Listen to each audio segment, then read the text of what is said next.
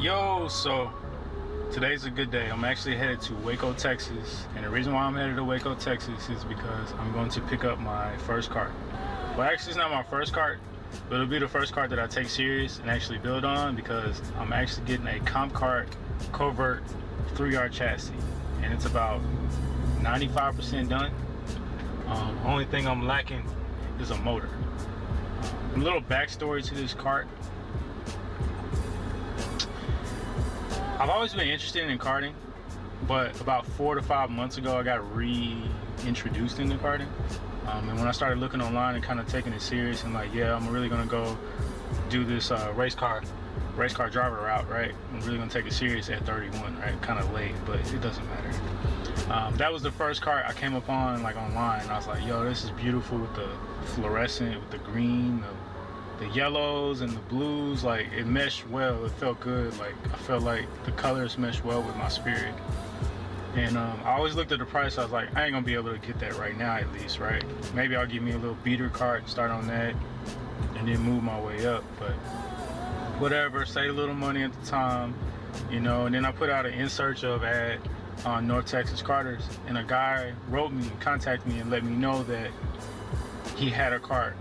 You know, and he didn't know that I wanted a Comp Cart, but I feel like it was just fate. You know, he wrote me and said he had a cart available with a Cheetah 125cc motor, and it was a Comp Cart. It was an 18 model, and he's letting it go for a good price. Well, long story short, I jumped at that, and that's why we're on our way to Waco right now, to go ahead and get this cart. I'm really excited about getting this cart.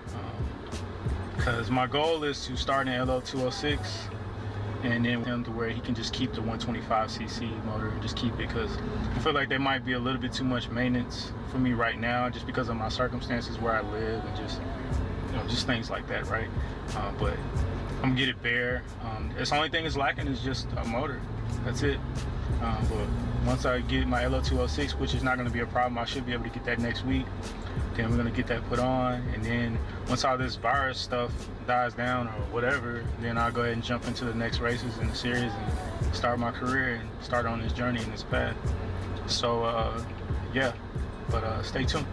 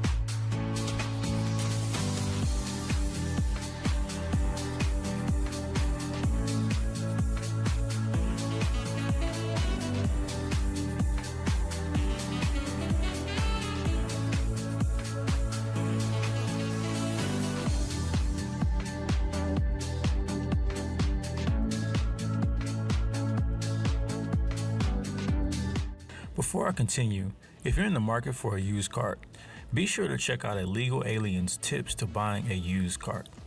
His video helped me out a lot in understanding what makes a used cart worthy of purchase. So make sure to check him out and give him a like and subscribe. As I said earlier in the video, once I was reintroduced back into the world of karting, this particular cart has been the one I wanted. So it was a surreal moment loading it up on the truck and bringing it home. This chassis is the Covert 3R model from Comp Cart. From what I hear, since 2015, Comp Cart has been taking podiums with their current lineup of chassis and providing good customer service in the process.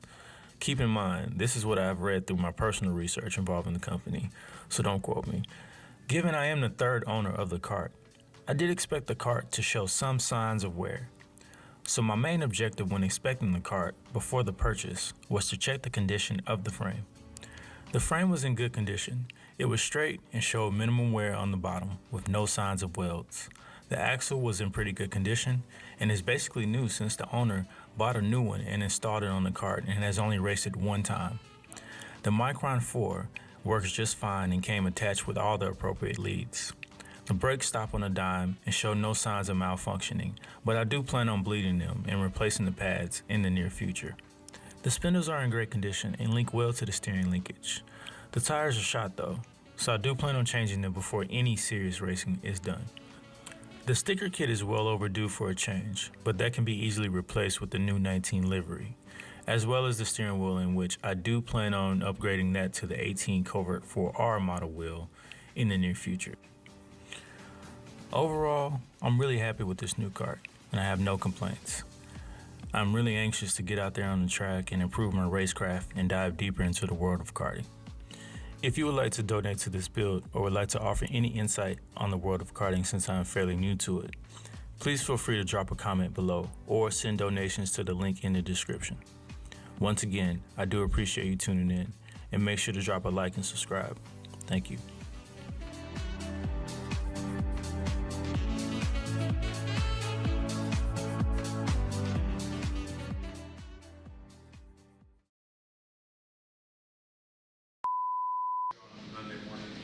This cost here, way.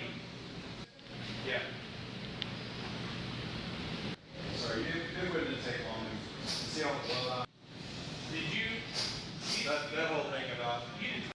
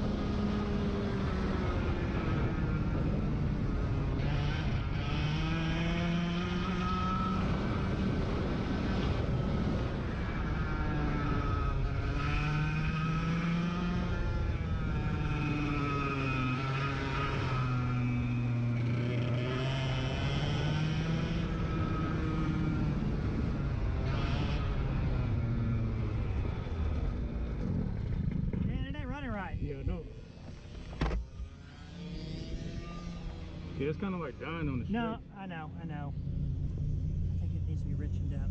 Okay. I'm gonna richen it up. All right. Hopefully it does better. Let me know. Okay. If it doesn't, I'll hear it.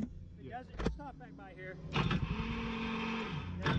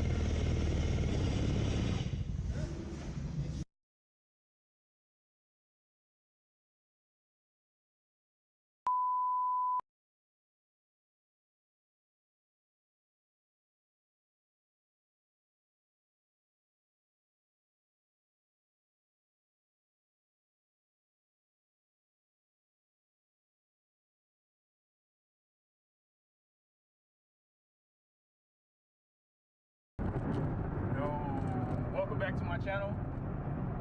So right now we are headed to my facility to pick up my cart and get it loaded up on my small little vehicle. I gotta get a truck. I really gotta get a truck. Let me tell you something right now, like loading up a cart on a small little cargo carrier on this small little Toyota, it's not what it is. It's not the play, but I mean, I gotta do what I gotta do right now because I'm really trying to be competitive. But yeah, we're gonna pick up the cart and we're gonna take it to NTK and run it for the first time, at least on a track. I ran it before. I ran it around the neighborhood and I ran it when I picked it up from the cart shop. And before I continue, let me send a big shout out to Bob. I want to say thank you for getting my cart running and getting the LO206 installed on the cart. Low key, I'm glad that he did it because originally I was gonna do it myself, and I'm glad I didn't, because he found out, well, he made me aware of a lot of issues that were on the cart. Number one, the rear axle was bent. I did not know that. The wheel hubs, well, one of the wheel hubs, the rear wheel hubs was cracked and was in bad condition. A couple of axle keys were grinded off. And there were some other minor issues that I can't think of right now, but all I'm saying is if I would have did it myself, I would have been in a world of hurt because I wouldn't have known. You know, I'm a novice in this karting, so I'd have been out there and I'd have been wondering why my cart is so bumpy, and I wouldn't have known why. But look, you know, all it would have been the whole time, it would have been my rear axle was bent. That's why it's bumpy, but I wouldn't have known that, right? So I'm glad I let a professional do that. And thank you to Bob for getting that done. I apologize, I'm driving right now. I'm vlogging while driving. I don't think they can write you tickets for that. But anyways, yeah, we're about to head to the facility and load up my cart and head to NTK. I'm trying to get there around 10 o'clock. It's in Denton, and I don't live anywhere close to that. But yeah, I got a couple goals that I set for myself that I'm trying to hit when I get to NTK. Just minor stuff, like basic stuff. I basically just need to learn my braking zones, how to hit my braking zones, where they are, how can I push them further, small things like that. I need to learn my acceleration points. You know, how quickly can I accelerate out of the corner? When's the best time to accelerate out of the corner? Things like that. How to position my car entering the braking zones as well as when I accelerate. So I need to learn about car position on that track and just become more comfortable with that. And last but not least, I need to be hitting consistent times, running consistent times for real. Because once I put all those together as far as learning my braking points, my acceleration points, and my car position, I should be able to run consistent times, and that's the whole goal because I'm trying to be competitive. And I'm trying to be not a pushover out there. I'm trying to be what that is out there. So yeah, we're gonna head out there. But first, like I said, we're gonna head to the storage facility. We're gonna get it loaded up, and we're gonna get there in good time. And we're gonna spend a lot of time practicing today. I don't have anything to do. I don't have any clients to deal with today. Nothing to do. So we're gonna be out there for a long time practicing. So yeah. So as you can see, we finally got it loaded up. Got the frame strapped on that side to the cargo carrier. Got the rear axle part strapped to the cargo carrier. And I got this strap running to the inside of my vehicle right here. And what I did for this is, because without this strap right here, it's sitting kind of low because of the weight. Remember, I do drive a Toyota Yaris. So what I did, I just had to jack this up and then run this cable or this tie wrap or ratchet or whatever to the inside of the car just to raise it up, because it's a little too low for my comfort. But that'll be enough ground clearance for when I drive, I guess. I got it here before, but I know it's a little sketchy, but at this point, man, I have to do what I gotta do in order to race. So off we go.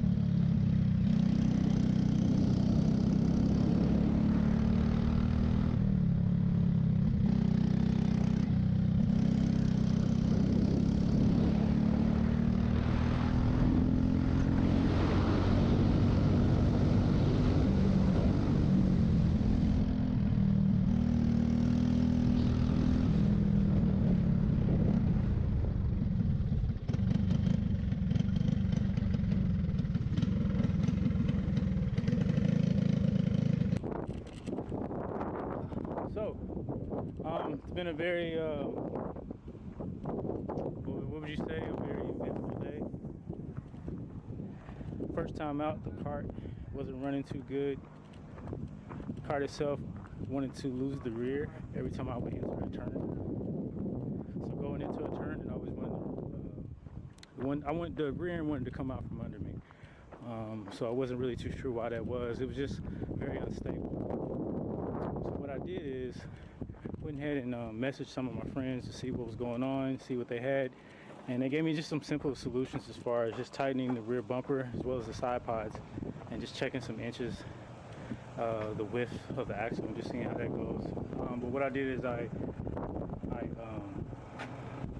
tightened the rear bumper. I also tightened the front fairing as well as the side pods, and once I went out there, it was a lot more stable, The only problem is, as soon as I got to the first chicane here at NTK, my chain fell off. But it felt good for those first couple turns, but then I got the chain put on. I had to buy another chain. Luckily, Matt here, I don't know his last name, but Matt is a good gentleman. He's out here coaching a lot of people, and he helped me out. He got me a chain, and we put it on there. As soon as I put the chain on, I make it around. As soon as I go to the first stretch, to that first turn one, the chain wants to come off again. So I'm not sure what's going on. They're saying that it might be like an alignment issue, so they're gonna probably use a sniper tool. I think that's what a sniper tool, right? To check the alignment of it, to see what's going on. But at this point, I'm not gonna say it was a bad day, because I've learned a lot. I learned that you really need to have all the tools necessary to tackle any problems that might arise. You need a hammer, because also my skid plate got bent. The bottom of my skid plate was bent, so I had to hammer that. But overall, it's been pretty good. I've learned a lot. I'm having a lot of fun. I'm actually happy with the motor itself. I'm happy how it's running. I do feel like once I get the chain on and it's actually on there and it doesn't fall off, I do feel like I'll be able to handle the corners here at NTK pretty good. So yeah.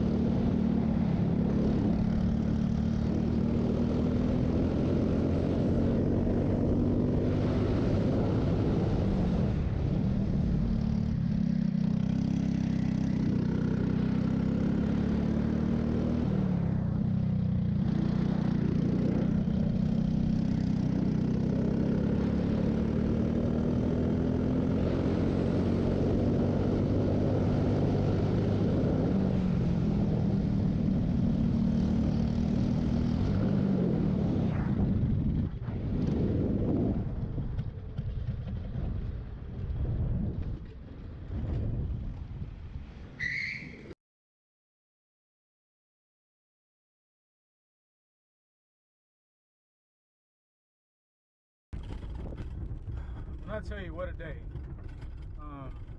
Overall, today was really good. I just give you a quick little conclusion. I got to NTK at 11 o'clock in the morning, and I didn't get a full run of, like a full session without any problems until 7 p.m. And the reason why is because my chain kept popping off. First I told you about the rear end was sliding and getting off from under me in the beginning, and I fixed that problem.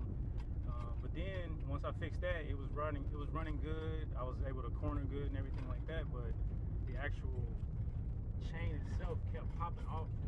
You know, we kept trying to figure out what it was. Then I figured out that it wasn't aligned, like the motor itself wasn't aligned with the front sprocket. Oh, excuse me. So after a bunch of trial and error, came down to the conclusion, number one, I need a chain guard. I'm running a 206 without a chain guard. So I need a chain guard, but the biggest thing that I needed was engine bolt that holds the motor in place. See, the problem is every time I was going over a bump on the chicane, the motor itself was moving and it was throwing the chain off. Or every time I would decelerate like harshly and then accelerate hard, the chain would get thrown off. So thank you to Sorrento with Himes Racing for supplying me with the bolt. But once I put that bolt in, I got a full run. Everything was good and I felt great out there. All I know is now that I, got everything running on the cart right, now when I come out here and practice, I don't feel like I should run as many problems as I did. Of course, I always know there's going to be little problems here and there, but I learned so much today. Number one, be prepared. Like, bring a lot of water because it was hot. Like, bring a lot of water. Make sure you eat prior to. Bring all the tools that you can, especially a hammer. Just bring everything that you can. And one thing I've learned now is that I need to buy 2 of everything if I can, because something is gonna break. That's just how life is. But I have to be able to keep moving. And that's really how my life has always been. Something has always broken, but as long as I've kept moving, I've always prospered and I've always made it through. But I'm so grateful today. I met so many people. Thank you to Himes Racing. I really appreciate your help. Thank you to Bob at Precision Karting. Thank you for getting my kart running. Just thank you. I really appreciate it. I look forward to coming back up here to NTK and running as much as I can and getting my Micron 4 working, so therefore I can actually see what times I'm running first. But just doing that and just doing the best I can and actually being competitive and competing. But I really look forward to it. I had a good day today. I spent a lot of time trying to figure out what was going on, but hey, today was a good day and I learned a lot and I did what I love. So the moral of the story is, where there's a will, there's a way. Never give up on yourself and never give up on trying to learn. Just never give up. But I really appreciate you watching my channel. And I don't have any footage of it actually running right, unfortunately. All I have is the footage of it breaking down. But I guarantee you, the next time I go out, I will have more GoPro footage with more battery life. But I really appreciate you joining in. Thank you, and until next time, thank you.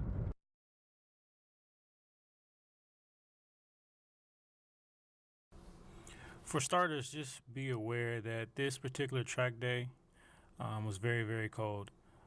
I decided to participate in the second race of the winter series for next week. So I went ahead and went to the track and just felt like getting some seat time to see where my kart was. I was actually aware that my kart was in pretty bad condition, and I knew there was a lot of work that I was going to need to do, but I kind of wanted to, just sit in my kart and be lazy without doing any work on it, which is not something that I recommend. For starters, my front end needed to be aligned. My rear axle, my rear wheels, the measurements were all wrong. Like the right wheel was more sunken in than the left wheel. It was just pretty bad. It needed to be cleaned up. and also my front right tire. I was about to say my front passenger tire, but there is no passenger in my cart, right? The front right tire, the wires are showing, so I need to replace the tire. So I'm out there on bad tires, a bad front end, a bad rear. The cart's pretty bad. It's been neglected over the past 3 weeks. But yeah, but it's pretty good that I did that, because the next day I went ahead and came up there again with help of a gentleman that's been helping me out since the beginning, the father of Kingston Himes, Sorrento. He helped me out, and we took my cart apart, and we got it back to racing condition like its former glory days, and it's running a lot better. So go ahead and sit back and enjoy. Please like and subscribe. Go ahead and comment, share the video. Head over to my merch page if you would like to buy any t-shirts, any hoodies. Like I said, I'm going to have some stickers up there shortly. But yeah, like I said, go ahead and like and subscribe, share the video, and enjoy.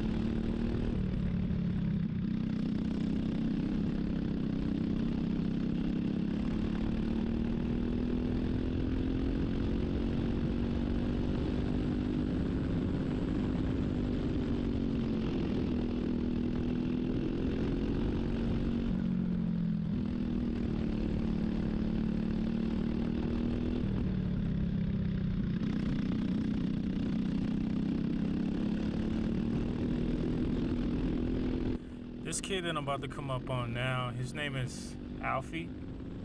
He started not too long ago. He started last season. Let me tell you something. This kid has really been putting in work. His dad's a really great guy, and I can tell he's really invested into his child. And Alfie's really been putting in the seat time, and he's getting better and better. If I'm not mistaken, in the first Winter Series, he placed 4th. I really do see him growing and getting faster. I actually like being out on track with him because he doesn't look back. He doesn't look flustered when he runs with me. So I like running on the track with him. But he's really good. I want to give a shout out to him, and just keep pushing, man. You'll get better. You never stop. Just keep going.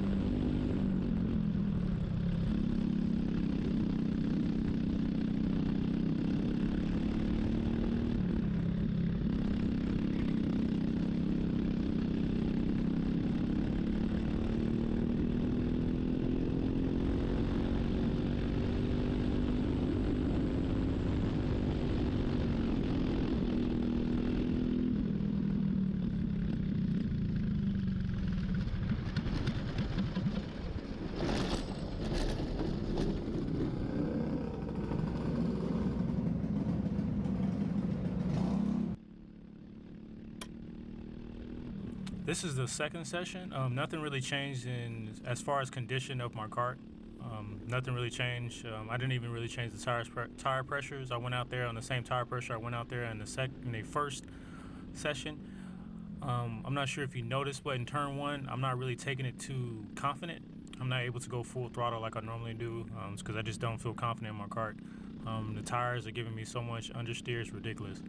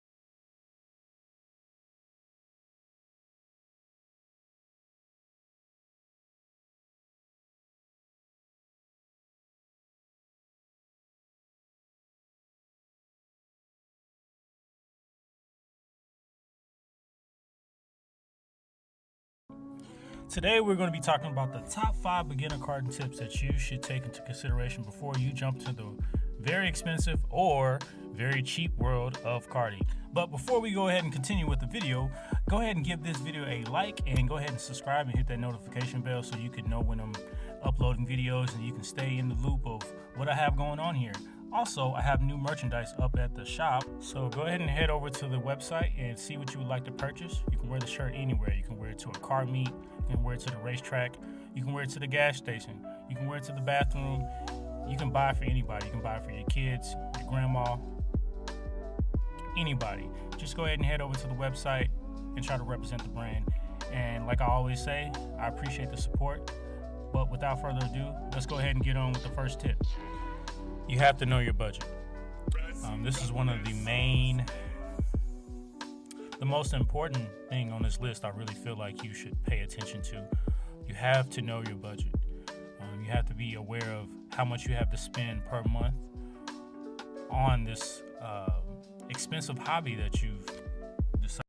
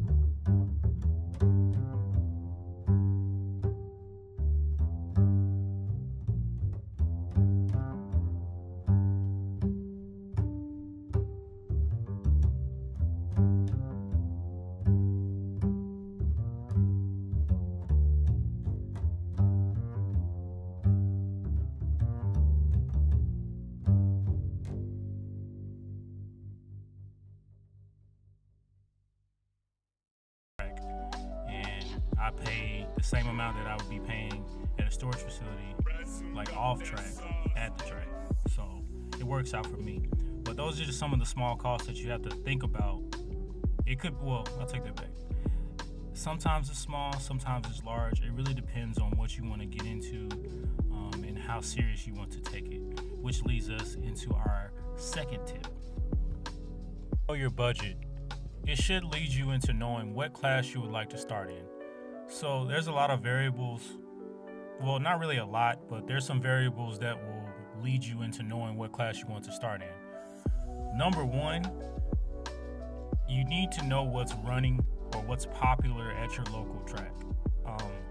There's no point of running a VLR motor or a rock motor if at your track you can only run KA 100s.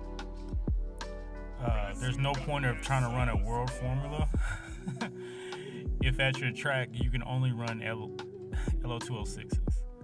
So you need to know what class is popular at that track so that you know that you'll be able to race on a weekly basis or whenever the races are there. But also understand that your budget dictates what class you're going to be able to jump into. So if you don't have a lot of money to spend per month, more than likely you're going to end up in the LO206 class if you want to race on a week-to-week basis. It was a entry class for me that worked out. It wasn't too expensive. Maintenance is not that high, depending on how competitive you are. Like I said that before in the first tip. Depending on how competitive you are, you'll know how much you will be spending. Like some people in the 206 class, they don't take it as serious, so they don't they don't take care of their cart as much as somebody that's taking it as serious as somebody such as me or some of the people that win on a weekly basis do. When I first jumped in the 206 class, they told me one set of tires should last you a whole year. I went through 3 sets of tires last season. 3 sets.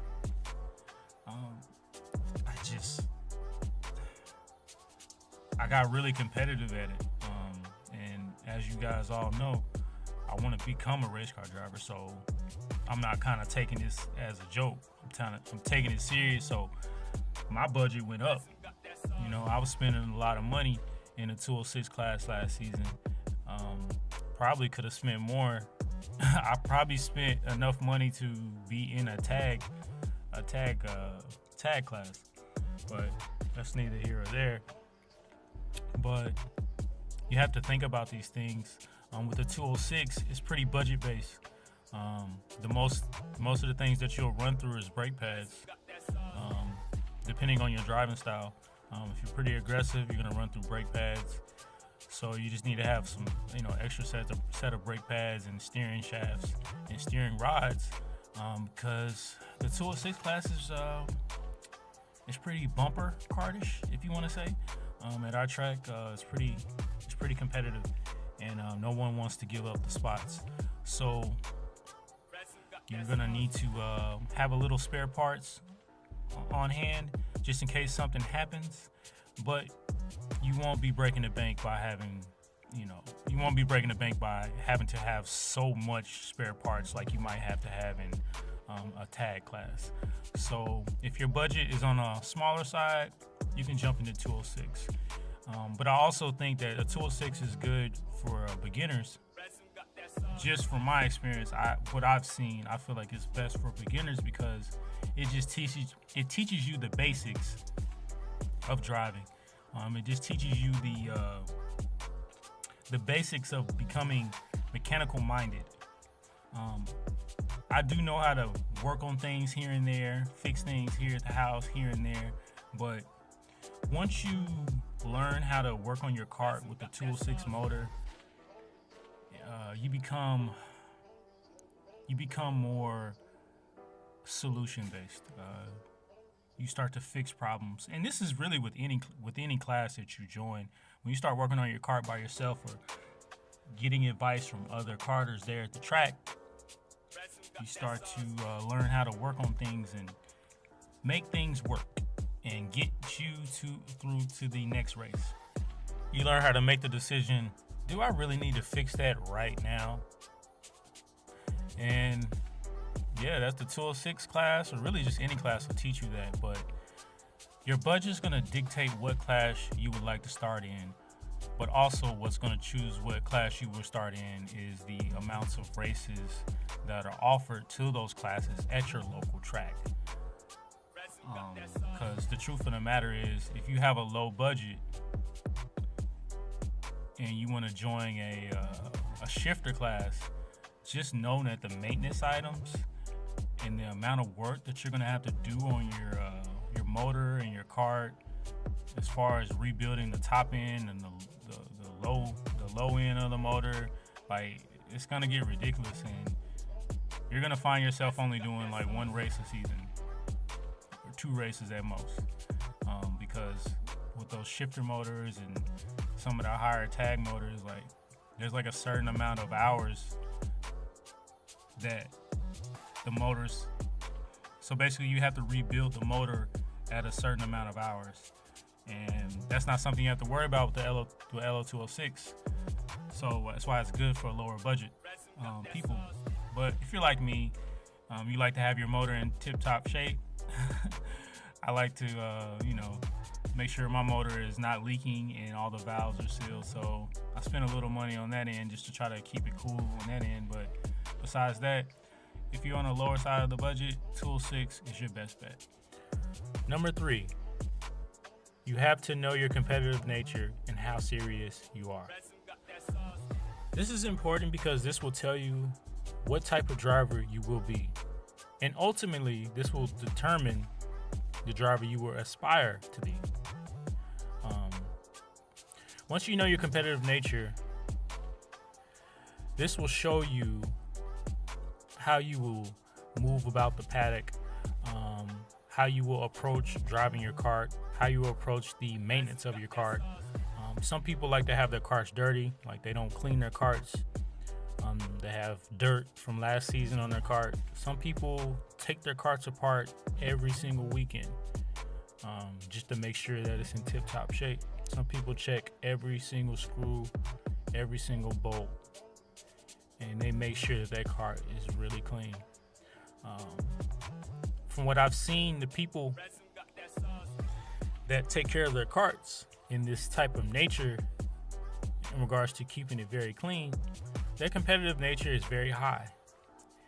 And from what I've seen, they tend to win. They tend to win, 8 times out of 10, just because of the fact that they're always trying to find that extra, 10th that they can shave off of their time. I think this is pretty good because once you start to hang around these type of people at the track, it will raise your competitive nature. Even if you don't have a high competitive nature, you should hang out with these people because it will raise your competitive nature and it will make you more serious. So you have to know your competitive nature and how serious you are and how serious you are going to take it. Once you know how competitive you are and how serious you plan on taking it, this will determine the amount of seat time you will put in on your kart. This will allow you to learn the track at a higher rate of speed compared to somebody that barely puts in the seat time on that same track. For instance, my first race I qualified, I believe it was 7th out of like 20. And it was my first race. That week before the first race, I practiced really hard, and that was only my first week on the track.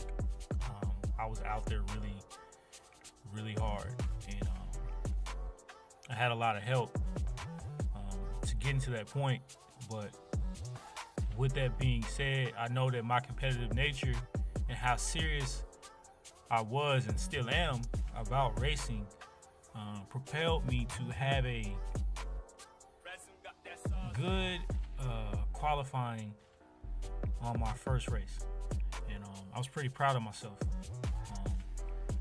Mind you, I did wreck out in the pre-final.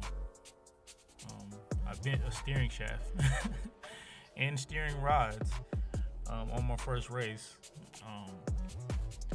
so I had to do some turbo work, and I fixed that, and I think I finished. On my first race, I finished either 11th or 10th, but I started off in like 18th place.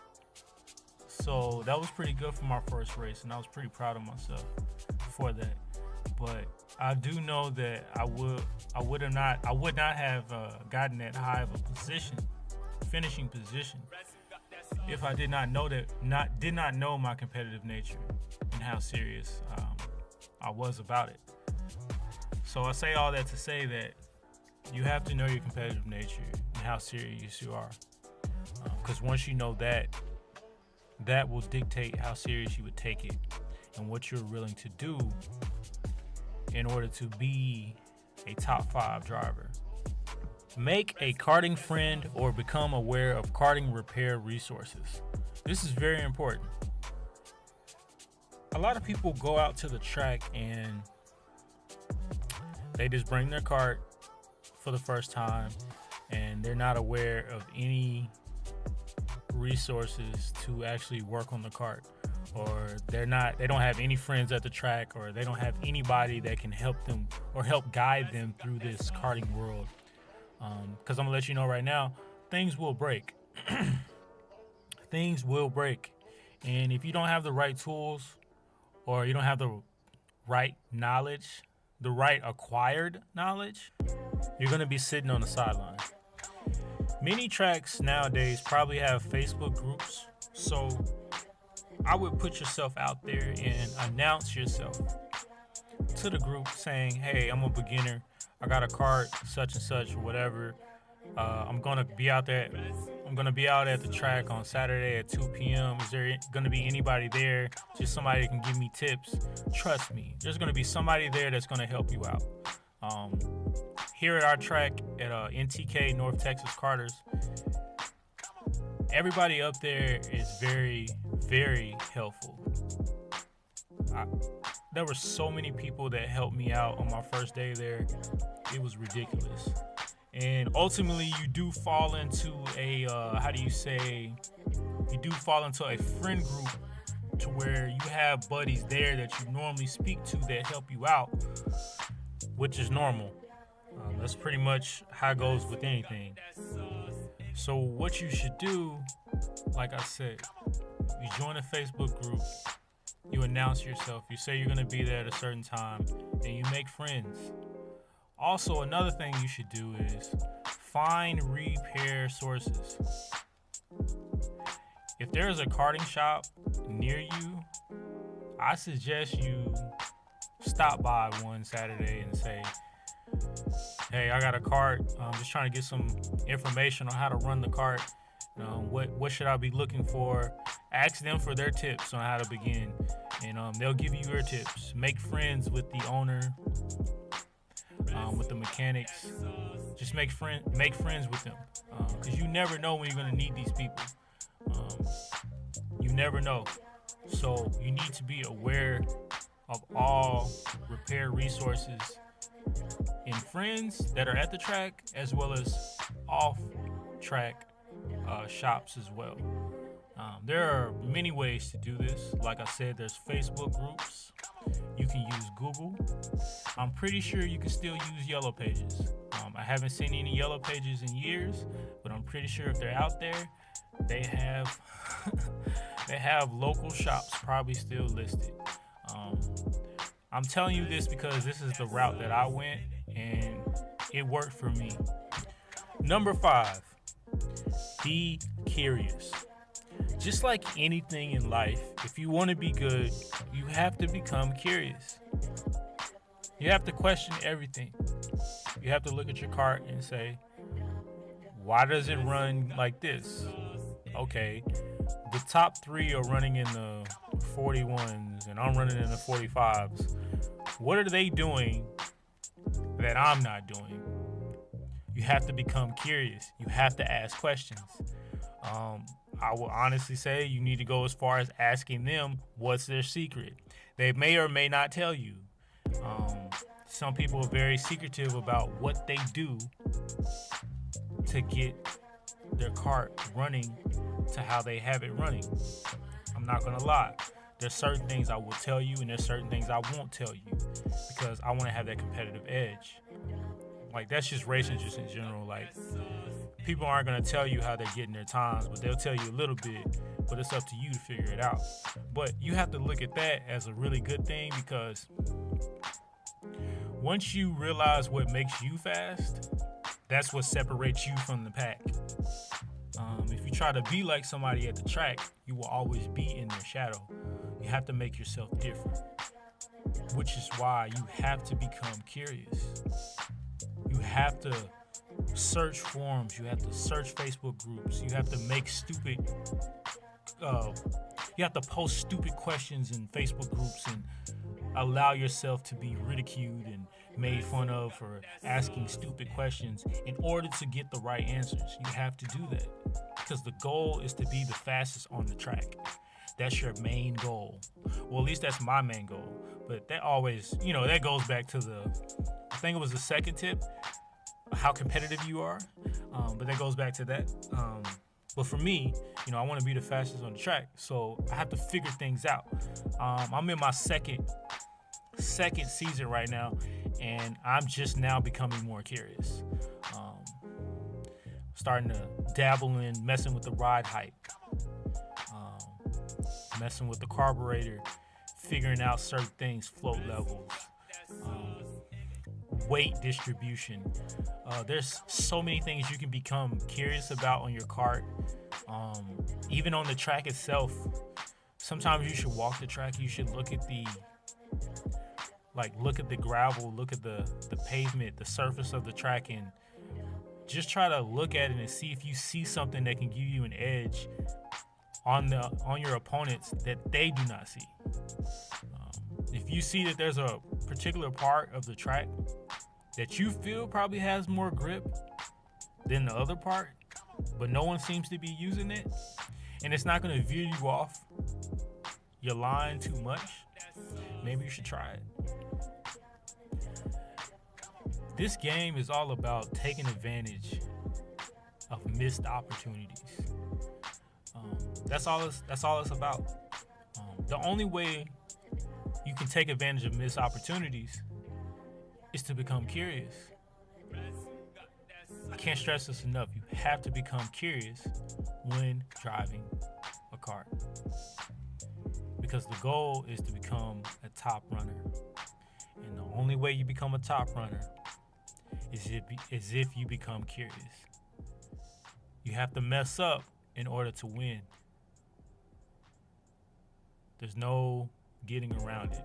You have to become curious and play around with things in order to find that competitive edge that only you will possess. I want to thank you guys for taking the time to listen to my video today. One thing I want you guys to realize is that this is my opinion. This is just from my experience from being a rookie in the karting world. This is what I would have told myself prior to jumping into the karting world. So understand, this is not the blueprint, of course. So I don't really feel like I have to say that, but I just feel like I need to say that. But this isn't the blueprint that you have to follow. But these are just the tips that I would tell anybody jumping into the game. So I hope these tips really help you out so that you can add joy to your life and have fun in the fun sport of karting. Like I said, I do appreciate you joining me today and taking the time to watch my video and listen to my tips from my point of view. If you haven't already done before, please like and subscribe and hit that notification bell so that you know when I'm going live or when I'm uploading a video, so you can stay in the loop of what is going on in my life. If you haven't done already before, like I said in the beginning of the video, please head over to my merch store and see what t-shirts and hoodies that I have available that you would actually like and make a purchase. So until the next time I see you guys, stay safe, and as always, I do appreciate your support.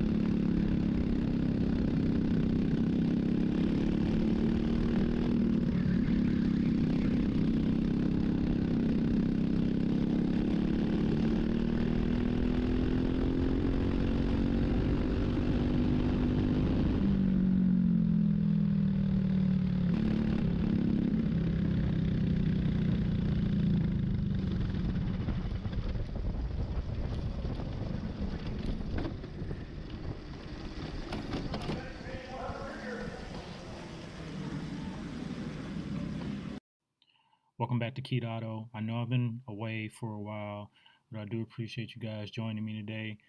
Don't forget to like and subscribe before you even watch the video. Make sure you like it.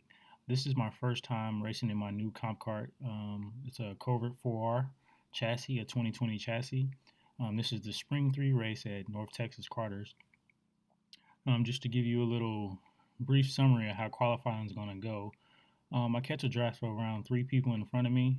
I wind up placing third on qualifying to have the third fastest time to go ahead and start for the pre-final. But I'll let you guys watch that, and I'll be back to commentate the pre-final.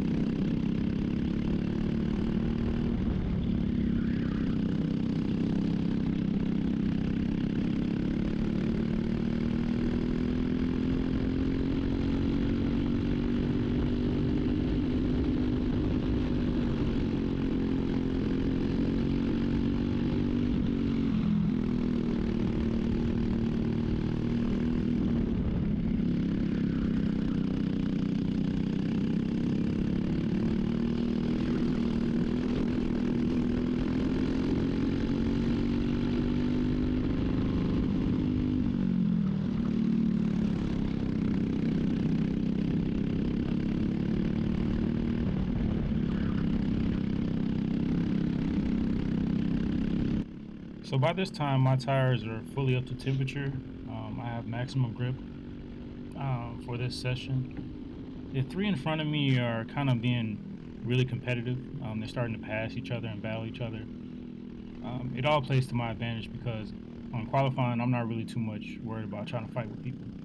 I'm just trying to catch a draft and get the best times. One thing that they've started doing this season is allowing bump drafting during qualifying. Normally last season they used to send us out by ourselves, and now they send us out in a group, which kind of helps out because you can just catch a draft, like I said, and just get the best times and just drive a good line and stick together. But like I said, at this time, my tires are up to temperature. My car is driving pretty good. I am noticing that my gearing might be wrong. How I had it tuned the day before is not really working for right now.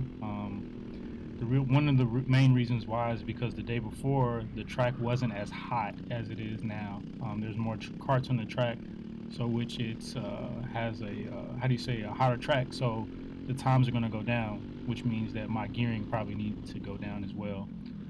So I'm hitting the rev limiter way too early, and I'm seeing that that's a problem. But it's not really affecting me so much in qualifying because I'm able to stay in the draft. But coming out of qualifying, that's a change that I'm going to need to make, and you'll see my changes going forward. As you can see, that I do place third, fastest time during qualifying. I am 0.085 off the pace, off the top leader, so pretty competitive that round. Pretty good qualifying session, and I'm ready for the pre-final.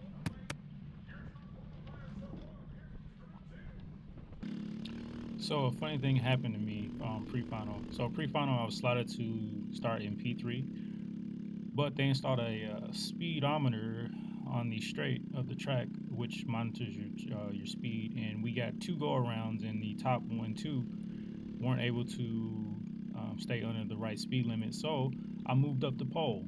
So my first time ever starting on pole, and I started on pole. Just a quick note, before the race, I winded up making some changes to my kart. Basically, what I did widen the rear just a little bit to give me a little bit more grip. I didn't mess with the gearing. I just wanted to see what was going to happen on pre-final. As you can see, I'll go ahead and slide into first. Take third. My car's still a little cold. My tire's a little cold. It might be a tire pressure. I do think that this round, the pre-final, I did choose the wrong tire pressure. I'm not sure the numbers that I chose, but I did guess on that wrong. It was just very hard for me to keep the pace up. As you can see, I get passed on the first straight. I think it's Ross Smith. He has me on the first straight. I just do believe that he has better gearing. But after this round, I do take apart my disassemble my clutch, and I do look at my clutch, and I do find some problems within there. But I'll talk about that more after the pre-final. So I'll be back in the final to give you an update on what changes that I made going into the final as well.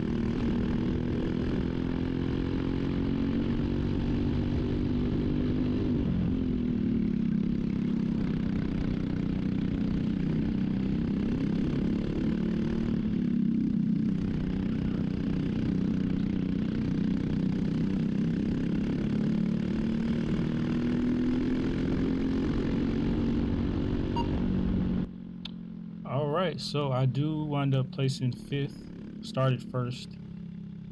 Well, originally 3rd, but started pole after some mistakes. And started pole, winded up finishing 5th. My pace was just off. Everybody was pulling on me, and it had way more top end. But for some reason, I wasn't feeling like it was a gearing issue. So going into the final, I did almost change my gear, but I just had a hint and some advice from somebody else, and I went ahead and looked at my clutch. And a lot of my shoes were worn. So I changed out the shoes. I actually put on a new clutch that I already had. I just put that one on. And I actually took a gamble. I put some different color springs on there just to try to see if that would make a difference. I'm going to go ahead and spoil it. It doesn't make a difference. It actually makes it worse. But then we also had another problem. I was trying to figure out why I was losing power while I was driving, and I thought it was the changes that I made to my clutch by putting different color springs, but it was that, but it was also something else. Somehow my motor moved, because when I came back in, my chain was so tight. Like, first when I went out, it was loose, I had it to the right, millimeters that I usually have it, but it was really tight when I came in. So I'm not sure what happened. Maybe I didn't tighten up the motor mount. I'm not really too sure what I did, but I did take it out a few days later and make some changes, and I didn't have any problems. So I'm just going to assume that I made a mistake and I didn't tighten up the motor mount, but I'm not really too sure what's going on. But starting on the final, I do start P5, and I'm just going to make the best of what I can do. Just to let you know, right now I'm assuming that my kart is running good. I'm assuming everything is great. So we'll just try our best, but just to give you a spoiler, it's not going to be a good race. I'm going to slide down from 5th to a number of lower places. So I'll be back at the end of the race.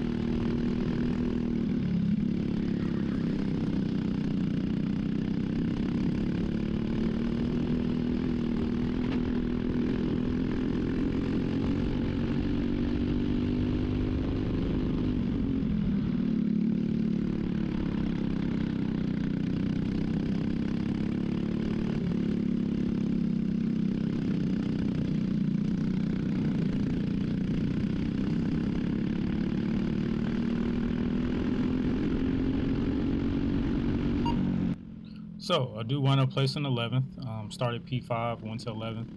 Not that good of a race. I would say the day started to decline negatively. Started off very positive, but it went negative. But it's fine because number one, this is my first time out on the kart, and I was still trying to dial it in. But I do know now that when everything is correct, I do have the pace. I have the pace to stick up with the top guys, and that's all I was looking for once I got my new kart. So I'm actually pretty optimistic going forward. I feel like everything's going to be good. The next race is TSRS at back here at our home track, April 17th through the 18th, and I will be recording that. So look out for that video. Oh yeah, you are correct. They are fighting in the video right now as we speak. But nah, you know, tempers get heated when people feel like people got cut off and stuff like that. But it's cool. But like I said, I do appreciate you guys, you know, checking out my channel. I do apologize for the layoff. I've just been trying to handle things in my life, and I won't be gone that long anymore. I'll be putting out more content on me driving now since I got everything set up. Don't forget to like and subscribe. Go ahead and share this with your friends and leave a comment. Until the next one, I'll see you then.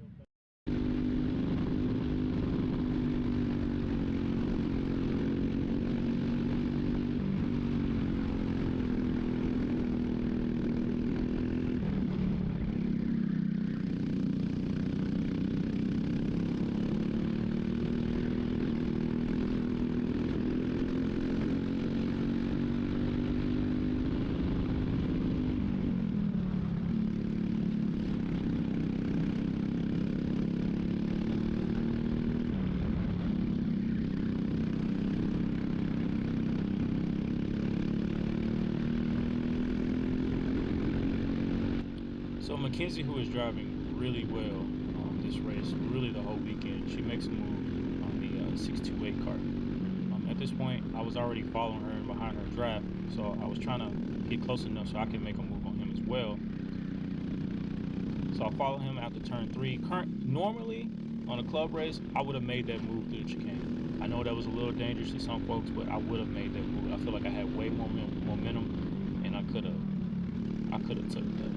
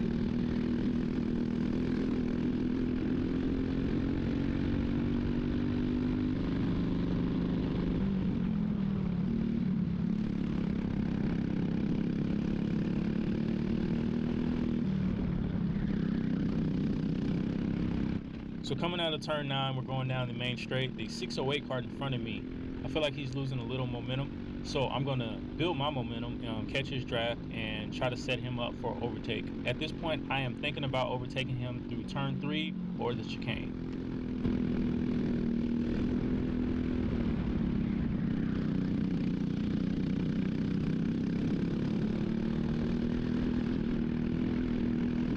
After I make that move through turn 3, nothing really happens, or nothing of substance really happens. I'm on my own for about 4 laps.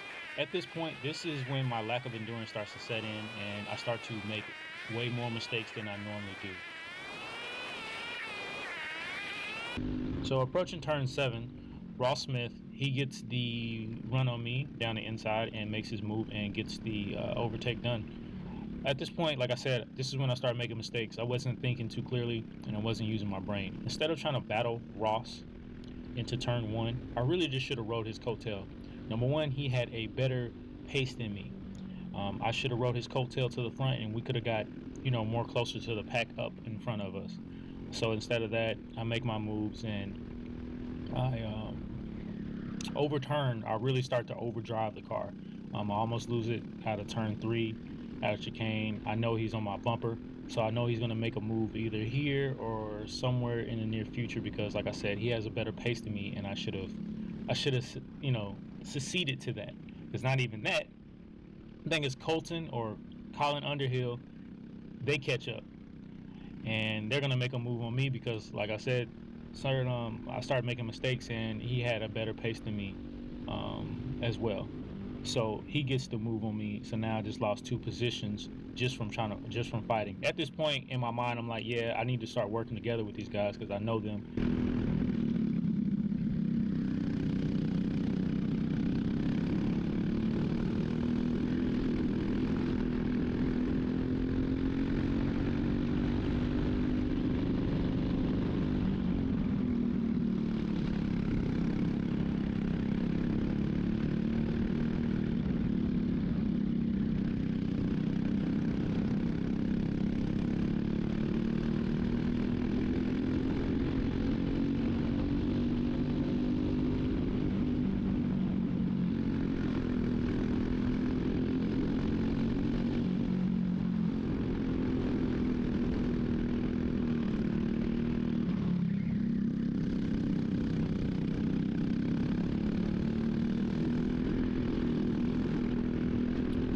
I've gotten overtaken again. Approaching turn 7, there's another guy that overtakes me, the 16 car.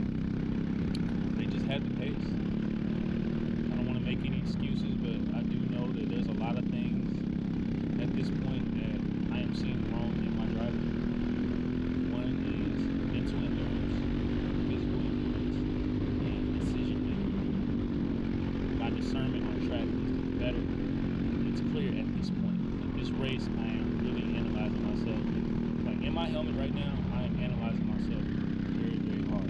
I'm not being really hard on myself. I'm actually being humbled right now on the track as we speak. Because I feel like I was getting past way too much. Too many moves were being made on me, and I was overdriving the car extremely too much. I wasn't letting the race come to me, and I wasn't letting the car flow.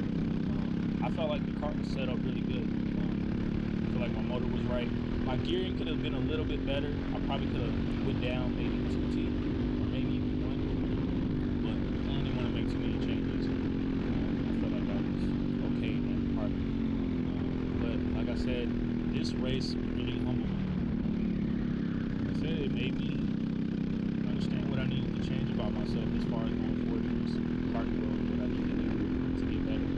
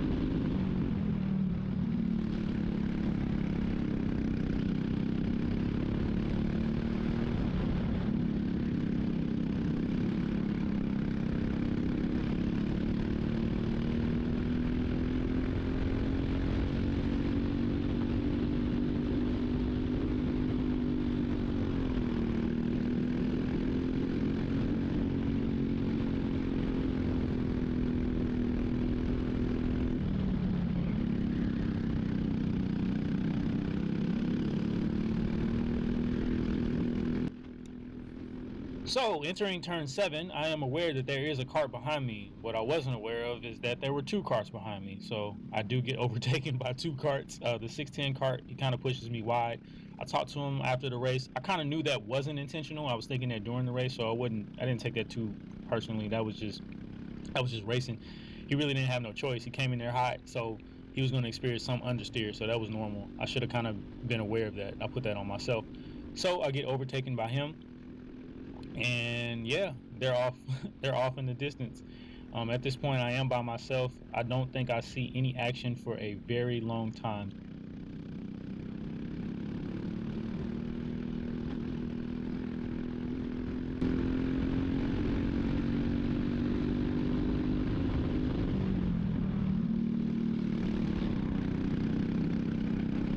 At this point, I'm going to go ahead and speed it up to the very end of the race because I was pretty much on my own for a very, very long time, and I'm sure you do not want to see that. So I will be going over the top takeaways that I took from this race, that it being my very first regional race. But I'm not going to lie, my expectations for myself were very high. Number 1, my mental clarity needs to be on Goku. It needs to be on Super Saiyan mode. I'm a very, very high advocate of meditation. I need to meditate way more before races and the weeks leading up to it. My mind was all over the place, and I allowed myself to get flustered through the race, and to me that's very unacceptable. But hey, it is what it is. You learn every day, and it's a positive. Number 2, my endurance needs to go up 10 notches. I need to be running more. I do work out a lot, but I need to be doing way more cardio. I'm not gonna lie, I did have a rough weekend. I'm not gonna go over why it was rough, but I did have a rough weekend. But hey, there's really no excuses because, you know, if I got a top spot, I wouldn't be using them excuses, right? So it wouldn't matter. Number 3, I need to develop better discernment out there on the track. It's okay to make moves when you need to make moves. It's okay to fight when you need to fight. It's okay to ride somebody's draft when you want to ride somebody's draft. But I need to develop the ability to know when those particular decisions need to be made. And this race showed me that over a long period race, a 30-lap race, I lack that ability. But that's something that I will be practicing through the coming weeks. Number 4, I need to get a better rear protector. Listen, I don't want to I'll just go ahead and say it. Do not buy the K1 rear protector. It's been doing good for me, I guess, for a year. But when I first started karting, it was very, very hot. And we're getting back to that point to where it's very, very hot and the track is gripped up. So your ribs are really going to be taking a beating. I will be investing in a more expensive, more durable rear protector to save my ribs, because at the end of this race, my ribs were gone. Even right now as I'm recording this, let me tell you, my ribs they're hurting. And right now it's like Wednesday, like 3 days after the race. My ribs are like bad. It's tough to breathe. It's tough to walk. Yeah, I'll be investing in a more expensive rib protector. And last but not least, I need to become more prepared on race days. I woke up late on Saturday, so I was kind of rushing through, to the track. And I really wasn't too aware of what TSRS required of you on the track. Like, I signed up for it and I assumed I was all straight, but I really wasn't. That'll never happen to me again. I will pay attention to what is needed of me. I will go on the website and look at all the specifications that they require, and I will go from there and be way more prepared, because I don't like rushing on race days. I don't, not at all. And I did it, and I feel like it messed with my mental. I feel like on the race day, everything should be set up, and you should only be focusing on how you're gonna drive the kart, and that's it. Instead, I was running around changing tires, doing all that dumb stuff that I don't do, and that's a rookie move. But that type of stuff will never happen to me again. But with that being said, I do appreciate you guys checking out my first regional race. I hope you learned a lot from this race, because I'm not gonna lie, I did. And as you can see, I do have a lot to improve on, but I can guarantee you the next race that you see me in, or that you see posted on this channel, you will see the changes that I say that I need to make. If you feel like there's anything that I need to improve on, make sure you put that in the comments, and don't forget to like and subscribe. Make sure to share this. Like I said, man, I'm trying to get to 100 subscribers soon, so let's go ahead and make that happen. I appreciate you visiting my channel. Like I said, don't forget to share this, like and subscribe. Let's get this out here. Yeah, God bless. See you later. Yo, so it's race day. Right now I'm headed to the track. Gonna get something to eat. How would I rate my sleep first? 5 out of 10. So I'm gonna get something to eat before I head to the track. Get something in my body right, because like I said, my sleep wasn't that good. And start from there. The messed up thing about race day is they got this new policy to where you can't get any practice sessions in before control practice. Control practice starts at 10. It's like 6:30 right now. Last season you were able to get a bunch of practice sessions in before control practice, because control practice you only get like 10 minutes, right? And that's not enough, and you only get 2 sessions. I guess it's okay because it puts everybody on an equal playing field, but I always felt like the more practice you can get in on track day, the race day, before the real control practice, the better. But it is what it is, so we just gonna head to the track and start from there. All right, so just ran my 2 practice sessions. It felt pretty good. I feel like the car's dialed in. I got everything the way that I wanted. As far as gearing, I'm not hitting my rev limiter going into turn 7, or even in the straight, the home straight. I'm not hitting my rev limiter at the end, but I feel like that's okay because it's a little grippy. But once it becomes more grippy, like there's more grip on the track, I feel like I'm gonna hit the rev limiter. So I'm just gonna leave it the way it is. Only thing I'm gonna be focused on now is just the right tire pressure for qualifying, and move on from there. But I really feel like the gearing is perfect for the qualifying, pre-final, and final. But after qualifying, I'll really know where I'm at. There's a lot of people out on the track. When we did qualifying, not qualifying, when we did our practice sessions, there was 2 groups. There was 206 senior and 206 heavy. They put us all out there together, so it was a lot of people. The first session, I didn't really get any like good runs. There was a couple people out there trying to race me on a practice session, and one thing I hate, I don't like, I'm just trying to get my car dialed in, you trying to race me. But I got like 3 good laps on the first session. But the second session, yeah, I got some open track, and I was able to really see how my car's handling and see where it's at. But going into the qualifying, I'm feeling pretty confident. I feel like the way the cart is, I feel like it's going to be good. So until then, oh yeah, I don't know if I've ever showed my cart on here, but here it is. Currently right now, there's like what, 5 races on it. I bought it from Fullerton Motorsports out there in Oklahoma. But yeah, it's running pretty good. No wrecks. I haven't had any problems with it. I did bend the steering column at the TSRS race in practice, unfortunately. But I don't know if I've ever showed my cart on here, but here it is.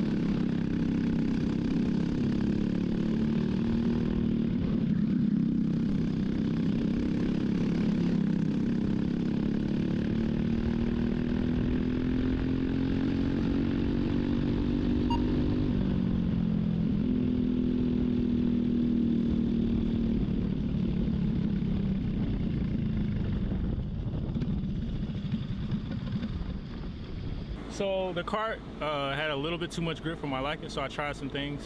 One of the things, I'll show you.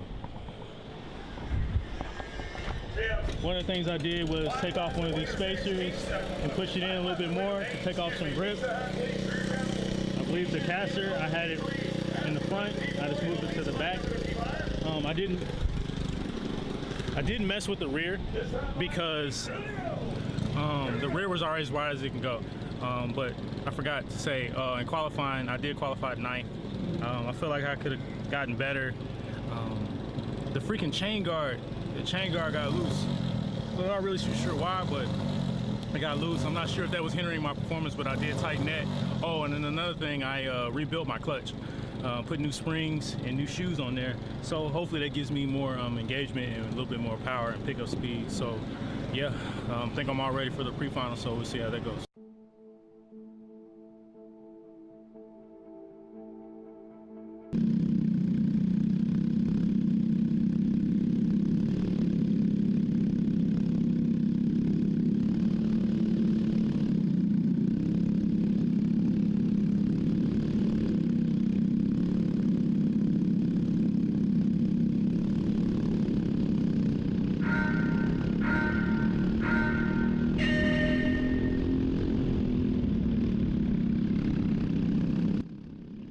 Already off jump, I get a bad start and I lose about five or 4 places. So I think right now at this point I'm in 12th place.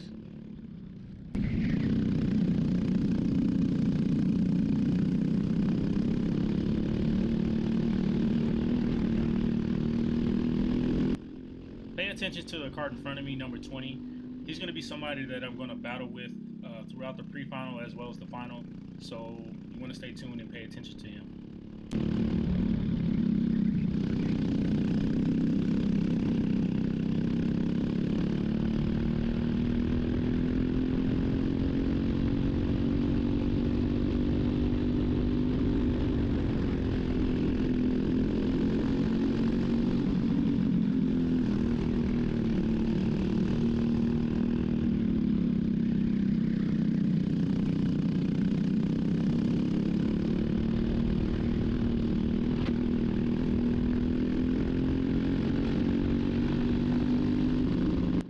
Approaching turn 7, number 20 gets a little loose, so I take the inside line because I took it a little better than him. He's losing ground on the straight going into 8 and 9, so therefore I overtake him through 8 and 9 just to finish it off.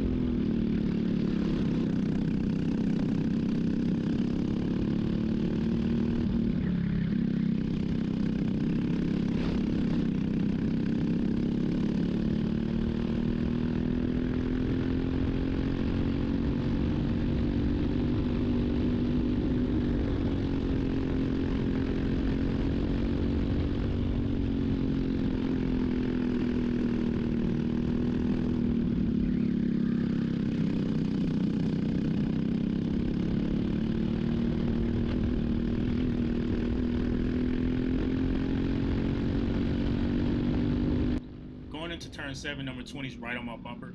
I brake a little earlier than him, so he gives me a little love tap.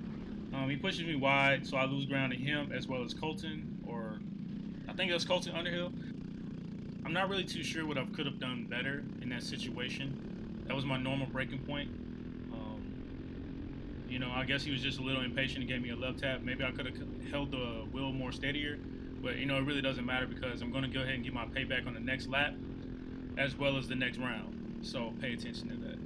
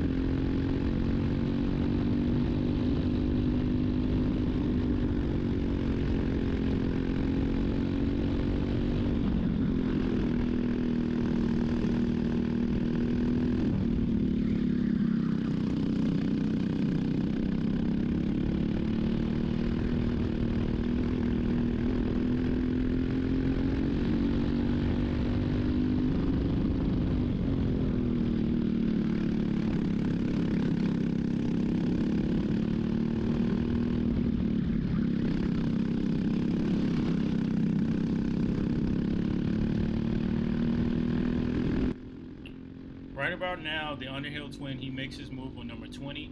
Number 20 dies a little too close to the inside. They get a little loose.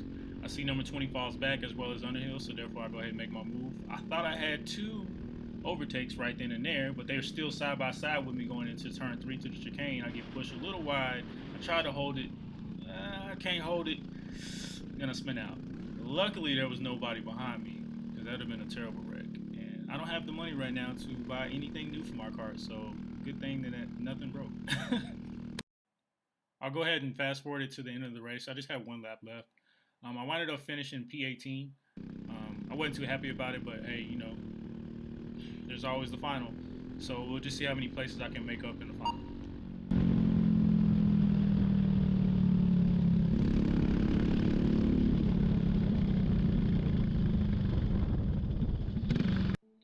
I didn't make really too many changes to my car going into the final. I felt like it was actually running really good and kept up with the pace that I felt like I should be at. The only difference is I did go up a tooth because I wanted to get out of the corners a little faster.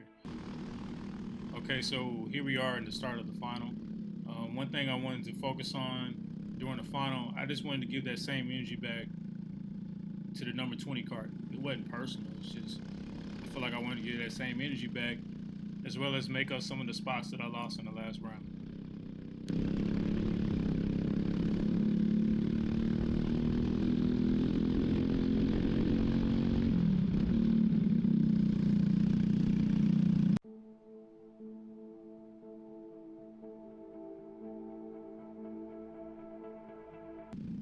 So here we are at the start of the race. I'm starting on the outside. Not really too worried about starting on the outside because I'm in the back.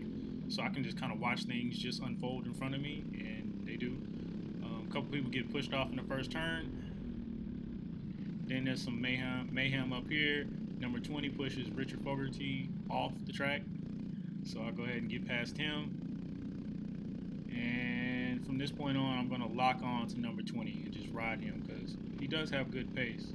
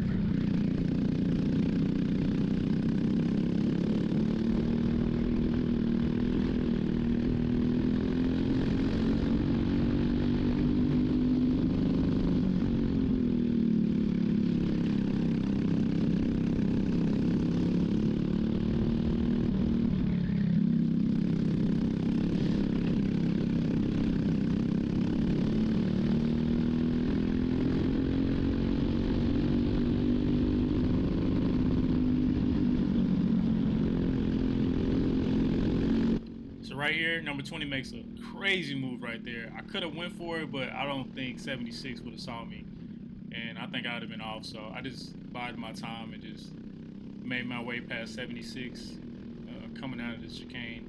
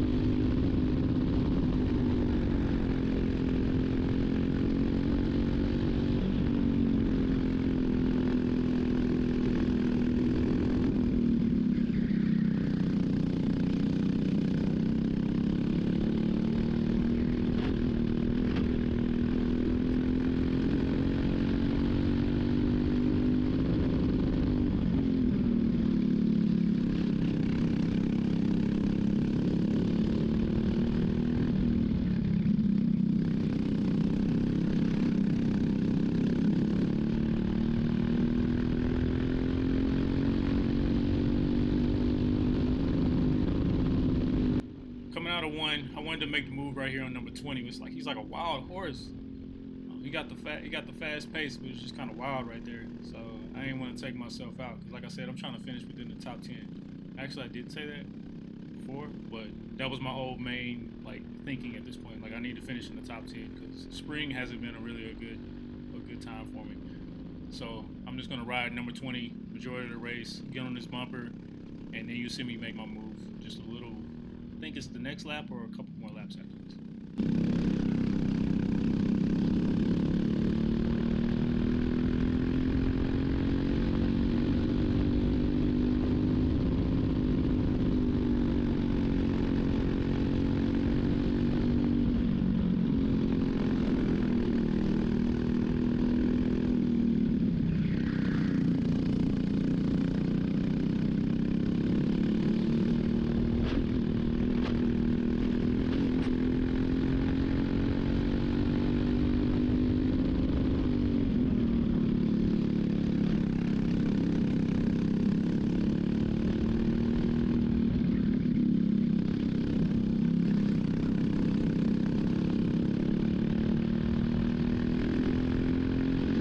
Majority of the race, turns 1, 2, and 3 have been given 20 little problems. So I know that my best bet is to make a move through 2 or 3. So he takes it a little wide, so therefore I shoot to the inside. I cover off the inside of turn 3, and then I'm clear. So just a spoiler alert, from this point on, I don't get passed again. It's kind of boring from this point on. I'm probably going to go ahead and fast forward until the end. Like I said before, it's pretty boring from this point on. I'm on an island by myself for about 8 laps, so you won't see any action. I have a large gap behind me as well as a large gap in front of me. And the next driver in front of me is Ben Hoyles. I end up finishing P9. After a couple mishaps, I'm pretty happy with P9. Like I said, it could have been better, but you know, it is what it is. The next race is in like 2 weeks. So I'm just gearing up to do better in the summer.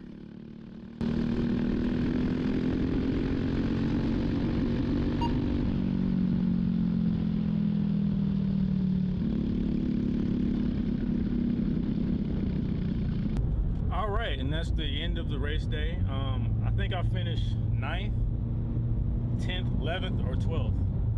I'm not really too sure. I didn't check the results, but I started in last place.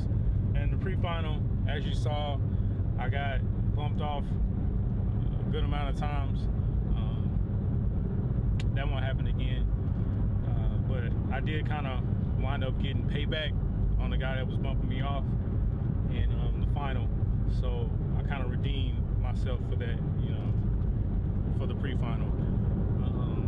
One thing I would like to say is from the last TSRS race here at NTK, I did do better than I did at that race.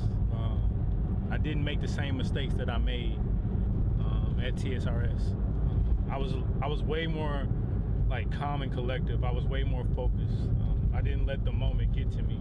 I was tired, but I think that's because we were like the last ones racing, and I was like really tired. But my arms did get tired, but you know, I got through it. So, but overall, I did a lot of things, you know, better than I did at TSRS. My body movement was better. I felt like my cardio was better. Yeah, it felt good. I prepared a lot better. But yeah, it was overall, it was a good race day. Of course, we didn't get the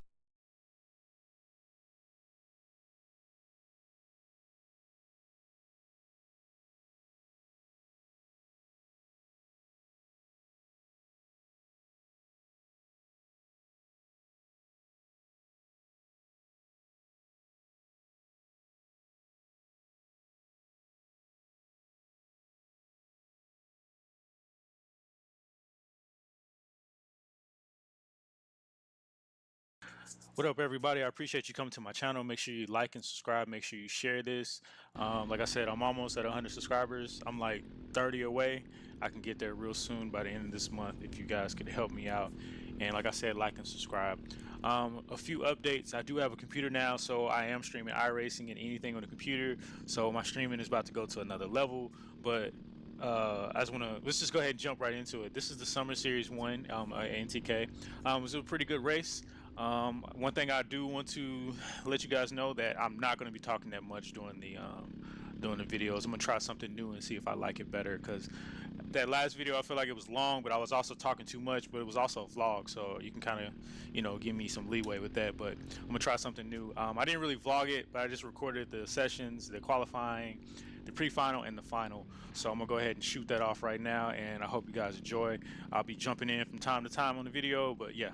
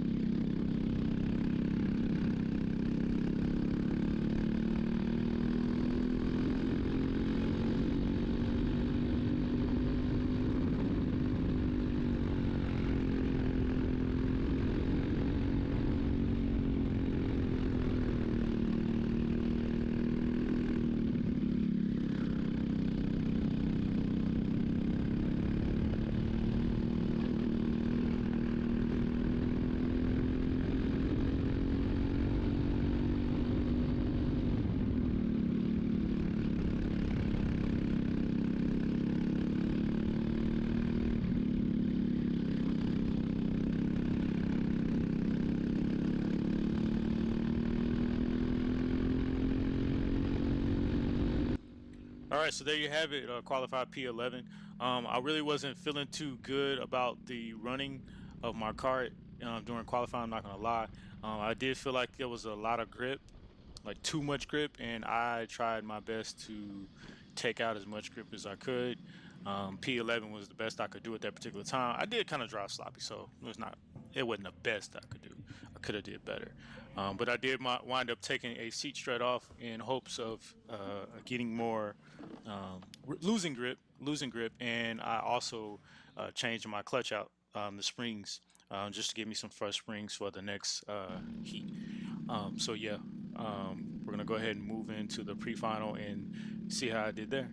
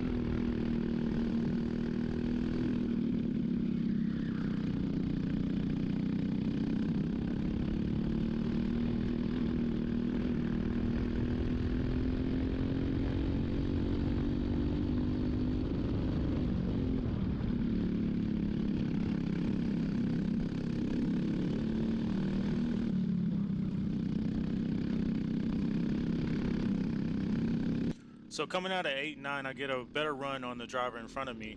So I go ahead and make my move on the inside because I am aware that I have like at least 3 laps left, so I need to make it now. There's a little contact on one. I don't know if the driver in front knew I was there, but it was unintentional on both parts. So I'll go ahead and hold my line, make it around turn 3, and try to take it home from here. Currently right now I am P10, so I have not moved up a position, nor have I lost a position.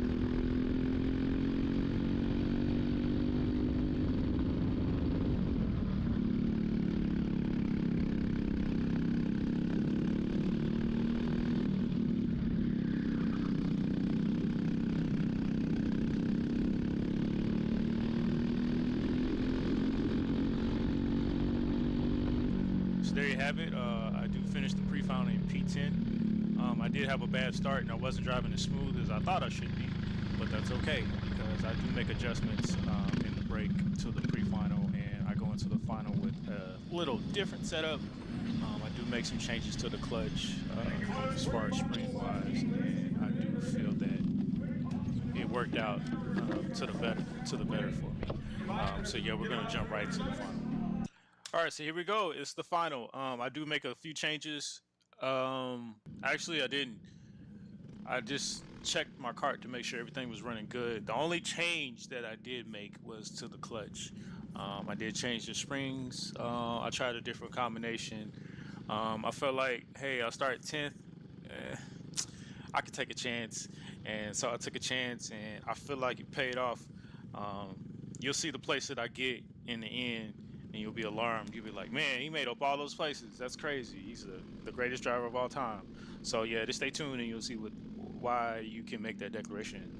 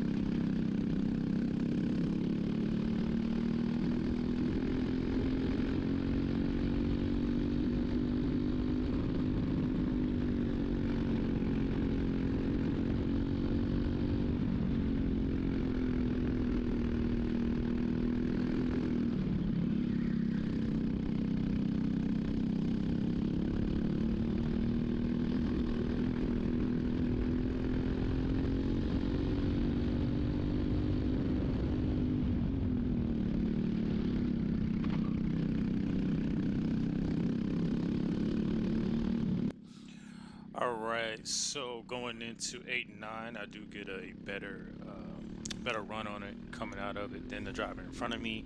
So I then go for the move, and I make it stick through turn 1. And now I can't remember the place I'm in, but I am further ahead than P10. I don't have the tracker on me to really check, but I do know that probably right now I am P7.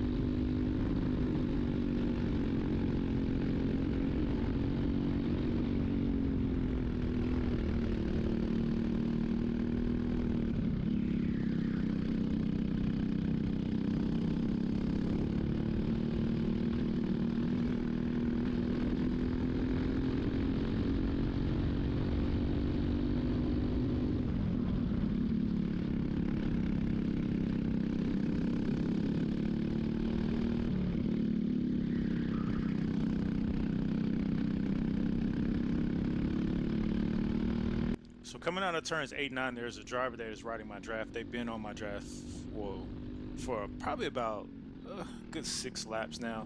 I haven't been able to pull away from them. So from this point on, I'm not really going to fight them too much. I'm just going to ride their draft probably to the end. My game plan was to try to catch up to the people in front of us. So I'm just going to ride their draft all the way to probably the last 3 laps and then take it from there.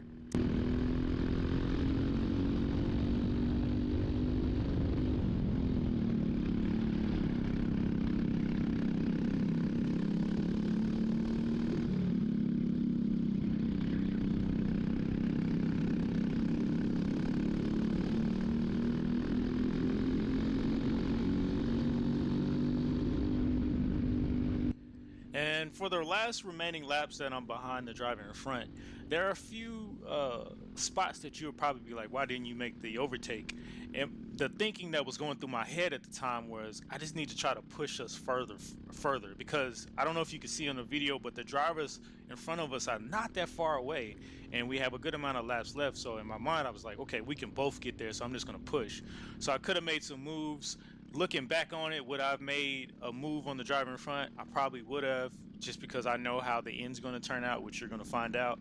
But that was just what was going through my mind at the time. Was I wasn't trying to make the move and just continue to fight. I wanted to push us ahead.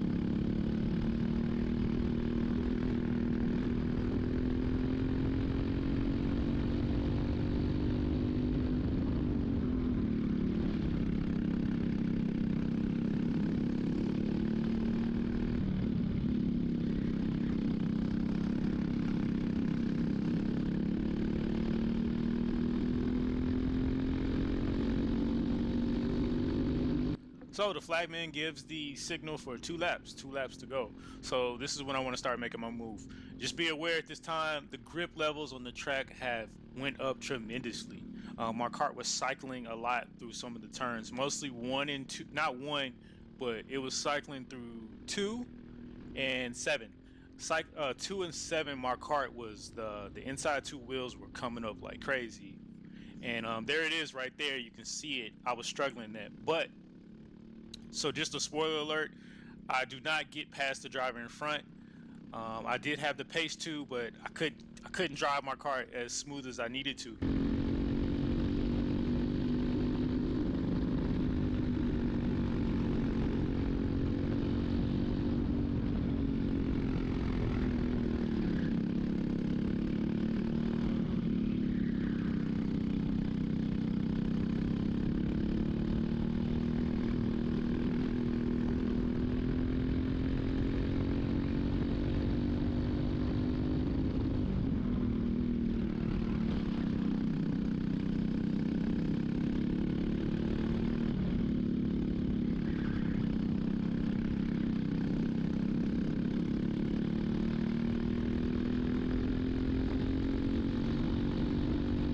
There you have it. I do finish P8 for you math geniuses out there. And there's 2 spots up from my original starting position of P10.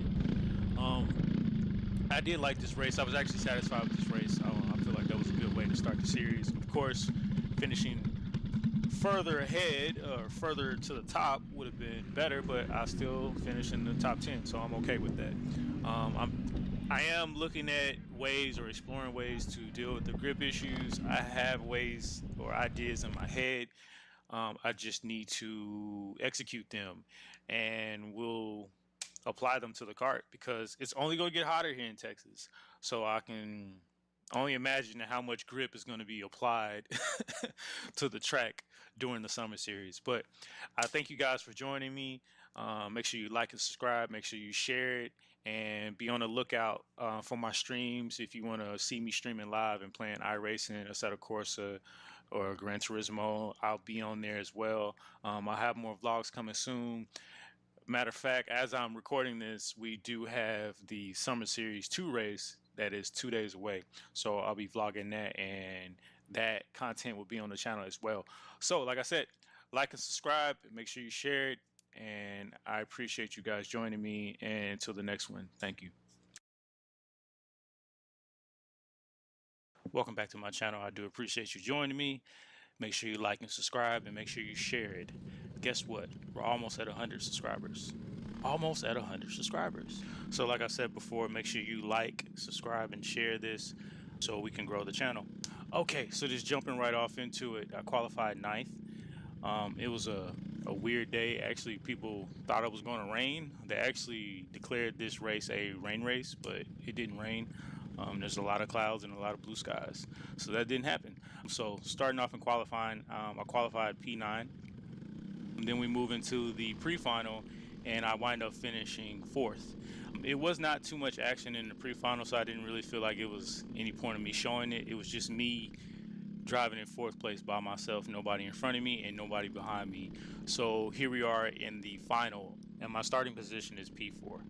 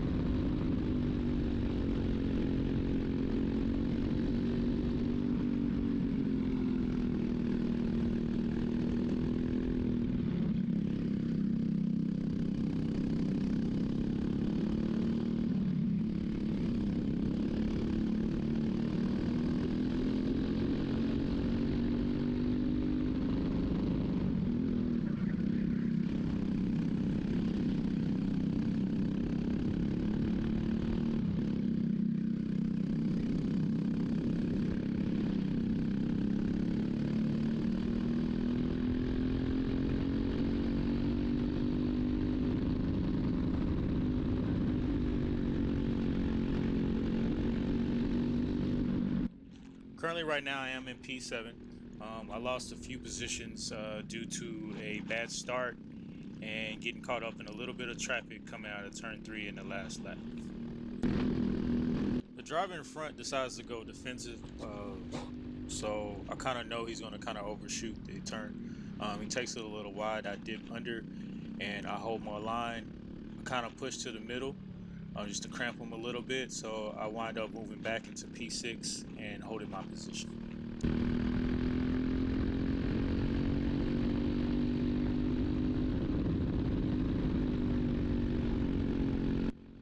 this point on, for a couple laps, well, more than just a couple, but for a few laps, majority of the race, you'll just see me behind the driver in front, just applying pressure, just trying to set myself up and push us forward so we can get closer to the people in front.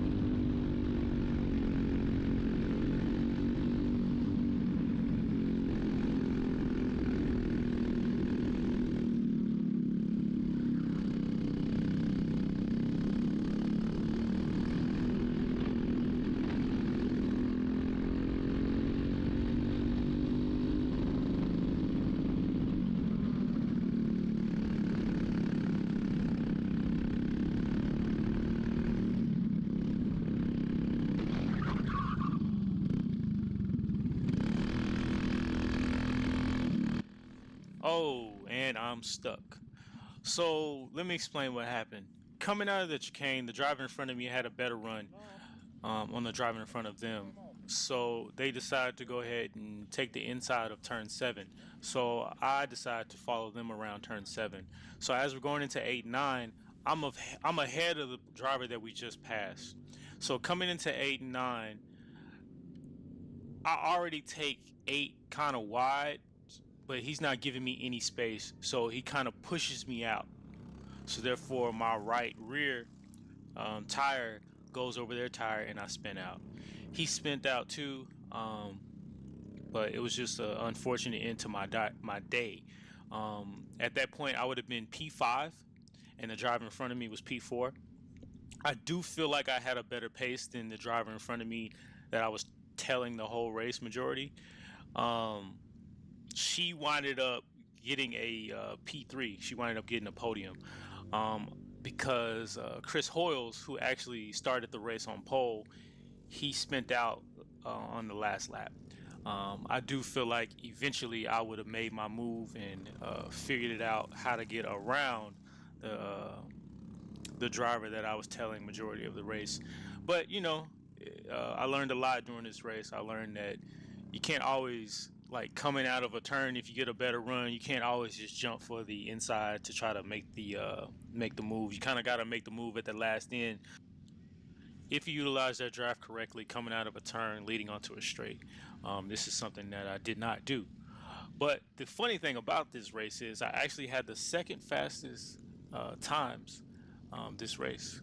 I ran a couple 41s, so I'm really proud of myself for achieving that. Like I said before in the beginning of the video, I do appreciate you guys joining me. I'm sorry that the video had to end this way, but it's good that you see my faults and you see my failures, because I feel a win or a podium is coming up real soon.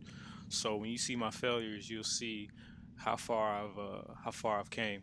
So like I said, I do appreciate you guys joining me. Make sure you like and subscribe. Make sure you share this. We're almost at 100 subscribers.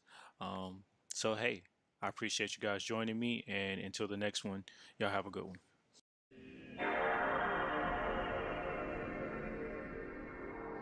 Welcome back to my channel. Make sure you like, share, and subscribe. Today's race is the Summer Series 4 at NTK. In the pre-final, I did place 4th, so therefore I am starting 4th in the final. I don't have any footage of the pre-final. I take that back. I do have footage, but something funny happened. I forgot to turn on my GoPro at the beginning of the race, and I wind up turning on the GoPro during like the 4th lap of the race. So you kind of missed all the action, because after the 2nd lap it was just me by myself. But if you do want to see the pre-final, you can head over to Karting with Chris page. He does have the pre-final, and you can see how everything unfolded there. But right now we are starting in 4th, and this is the final. So rewinding back to the Summer Series 3 race, I had a very bad race. I had a really good qualifying and a really good practice session. But during the pre-final and the final, I just couldn't put it together, and the chicane was eating me up. So I don't know if you guys are aware, but NTK going backwards, it's no joke. You have to be on your game, especially coming down the chicane. You have to be fearless and you have to be precise, and that's something that I was not during the Summer Series 3. So I didn't even upload it. Well, also a reason why I didn't upload it, not because it was just bad, but also because I left the GoPro on my go-kart. And I don't live anywhere close to the track, so I didn't do that. So the Summer Series 4, I really wanted to redo it and avenge that bad race that I had last race. So I feel like I had a really good race in the final, but I'll let you watch and let you guys see the action that happened during the final and see my finishing position.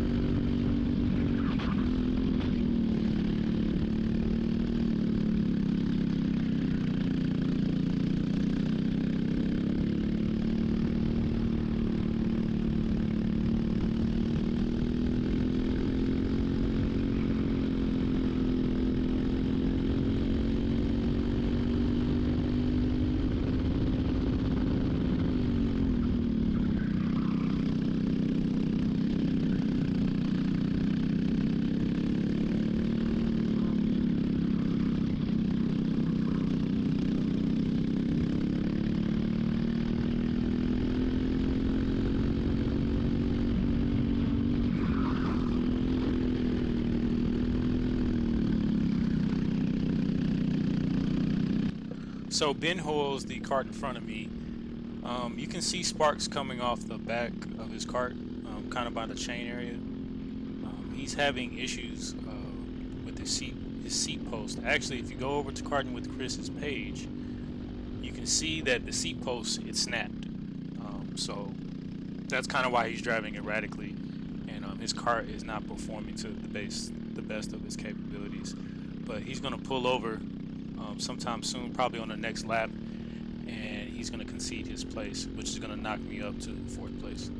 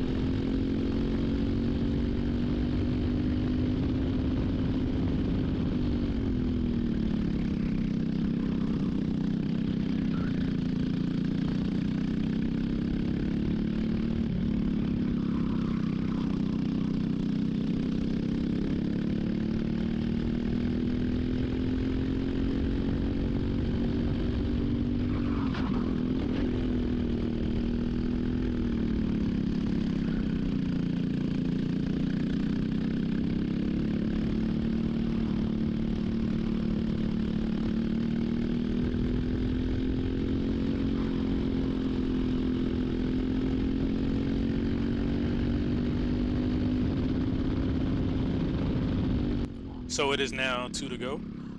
The driver in front of me is Aiden Smith. As you can see, we have been battling for quite a while. I have been kind of patient with it because I feel like the last 2 laps, I feel like I can make a pass on him if I just drive consistent and under control. So at this point, I am just driving patient and looking for an opening to overtake him.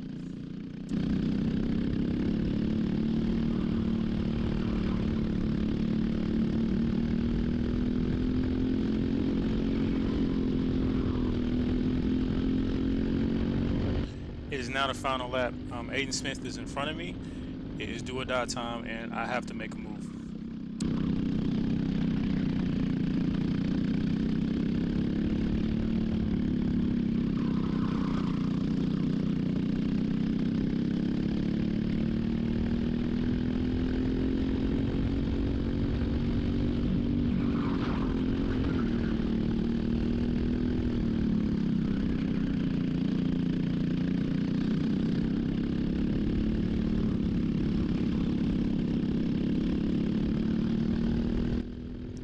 So I wasn't able to make the move that I needed to move me into 4th place. Now this is a bummer, and I'm gonna tell you why. Normally I'd be okay with position 5, finishing P5. But the actual person that was in P3, I believe cart number 4, he refused to take, which moved him all the way to the bottom. And it moved Aiden Smith into P3 and moved me to P4. So ultimately I finished P4. But if I would have just stayed closer to him, I could have got my first podium. This now makes the 2nd time that P3 has slipped out of my hands. But overall, I am happy with how the race went. I do appreciate Aiden Smith battling with me and pushing me to my limit. It was a really good race, a nice clean race, and I'm overall happy with my performance. Once again, I do thank you guys for joining me and watching this video. Be on the lookout for the finale to the summer series. As I'm recording that's actually tomorrow. As I'm recording this, it's actually tomorrow. So be on the lookout for that, and I will be putting it out earlier in the week as I do this one, because I waited to the end of the week just to put this out, and I apologize for that. But like I said, I appreciate you guys joining me. Make sure you like, subscribe, and share this, and stay on the lookout for more videos.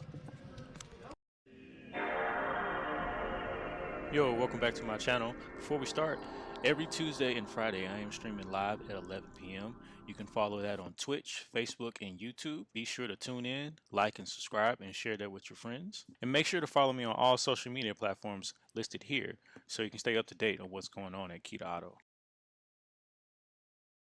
Alright, jumping right into it, I'm going to let you know off jump that I'm a little under the weather. So if my voice sounds congested, that's because I am congested. But yeah, jumping right into it, this is the pre-final. I qualified 7th, so that means I'm starting on the inside. So if you follow me through the start, I'm right behind Xander Rogers. He's in front of me, he tucks in, he's pushing. So what I'm going to do is tuck in right behind him, follow him all the way to the front. So then I cover off to the middle, go to the right, dive in, and follow them. So currently right now I'm in 4th place. So I went from 7th place to 4th place. So I'm going to follow him around 3. I'm heading through the chicane. I'm going to come out. Currently right now I'm running a good pace. I'm trying to stay in the draft. That's my main focus.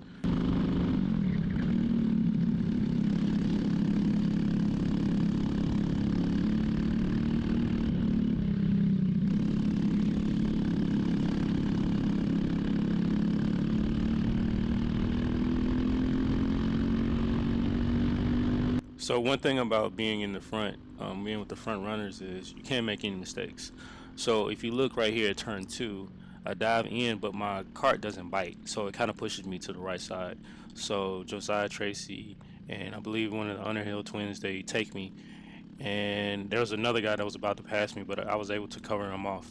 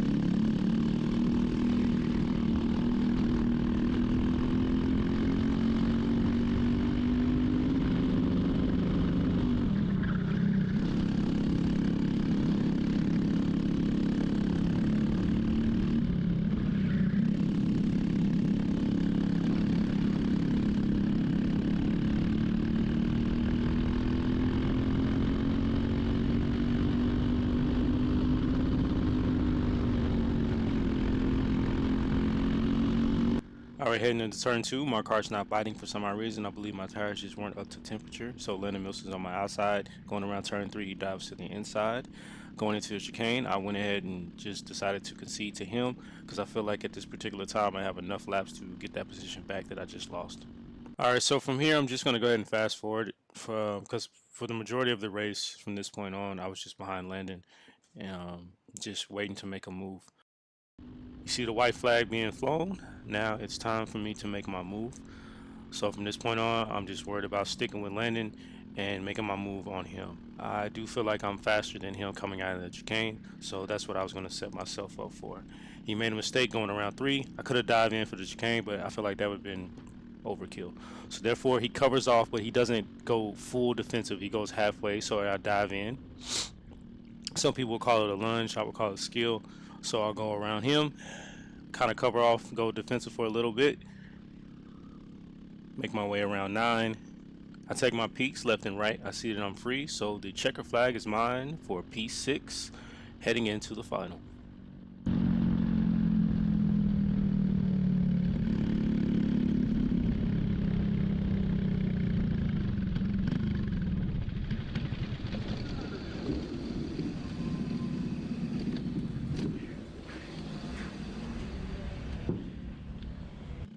All right, so here we are in the final. I finished P6 in the pre-final, so we're starting P6 in the final. It's always cool to start at high numbers, but it's not cool to start on the outside, and that's what's happening right now. We're finishing the warm-up lap, going around turn 7. Josiah Tracy and Xander Rogers, for some odd reason, are holding hands. I think they're like powering up. It's like some Dragon Ball Z move. Not really too sure. But the main goal, once we the race starts, is to try to dive to the inside and see what we can take and try to get to a high position and stay there.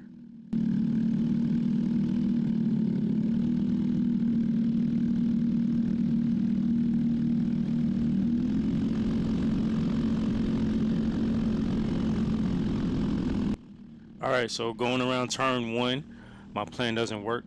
Ben Wells scoots on the inside and kind of pushes me out a little bit. Chris gets past me, so already we lose 2 positions, but that's fine because if I can just follow the drafts, I feel like opportunities will open up.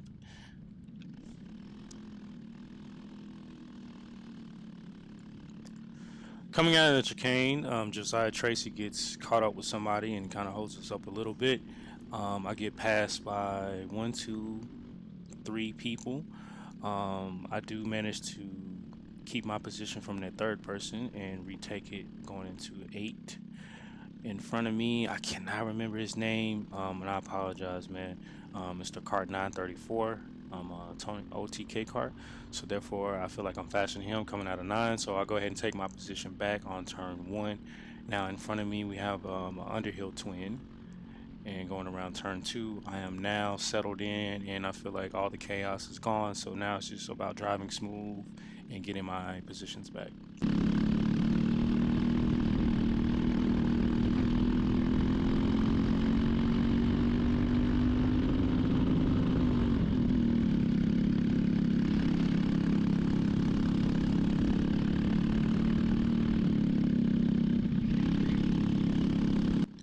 All right, coming out of turn 9, we have an Underhill twin in front of me. I feel like I got a better run out of turn 9 on him. So from this point on, I'm just going to try to push him so we can just compact this group so we can kind of make it interesting to see what spots we can overtake towards the end laps of this race.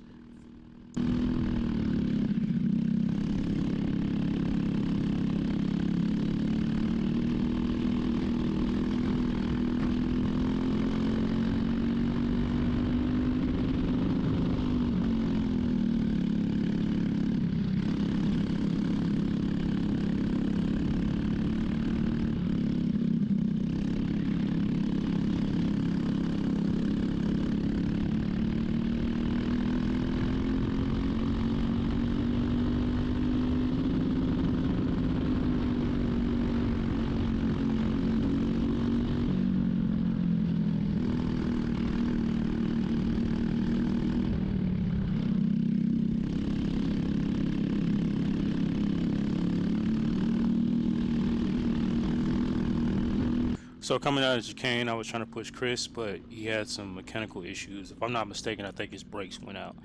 Smart move on him to just go ahead and just get out of the race, because you don't want to be racing with brake issues. That's an accident waiting to happen. So my main goal now is to get back up on the Underhill Twin and just push us to the front.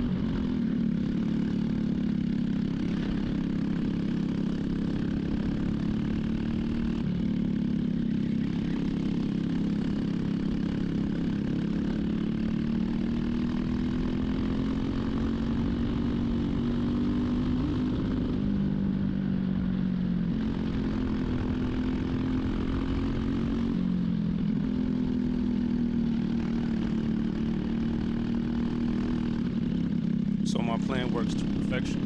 Me and Underhill have got up to pinholes. He spins out right before the chicane, so now we're moving forward. I'm not really too sure what place we're in at this particular point, but I'm just going to continue to push Underhill to the front and see what we can get to the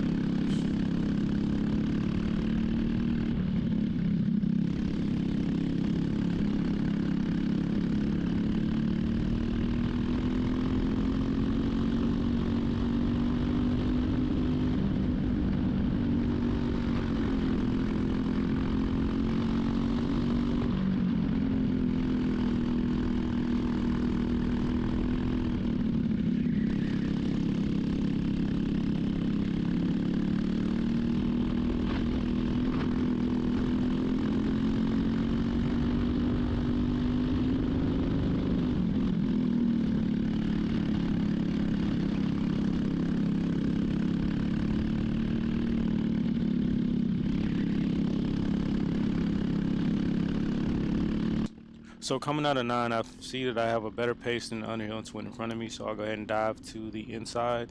And we make a little contact because I don't think he knew that I was there, and I apologize for that. We talked about that after the race. You know, it wasn't intentional. We love to race together. But he went off, and I do apologize about that. But on turn 3, I realize that I am by myself, so therefore I'll go through the chicane and just try to pick up time and see how close I can get to the front.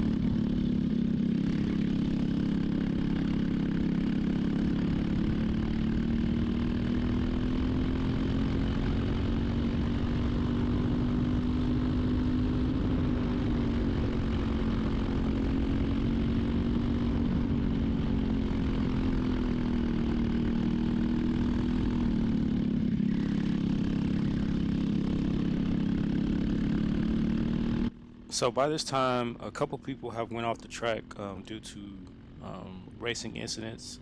So at this point, I am now in P4, and I'm all alone. There's nobody behind me, and there's not really anybody in front of me.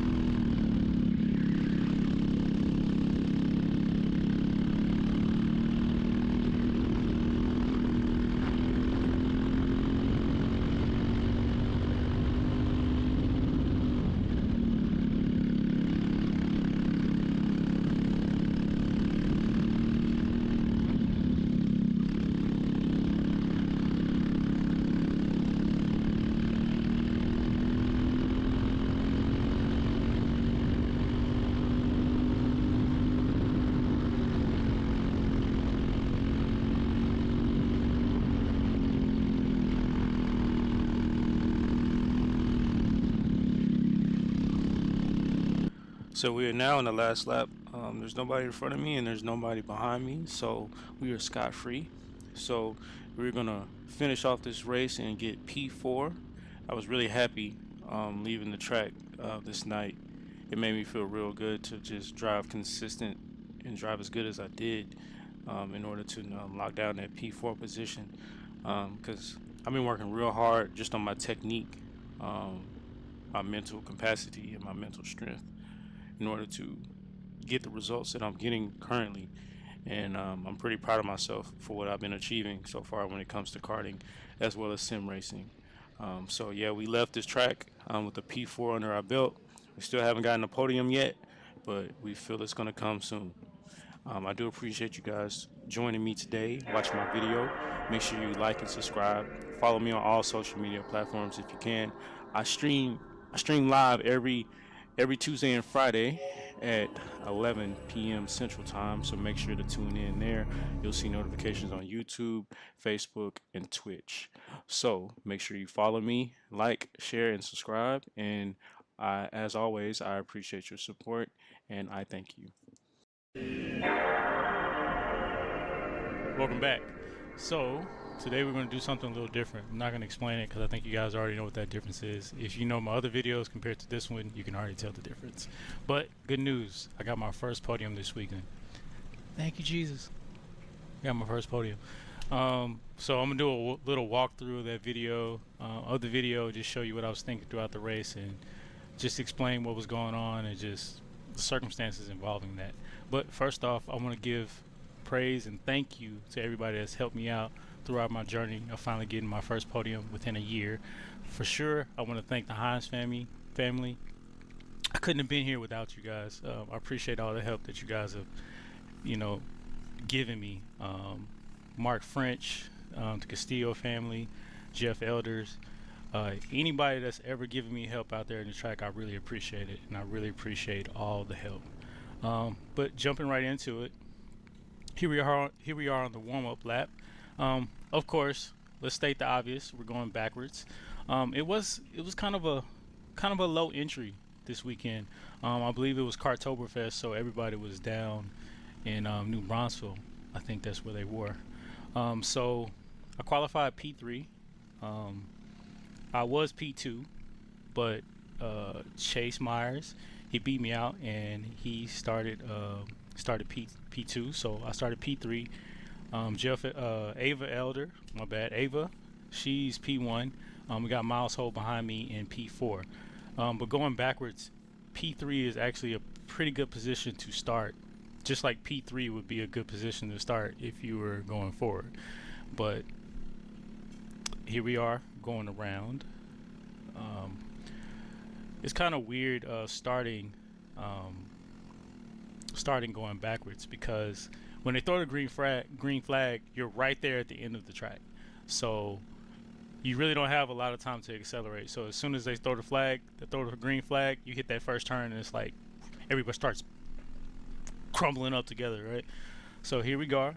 I'm right behind Ava. So I kind of push a little bit. 1 and 2, P1 and 2, they don't really give each other too much room. So Miles Ho, he gets right behind them. Chase Meyer is now in P1. I am now in P4. I am now right behind Miles Ho. We're just pushing down the straight. If you don't know anything about the chicane going backwards, it is something else. And as you see right there, coming off that chicane, it's crazy. If you don't hit it right, your car will veer to the right, and you'll just mess up all the momentum that you pulled. So now we have a rookie guy. I can't remember his name. Forgive me, but he slid in front of me. So now I am P4. I am now in 4th place. So at this point, I do feel that I had a better pace this weekend in comparison to the guy that's in front of me, as well as the guy that's in P3, which I believe is Miles Ho.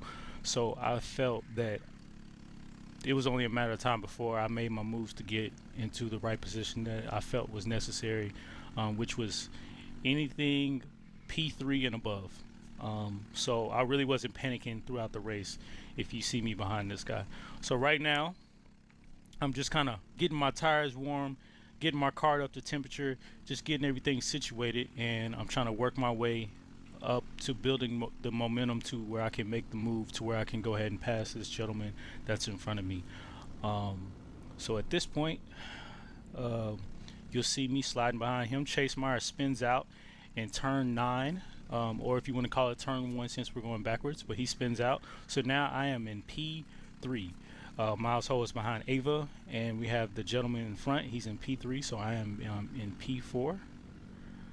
P4 right now. I go through the chicane. As you see there, I am gaining on him there.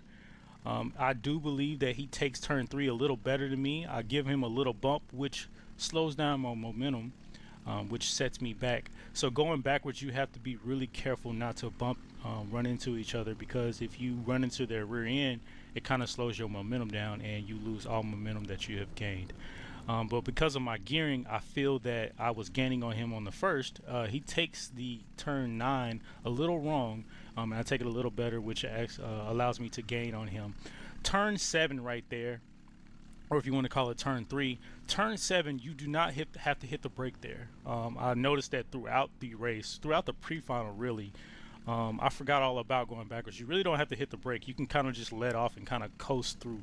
But it's really it's subjective on how you want to take that turn. Going here, I am pretty much gaining on him. My thought process at this point is to push him. I'm not really focused on trying to pass him at this point. My thought process is to push him because I feel like 2 carts are always going to be faster than 1. So if we can work together, we can get closer to Miles Ho. And you know, my ultimate plan is to make a move on both of them. He comes out a little wide, so I go to the side. I think about making a move through the chicane, but I really don't think it's necessary to make such a daring move at this particular time in the race. So I just slide right behind him again, and I kind of lose it right there. I lose a little grip. You can hear it in the video if you listen a little closely. So therefore, I'm just gonna keep it moving. I'm gonna get my momentum back, and I'm gonna get up close to him. As you can see, we are both gaining on Miles Ho, so everything is going according to my plan. So I'm gonna go around 9 there and gain on him there. As you can see, I am gaining on him every single time we go around 9, as well as going around 7. I am gaining on him. But not only am I gaining on him, but we are both together getting on Miles Ho. So as we go through the chicane, I gain on him here. I think throughout the race, I was pretty good in the chicane. I changed my approach in the chicane in comparison to the final and the pre-final. The pre-final, I was taking the chicane just flat out, taking it so aggressive, just swinging it through, and it was destroying my times. I felt that if I took it a little easier, things would get a little better, and it actually worked out that way. As you can see, we have now caught up to Miles Ho. We are now applying the pressure on him, and I think that he can see that. The guy in front of me, he puts a little pressure on him, a little nudge, which I think is upsetting him a little bit. So at this point, I'm just looking for any mistakes that both of these guys make, because I feel like if the guy in front of me makes a mistake, it's not going to take too much effort to slide in front of him.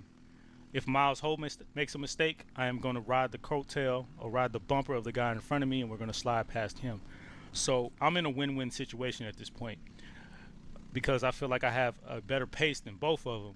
So it's only a matter of time before I make my move to get in front of them. So coming out of the turn 7, Miles Ho goes a little wide. The guy in front kind of pushes him off, well, kind of holds his line, and Miles Ho can't rejoin quick enough. Right here we have the guy in front of me. He kind of gets a little wide coming out of turn 3. We're going into turn 3. I lose a little grip going around turn 2. I'm heading into 1. I get my momentum back, and now I'm just trying to work on getting closer to him. I do believe Miles Ho starts to catch me at this point. I do believe his tires really got up to temperature. As you can see, the guy in front of me, he looks back, so I know that he's a little worried about me. So here I am. I gain on him. I slide to the right, think about it, but I feel he feels the pressure on me. I know he feels the pressure that I put on him, so therefore he slides off. I go ahead and take 3. So now I am in P2. I'm in P2. From this point on, this is just pure focus. I know I have Miles Ho behind me because the guy that just went off, he's nowhere in the picture. So at this point on, it's just me versus nobody in front, which would be Ava because she's far gone. So I'm going to say nobody in front and Miles Ho behind me. So at this point, it's just pure concentration. Enjoy.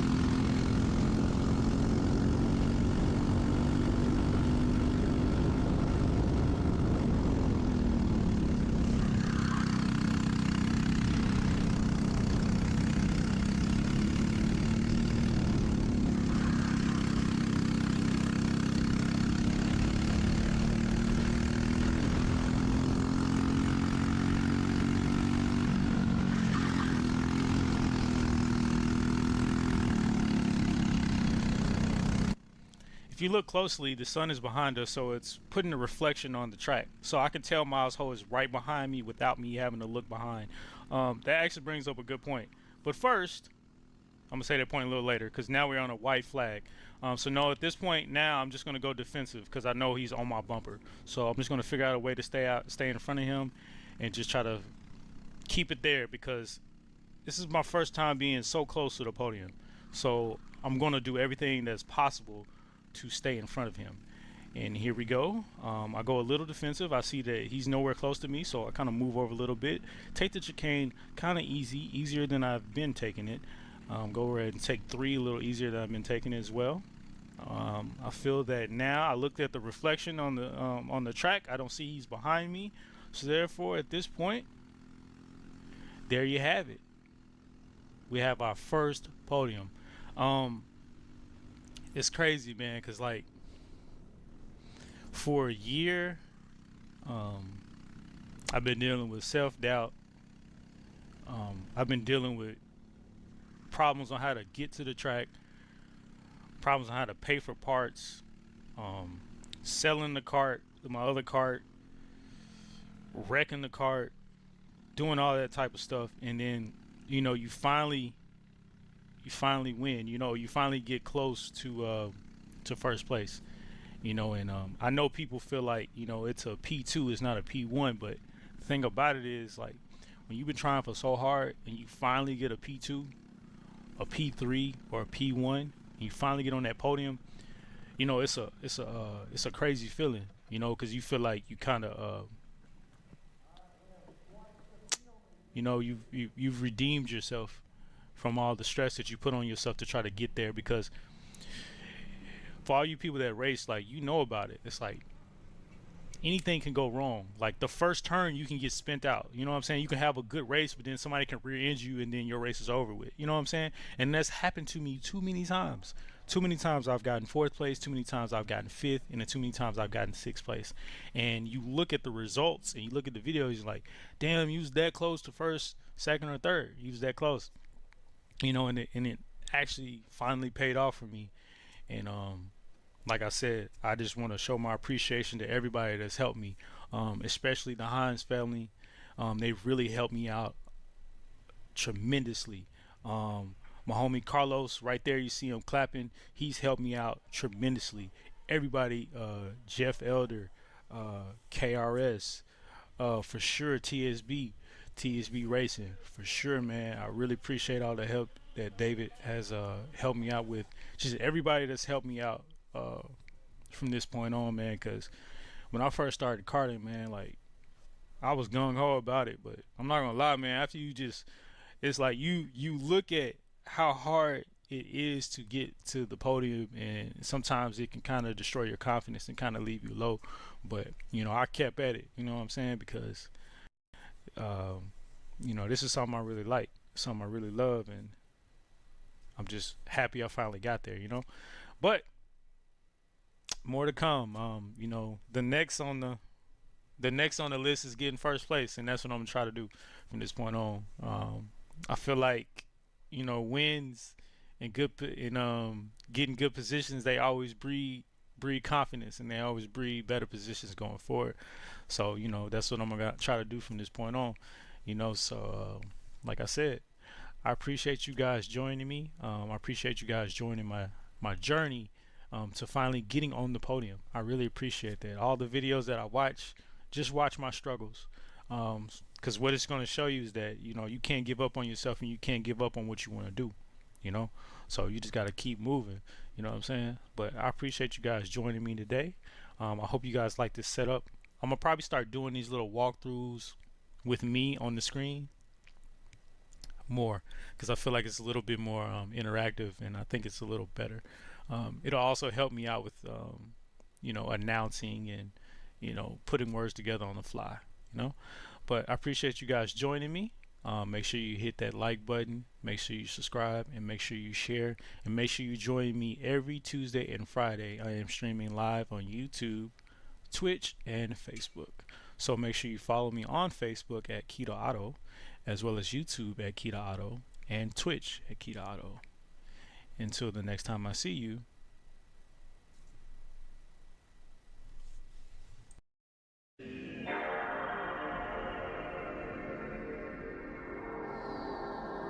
Here we go. The first race of the karting season starts. This is spring one at North Texas Karters.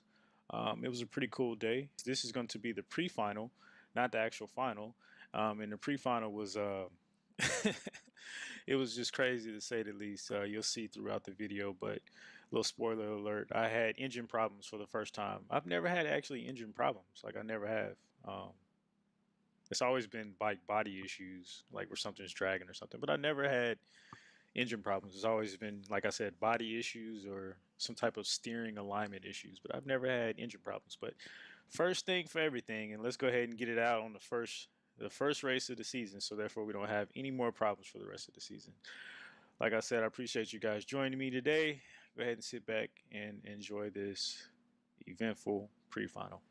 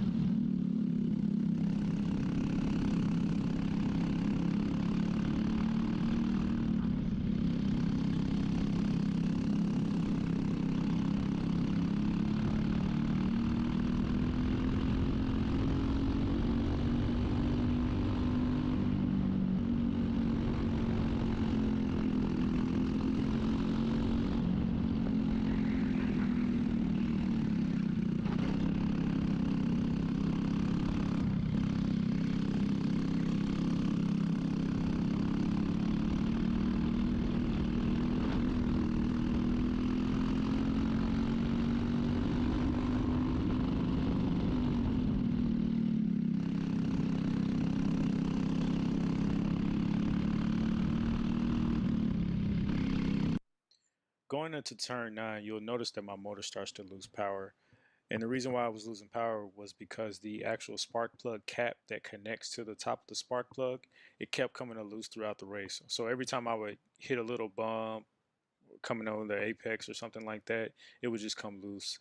And this is something that I'll struggle with throughout the race, and I'll lose a good chunk of positions because of this reason as well. I was able to fix this problem going into the final, and I didn't have any more motor problems in the final itself.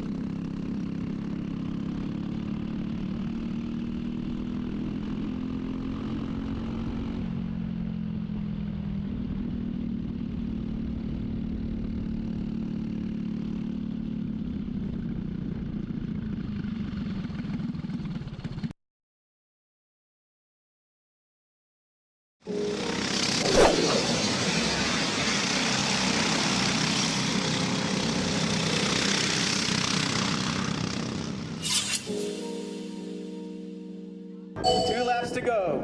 2 laps to go. White flag. 1 lap to go. 1 lap. Checkered flag. Race is over. Race is over. All right, so practice is underway. Not that big of a turnout today.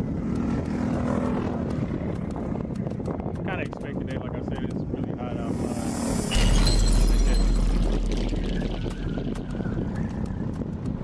The conditions that the drivers are facing is a very sticky track. Very sticky track. Hot temperatures, so I would imagine that most drivers are probably running used tires and not new tires. In conditions like that here at North Texas Carters, in conditions like that here in NTK, you usually don't want to run super hot tires to be really sticky because they'll give you too much grip and it won't allow you to rotate the cart like you need to, and it'll allow you to flip like I did. Well, I came close to flipping like 1,000 times, but yeah, we're gonna finish this practice session and jump right into qualifying.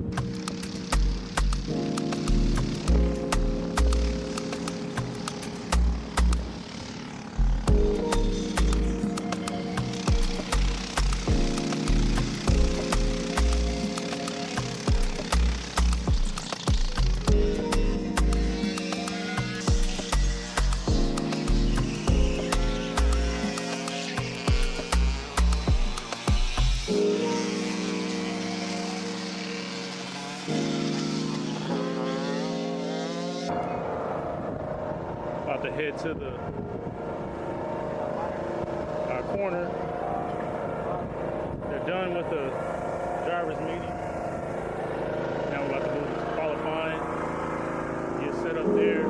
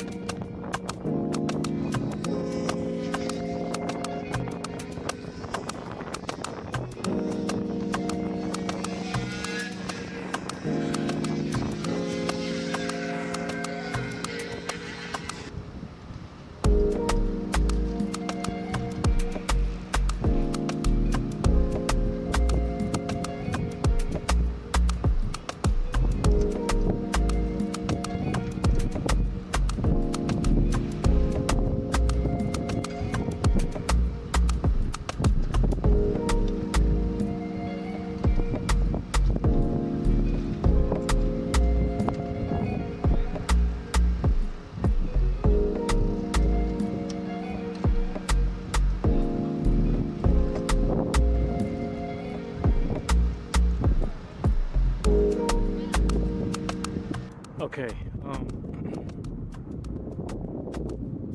don't think qualifying's over yet. But I think I'm about to throw up. There was like a recovery that needs to happen. Yeah, I'm sorry guys, I'm very, very loopy right now.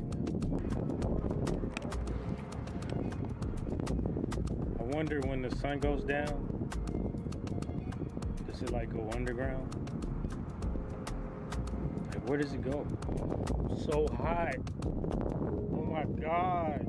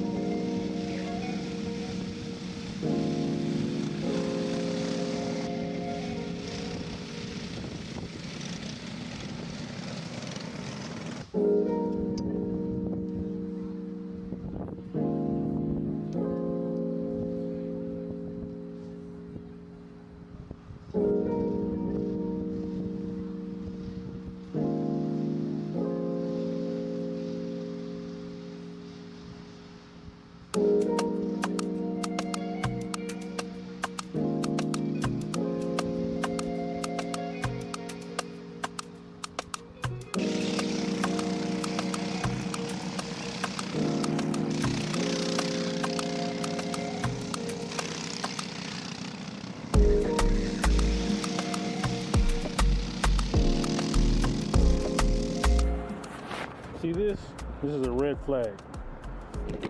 When you throw a red flag, you just hope everybody's okay. You hate to have to throw those, but it's part of the game sometimes. But like I said, you just pray that everybody's okay. All right, so there was a red flag. Apparently the driver was being a little too aggressive in turn one. Got turned around and the car got flipped. And she flipped on her head. At this point, I believe she is okay. But like I said before, one thing you hate is when you see red flags at the track, because it means that there was something serious that happened to where the race needs to be stopped. But from what I know, the driver was okay, and we are going to finish the pre-final as soon as they say that the race, the pre-finals can resume, and then we can go.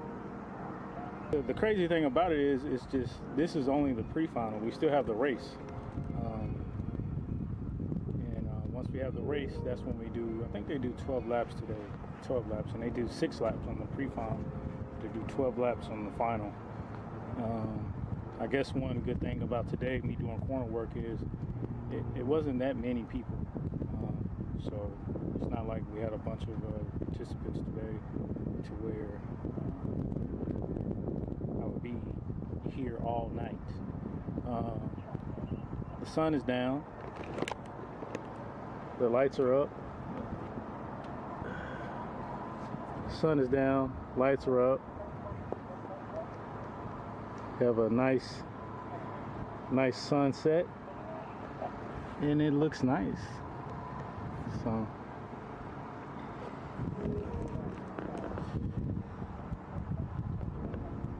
we're getting ready to start. We're gonna finish. Hopefully, we can finish this pre-final quick, so we can go ahead and jump right into the races and get this over with. Cause your boy is really woozy. I feel a headache coming on. But I'll tell you this much, I'm very proud of myself for not eating anything today, because Lord knows I want to eat something today, as hot as it was today. But I do know this, on next Friday, I'm going to reward myself with some fried tilapia, some macaroni and cheese, and probably some garlic bread. Yeah, for real. All right, we have now started the finals. Kid cadets are out there right now. I think I'm gonna make it, guys. I don't think I'm gonna pass out. I came close. Started to foam from the mouth, but I kept myself from foaming from the mouth, and I'm still here. I'm still here.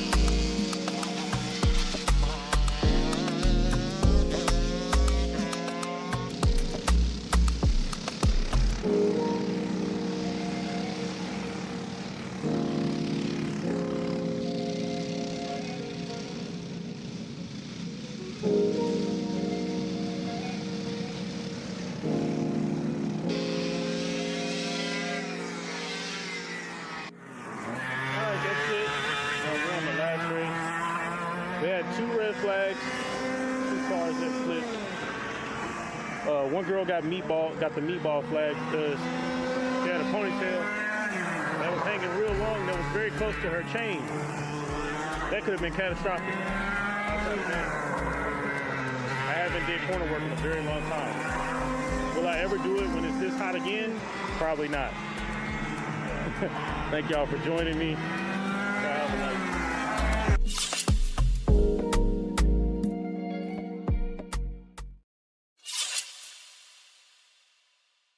Speaking to Alfred was like speaking to a very wise old soul. The blessing here is that Alfred is only 15, so his talents and knowledge alone are sure to grow. In this interview, Alfred expresses what it takes to have and maintain a winning attitude. With the whole world behind him in support, Alfred is sure to succeed in the world of racing. Alfred's Instagram is listed right here on the page. I also have a link to his Instagram right here in the description. Be sure to follow him on his way to success. Enjoy. Let me first just give a little introduction.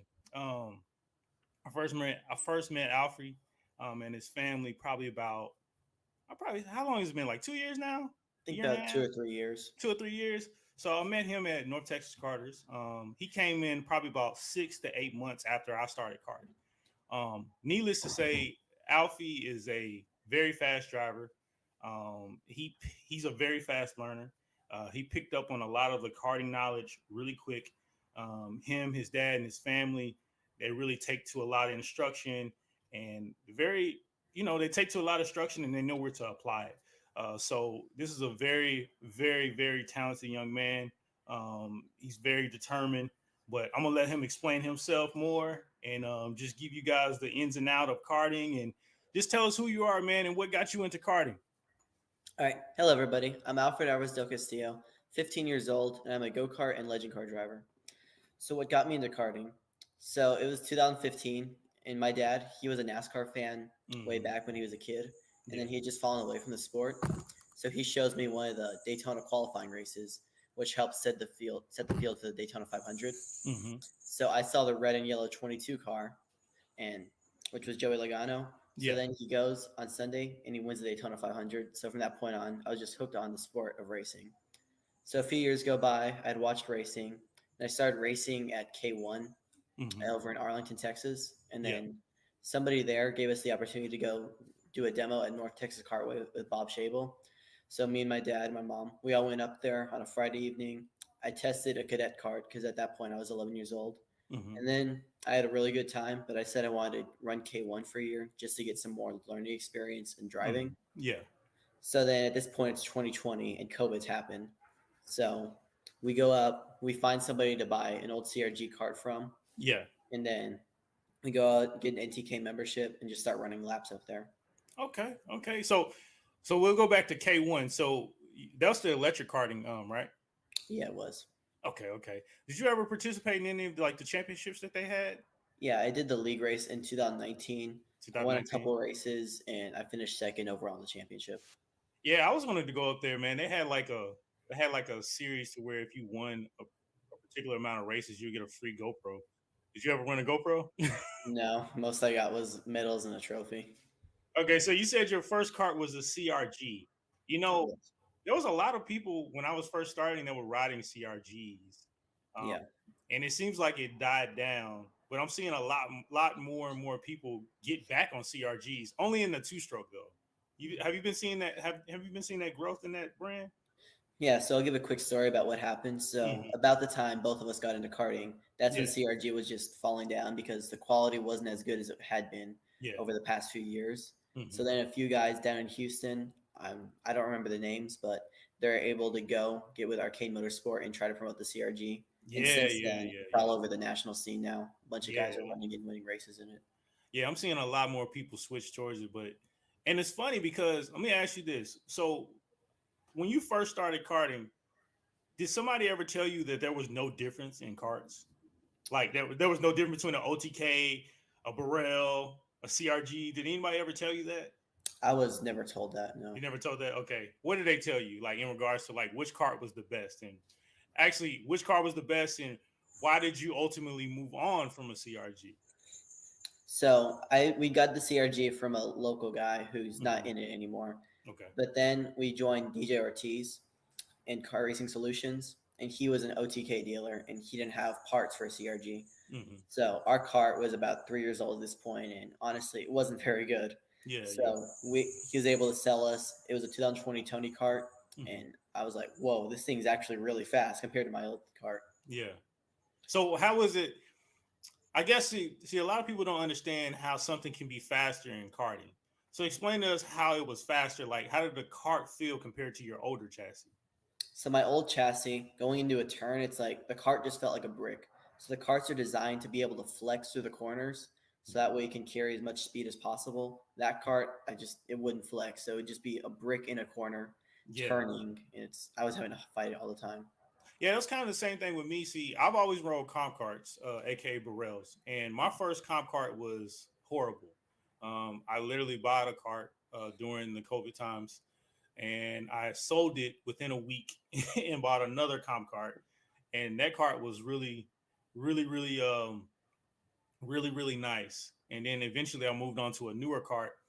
But once you go from an old cart to a new cart, you can really see the difference in the driving, like in the feel, like in the flexing of the chassis. Because a lot of those old carts, it's either one or two things. Either they don't move, either they're so stiff that they don't want to be agile around the twisty and turn parts of the track, or they're just so stiff that you can't even turn them. It's like so much understeer. So like that leads me to this question: like, how do you like for your cart to drive? Like, how do you like for it to be set up? Like, do you like it for it to be oversteer? Do you like for it to be understeer? How do you like it? I like to have a little bit of understeer, so that way I just have to make one adjustment with the wheel, and I can just glide through the turn. I don't have to be making multiple adjustments. So I just want the cart to have not too much grip, to where it's stuck to the track, but not too little to where I can't turn very well. So I just need it to be the right balance to get through the corners. See, that's interesting because I'm kind of the opposite. See, I like for my car to be leaning more towards going towards oversteer, but not oversteer. You know what I mean? I like for my car to do what I tell it to do, but also have a little bit of a little bit of wildness to it, you know? So when it comes to like the tuning aspects of it, like, are you involved with the tuning? Are you learning a lot of knowledge when it comes to tuning your cart? Has that been growing since you got into karting? It has. At first, I mean, all I could really do is lube the chain and check the tire pressures. Yeah. But now I'm starting. Over the past year, I've learned how to do adjustments on the chassis and be able to tell my team what adjustments I need to make the car go faster. Usually on a practice day, I'm hands-on helping my dad or whoever's out there with me adjust the cart to get ready for Saturday. Yeah. And on a race day, since I'm running 2 classes, I usually can just tell the team what adjustments I need, and then they're able to do that for me since I'm running 2 classes and don't have much time on my hands. And what 2 classes are you running? I'm running the LO206 class, which is a Briggs & Strad motor, Mm-hmm. and it's been in karting about 10 years. Yeah. So it was made for a more affordable way for people to get into it. That's the class I started in. And the racing, it's like NASCAR at Daytona and Talladega, where it's just big packs, and it heavily relies on the draft. Gonna race the K100 class, and that is a 2-stroke motor, and it has about 22 horsepower. That kart's ran more regionally and nationally, as opposed to locally, but it's a great way to get into the 2 strokes. It's a lot more affordable than an X30 or a shifter is at first. So it's a great way for you to learn how to drive a 2-stroke. So is there different levels of preparation when it comes to the 2 different kart classes? The 206, it's not as like for me, I've memorized North Texas Cartway a lot. Yeah. So I'm able just to know exactly what I'm doing all the time in the 206. Whereas when I first got into the KA, it's a lot more physical than a 206 is. And it's just a lot more thinking and braking. Yeah. You have to know what's going on around you, and gotcha. So you gotta be more aware and be more in tune with what's going on cart wise as well as the pack wise, right? Right. So like when you say it's more physical, what do you mean by that? Because I know when I started karting, I don't know for you, my ribs were shot for like a month. Like I could barely walk. I couldn't laugh. Like, what was physical about you? Did you have any ailments like that? So for me, I've gotten used to it now, so it's not as bad as it was before. But at first, it's just the G-forces was a lot more in the 206. Especially going into the bank corners, like in North Texas Cartway, turn 1 and turn 2 are banked. It's just you feel it more, and then if the car gets loose, you have to overcorrect it. Yeah. Which I've learned how to control the cart better. So now I'm able just to do the same thing I do in the 206. 1 turn, get through the corner. Gotcha. So I know you spoke of, it's a little difference in as far as getting ready for the kart and everything, like, with the different classes. So is there a difference between, like, how we have club races at NTK on the weekend where it's just only one day? Is there a difference between that and maybe like a more national race or regional race like TSRS?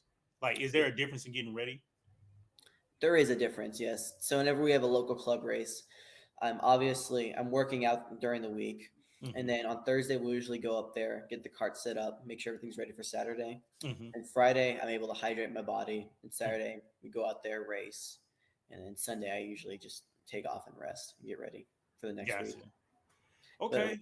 Go a ahead. regional race, Mhm. that's a lot more physical on your body because it's just 3 days straight. Mhm. So you have to start earlier in the week with your hydration and just mentally preparing because it's going to be bigger fields. Bigger fields, national talents are coming in. So it's just the best of the best from a region are Mhm. coming into one place. So you just got to make sure you're ready Yeah. and know that nobody gives an inch. Gotcha. And I'm assuming you have to run newer tires on regional races, right? Yeah, you do. Pretty much a sticker set all the time. Yeah, because I know at NTK, a lot of people don't run new tires, depending on the situation, because Right. it's so sticky out there and things like that.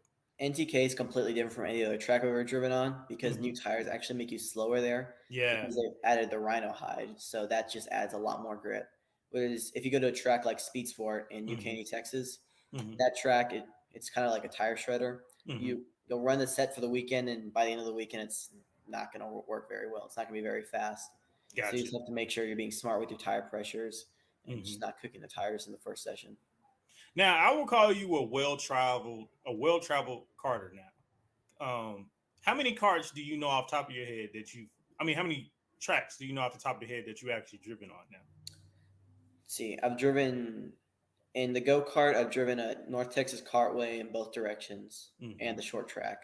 I've Mhm. driven at Speed Sport Racing Park, NOLA Motorsport Park, Mhm. Amarillo Kart Complex, and Rimrock Raceway in Odessa. Okay. So out of those, which one is your best? I know MTK is your home. We won't persecute you if you say it's not. But which one is your most favorite track? It's probably a toss up between Speed Sport and Amarillo, but Okay. I'm gonna probably have to go with Speed Sport because I've had better luck there, Okay. honestly. Hmm. So it's a really fun track. Lots of turns, tight Hmm. corners, fast corners. It has a mix of everything. Gotcha. Is that the one track that has the big windmills in the back every time you see pictures? No, that's Amarillo. That's Oh yeah, that's right. You said between the two. Okay. Speed Sports. Okay. And you did TSRS down there. Yes, I've been there about 3 times now. Okay. And what are the finishes that you had there at Speed Sports? Let's see. Let me think off the top of my head.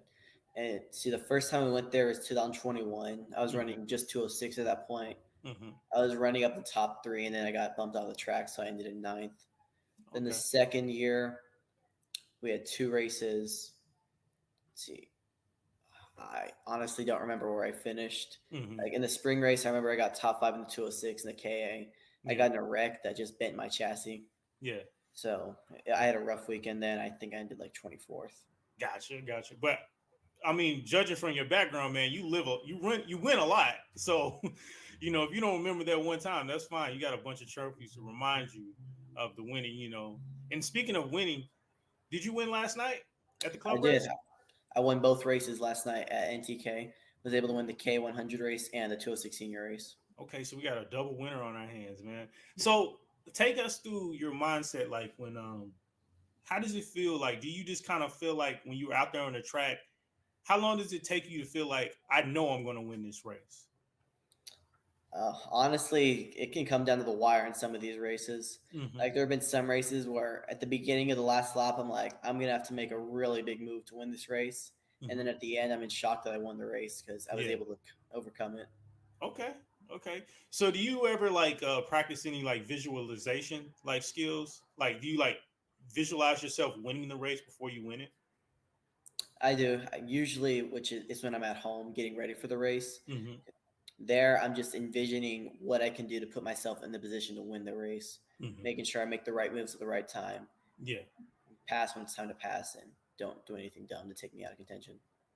Now, in regards to that, a lot of times I used to try to visualize the start, and you know better than me.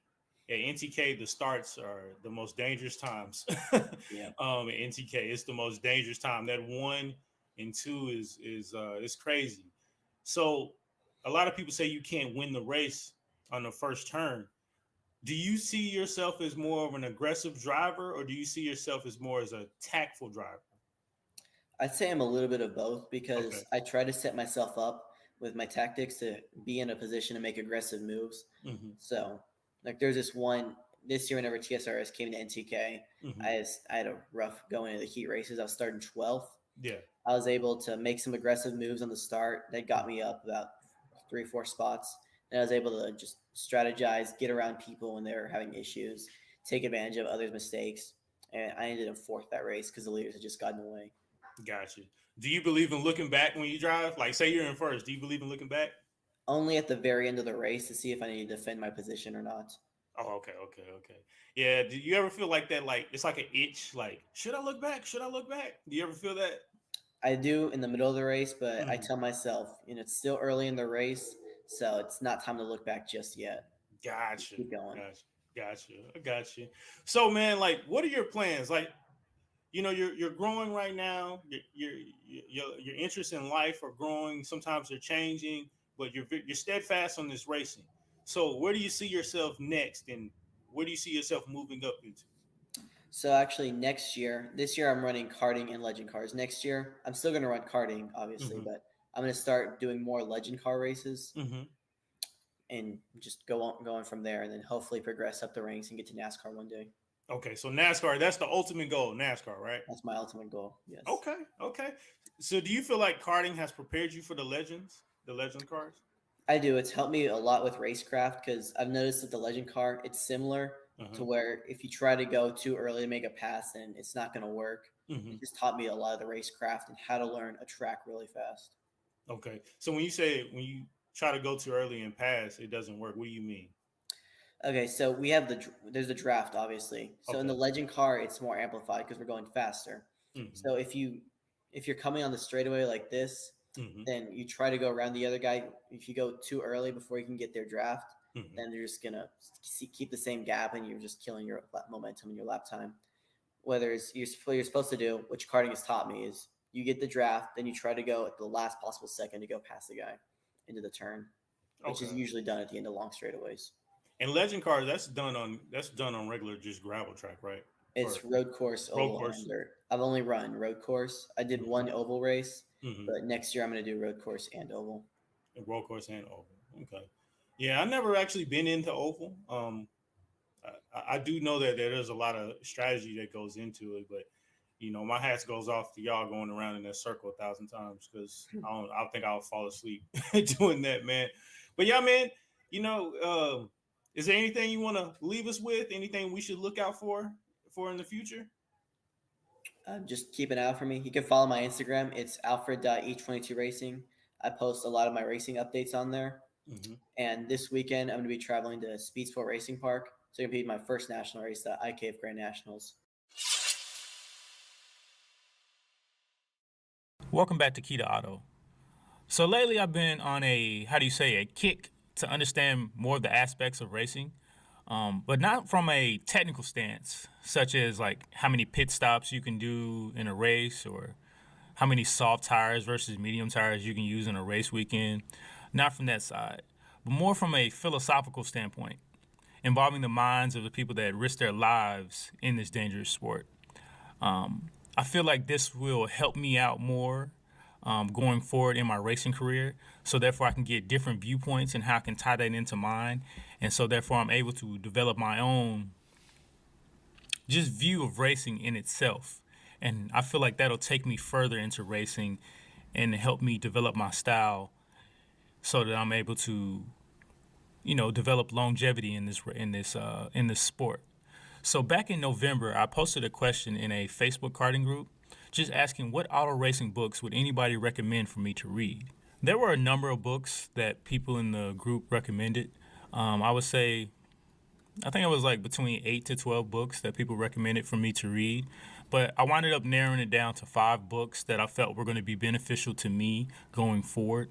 So I want to go ahead and go over that list and see which one I feel would be the best one for me to read first, as well as you look at my list and see which one you would feel would be best. Going forward, I'm going to go ahead and read that book, and then I'm going to do another review and a video in the future. Just so you know, I will be posting the links in the description to all of these books. So therefore you can go ahead and go to Amazon or wherever I post them or wherever they're available for purchase, and you can get them yourself. And if you would like to follow along on this journey that I'm taking and reading these books, you can join along with me. So it'd be kind of like a virtual book club. I never was in a book club, but it'd be nice to join one, right? So first on the list, we got Damon Hill's Watching the Wheel. Google Books describes it as Damon Hill's Watching the Wheels, the autobiography of Damon Hill, is an astonishingly candid account of what it was like to grow up as the son of one of the country's most famous racing drivers. Of course, he's talking about Graham Hill, Damon Hill's father. It also tells the unflinching story of dealing with the grief and chaos that followed his father's tragically early death in an aircraft incident in 1975 when Damon was only 15 years old. Formula One drivers have always been aware of their mortality and the rush that comes with the danger of racing. It was as intoxicating for Hill as it had been for his father's generation, until he came face to face with catastrophe when his teammate Ayrton Senna was killed in 1994. The swirling emotions that Hill was faced with in light of the death of Ayrton Senna was a defining moment for his generation of drivers. And for the first time, Hill talks candidly about the impact that Senna had on his life, even as he watched his own stepson walk into motor racing. Mark Gallagher of the Paddock magazine writes, his description and explanation of the Senna accident makes for a compelling read. Not only was he an eyewitness lying in third place, right behind Michael Schumacher at the time, but he provides an analysis into the behavior of the Williams Renault team on the approach to Tamburello Corner immediately following a safety car period during which tire temperatures and pressures had fallen. Second on the list, we have Niki Lauda's Mine Story. I think mine, spelled M-E-I-N-E, is actually my. So for these purposes, we're going to say Niki Lauda's My Story. Published in 1985, Niki Lauda's My Story is an autobiography about the life of Niki Lauda from family dealings to his exciting racing career. The book goes into detail about his workings with Enzo Ferrari, contract negotiations, the race where Roger Williamson crashed and burned to death, as well as detailing his horrific crash at Nürburgring. The book is also filled with tons of photos to give the reader a visual of what the era was like in case the reader is new to the sport or interested in understanding the science of the era. One of the top-rated reviews on Goodreads.com by a user by the name of Mary wrote, I have to admit that I was mostly interested in the recollection of the Nürburgring shunt. Not surprisingly, he remembers very little. More shocking is when early in the book, he talks about his involvement in the race where Roger Williamson crashed and burned to death. He discusses how David Pearley, Williamson's best friend, tried to right his car and pull him out. He also explains that other drivers thought all was okay because they saw a shunted car, but also a driver nearby. So like an idiot, I went to YouTube and watched a video of the disaster. It's horrific. If you haven't seen it, don't. It's hideous and haunting. Number 3 on the list is Alex Zanardi's My Sweetest Victory. Back in June of 2020, Alex Zanardi was involved in a crash with a truck during a cycling event. Currently, he is still hospitalized and is accompanied by his wife, Daniela, who visits him every day. Let's all send a get well soon to Alex as he battles himself back to good health. Goodreads.com describes Alex Zanardi's My Sweet Victory as, the racing world held its collective breath in 2001 when Alex Zanardi lost both his legs in a horrifying accident at the, and I apologize for butchering this name, but Lausitzring in Germany. The racing world held its breath again 19 months later while witnessing his incredible return to racing. In Alex Zanardi's My Sweetest Victory, Zanardi takes us from his childhood in Italy through his hard-fought racing success to moving story of perseverance and love that motivated his recovery. Along the way, Zanardi presents the triumphs and setbacks in his racing career, culminating in back-to-back kart championships for 1997 to 1998. In riveting detail, Zanardi relates his terrible accident, the long path to recovery, and his return to, Lausitzring to complete the 13 laps he didn't finish back in 2001. Alex Zanardi's My Sweetest Victory is an inspiring book about how personal strength and passion can triumph over even the most challenging circumstances, an autobiography whose significance extends far beyond the world of motorsports. Fourth on the list, we have Carol Smith's Prepare to Win. So after reading a load of reviews from people who have previously purchased the book, I have compiled a summary of the book based on those reviews. Considered the Mechanics and Engineer's Bible, Carroll Smith's Prepare to Win is a book that approaches the building of a race car from a logical standpoint. Why you should choose disc brakes over drum brakes and the practicality of such, the reasoning for using lighter materials and how it can benefit you in a racetrack. Overall, this book is meant to teach you the workings of a functional race car and how every nut and bolt should be scrutinized in order to produce a machine that can deliver wins safely. Fifth on the list, we have Ayrton Senna's Principles of Race Driving. F1Nut.com describes the book as Principles of Race Driving is purely a driver instructional book. It doesn't indulge in any of Senna's views on Prost, Mansell, or Balestre. Each of the book's 24 chapters are dedicated to key aspects of race preparation and track racing from Senna's own perspective. The opening chapters start with basic seating position in the cockpit, different hand steering techniques, and foot pedals, with some very useful panel photos with Senna in the cockpit himself. The next two chapters deal with cornering techniques, finding the correct racing line through different corners, and throttle control through the corner. The other chapters cover a range of important topics such as accelerating, gear changing, using tires, accidents, driving in the wet, car testing, interpreting a car's behavior, car setup, gear ratios, warm-up laps, formation laps, race starts, opening laps, overtaking, slipstreaming, pit signals and tactics, and flag signals. There are also instructional diagrams to explain cornering, spins, wet racing, lines, and overtaking. Comparing this book to, say, Niki Lauda's The Art and Science of Grand Prix Driving, Senna's book is much more focused on the human driver, technique, and interaction with the car, whilst Niki Lauda's book covers much more engineering aspects of setting up the car rather than the driving styles. After looking over a few pages that people have posted online in reviews, I can understand why F1Nut.com described it as a pure driver instructional book. The diagrams and color pictures are very straightforward, and they leave you with the impression that if you study the book, you will understand how to study cars and become a better driver moving forward. Which one of these 5 books would you start reading? I think for me, I'm going to start with the Ayrton Senna's Principles of Race Driving. It seems like a book that would be very beneficial to me moving forward in my racing career. Just giving the knowledge that he's possessed over his years of racing. I've always admired Ayrton Senna. I felt like he's a very spiritual person, not from a religious standpoint, but more from an inner being standpoint. And I feel like, from what I know, he's one of the few race drivers that has taken the spiritual route and let it be shown through his driving. Lewis Hamilton is next, because I know he's a very spiritual person as well. So I feel like I'm going to connect more with this book. So this will be the book that I will start with. Once again, I do appreciate you guys visiting my YouTube channel. I appreciate you guys watching my videos. I appreciate all the support over the past couple of years that I've been doing this. If you haven't done so already, please follow my website as well as my Twitter and Instagram. I also have a Facebook page as well. All these links will be posted in the description.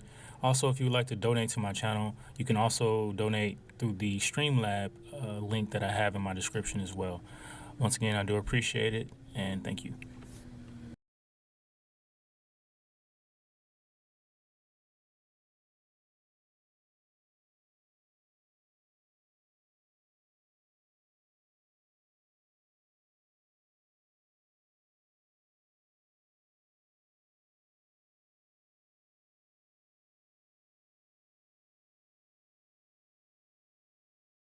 Radio check.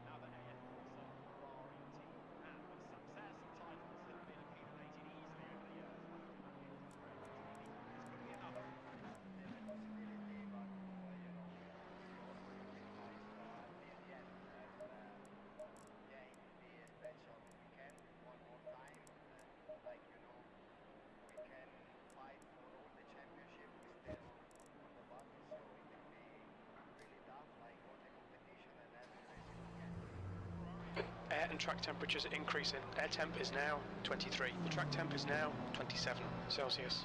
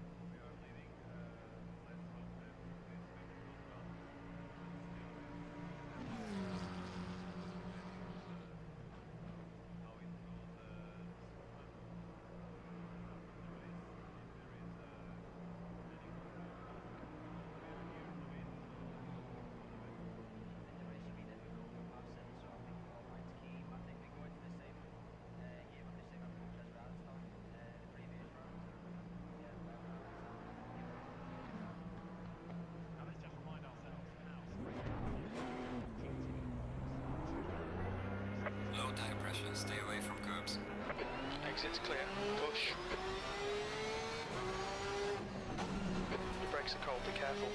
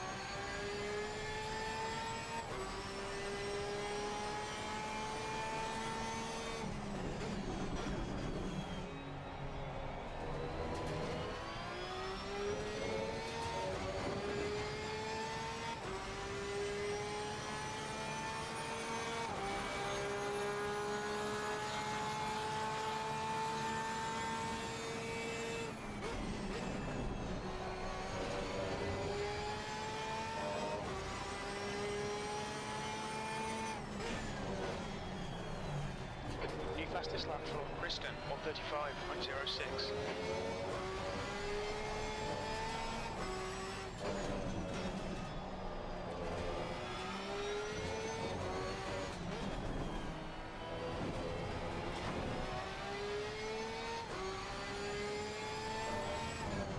Sector 1 time is good.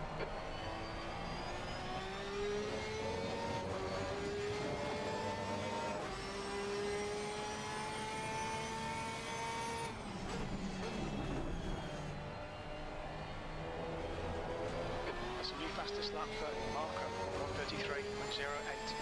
Sector 3 is yellow. Sector 3 is now clear.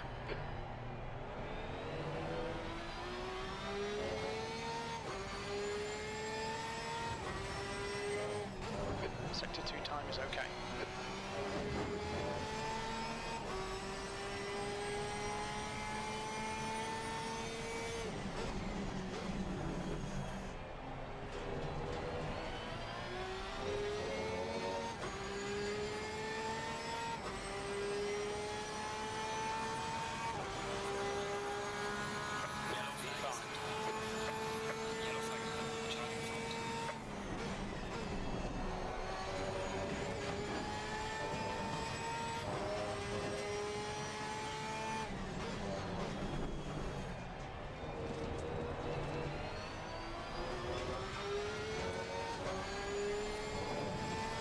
Okay, Jay, we need to watch these track limits. Yellow flag ahead, be careful.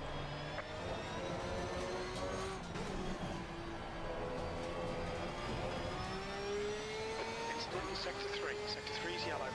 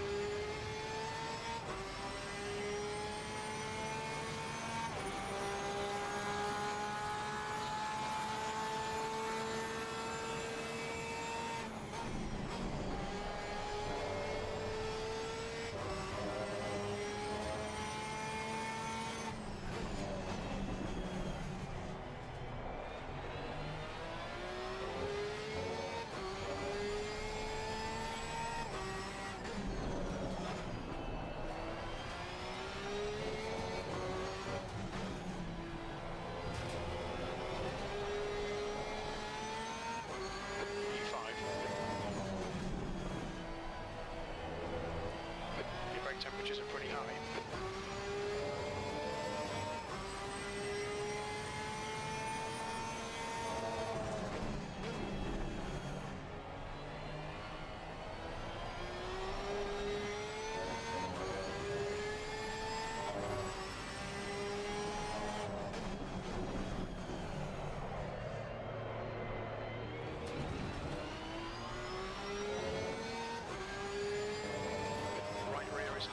Right rear is hot.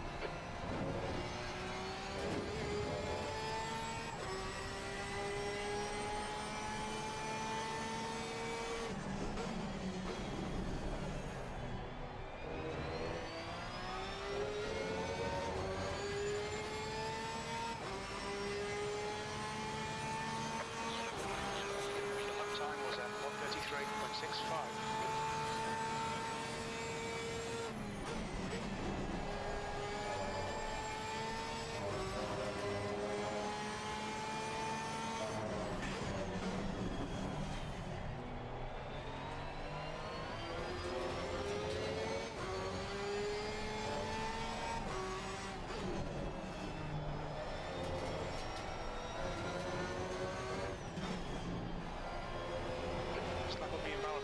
Watch the track limits.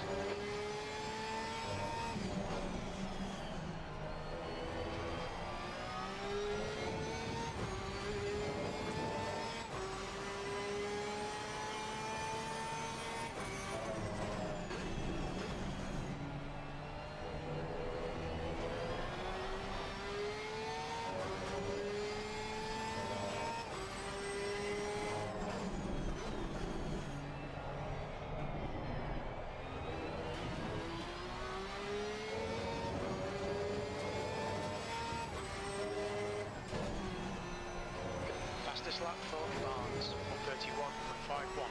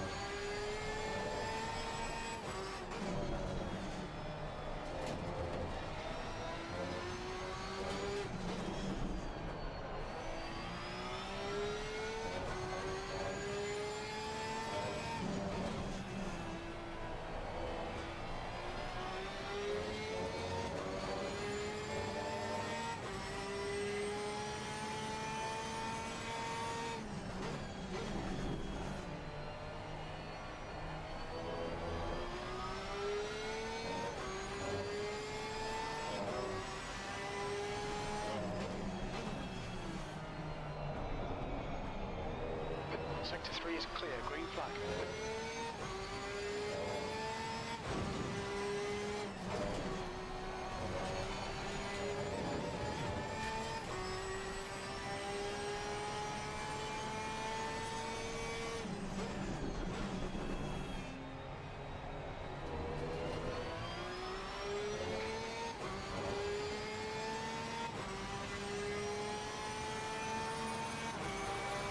That's your fastest lap today.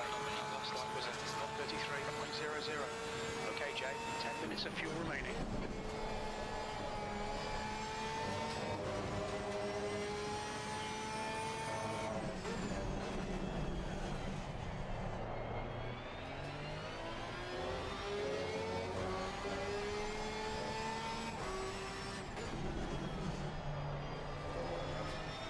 Fastest lap for Baldi, 1:31.50.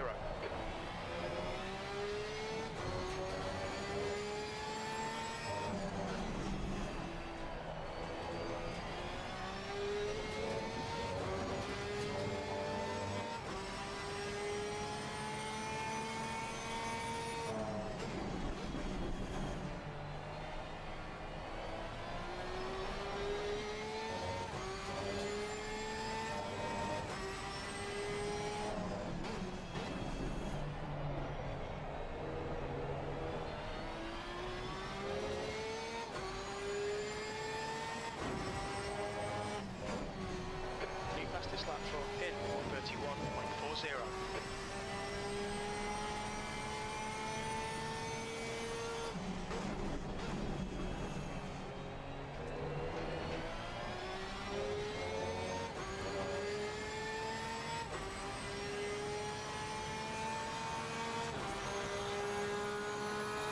Not late fast.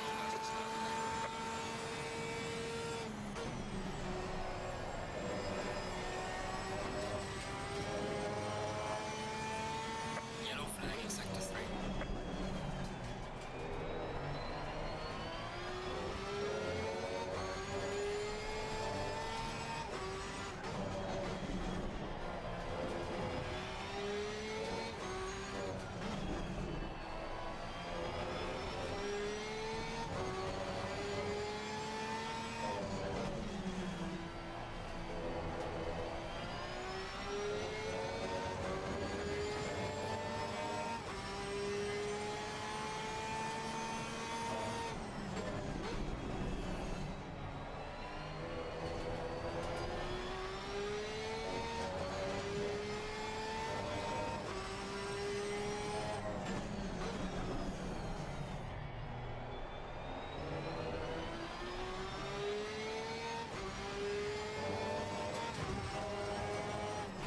Yellow flag ahead, Charlie front.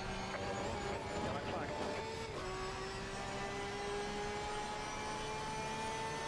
Clear of the incident, green flag.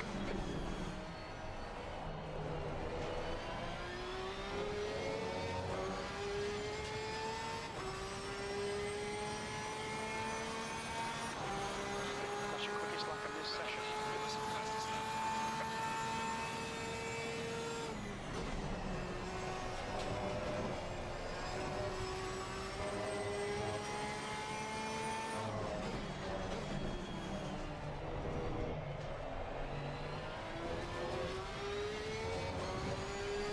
Yellow flag ahead, Charlie. Okay, Jay, you need to watch the track Yellow limits. flag in Sector 3.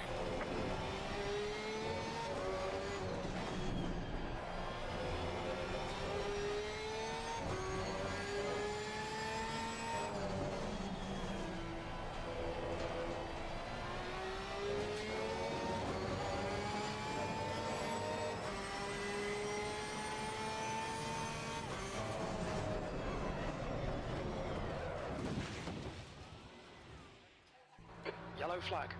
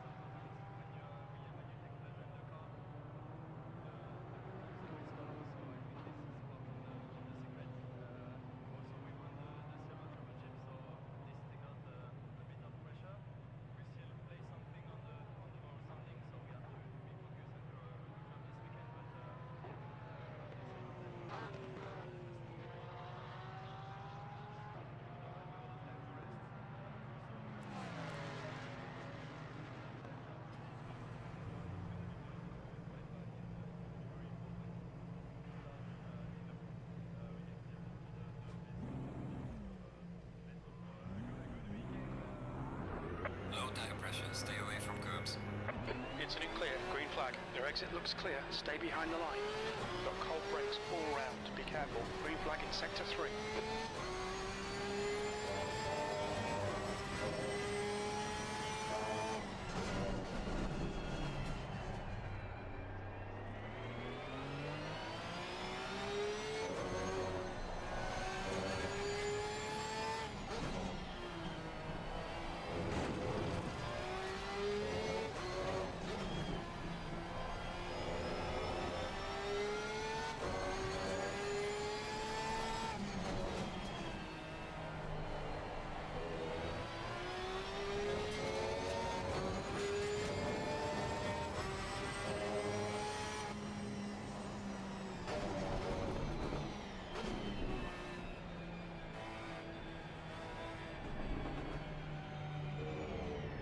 Yellow flag in sector 3.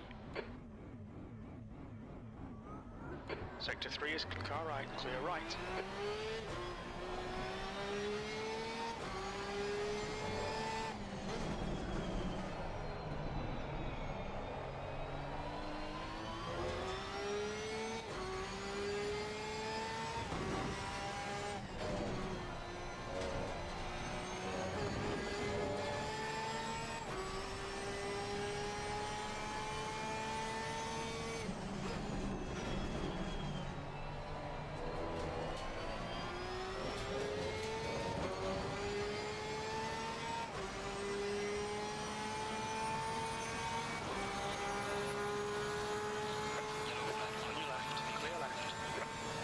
Flag B4. Green flag, all clear.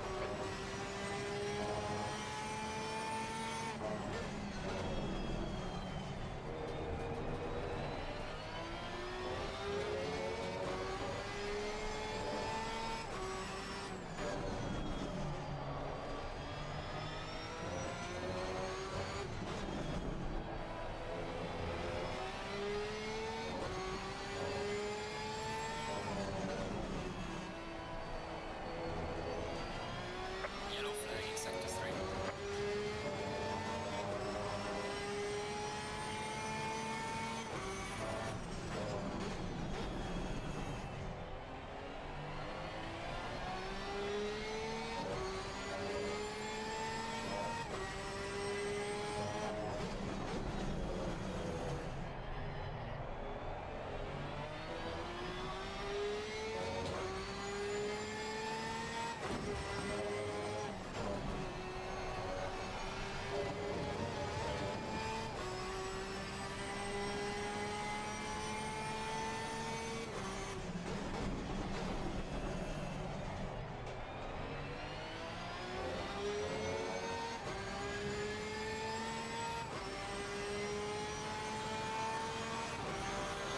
Lap time was 1:33.23.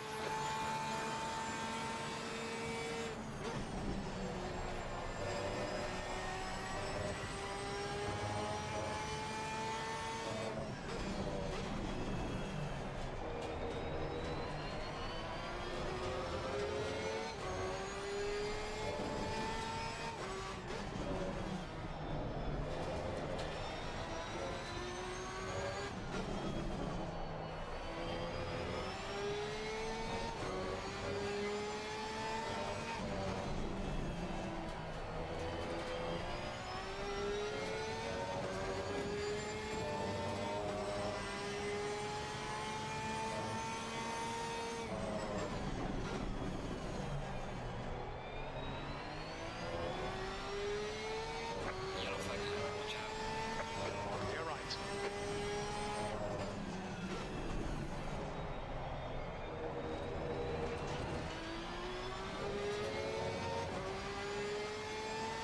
Brakes are hot all round.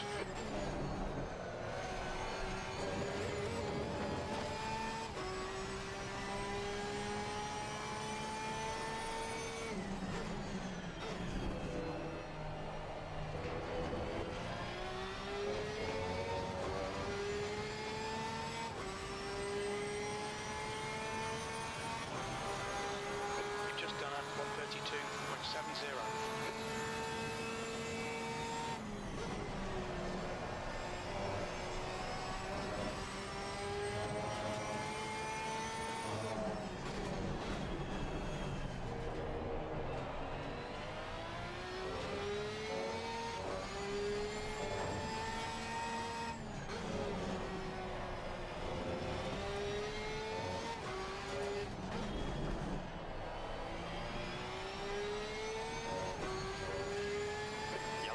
Stay sharp.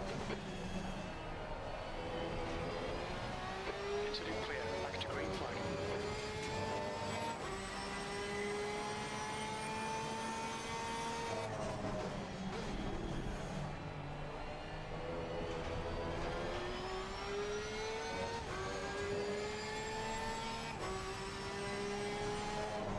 The guy ahead has just done a 133.17.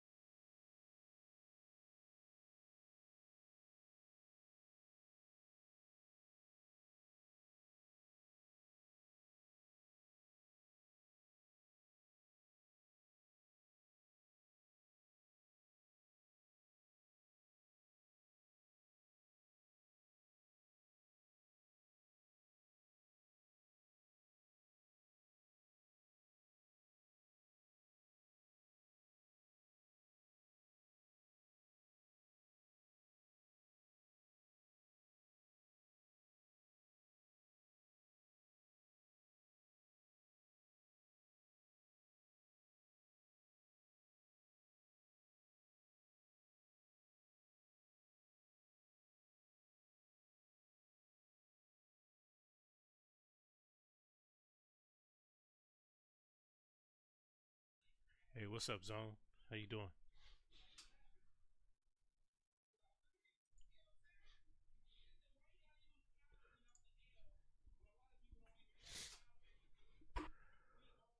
Okay, here we go.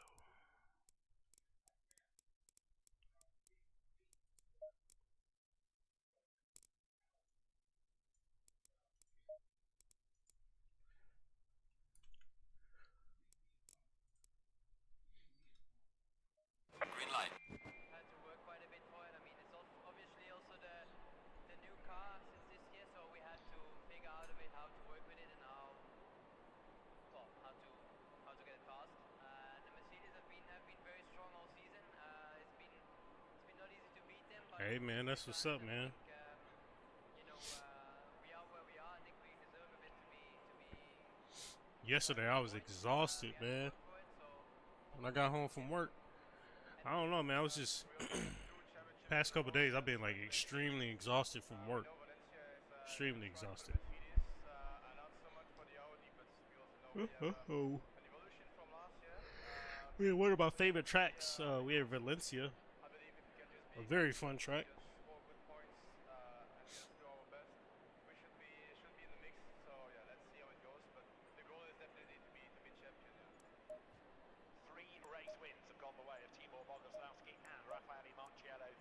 Traditionally, they tend to come out on top of race 2, for which Raffaele qualifies.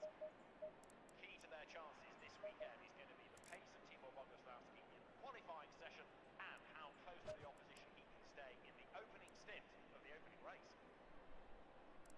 For Raffaele Marciello then, this is... That's the end of the session. 10th position. Look dead. Green light. Go, go, go.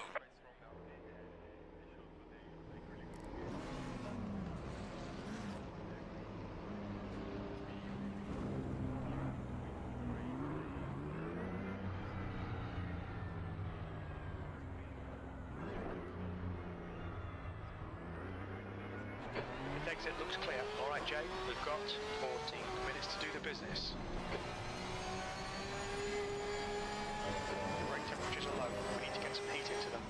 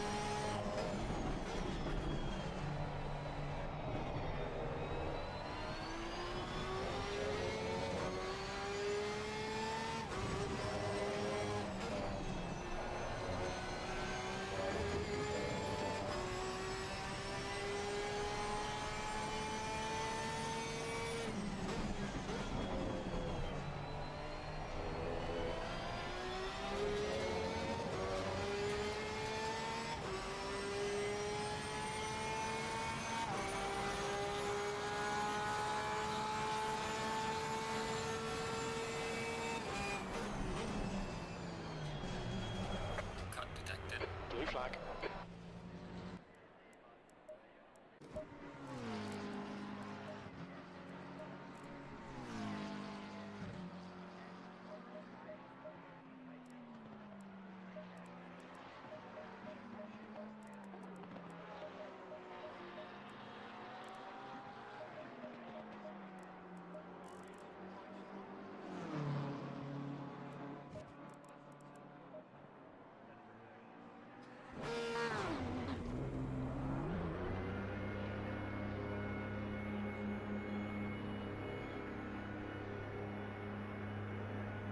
Its exit is clear.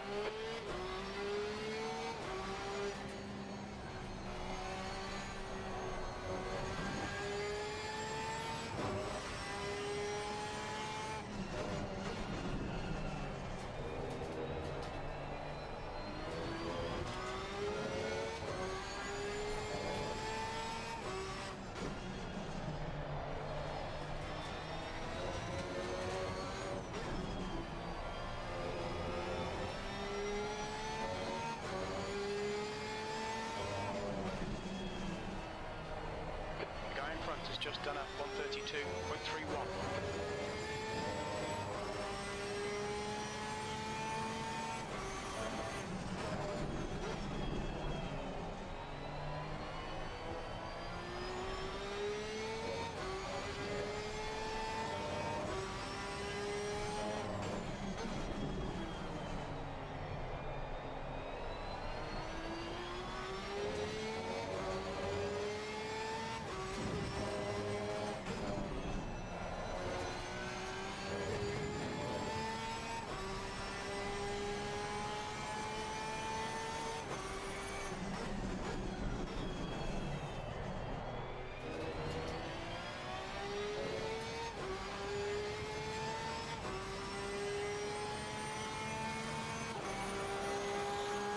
Yellow flag. Yellow flag is on, watch out. The incident's clear. Green flag.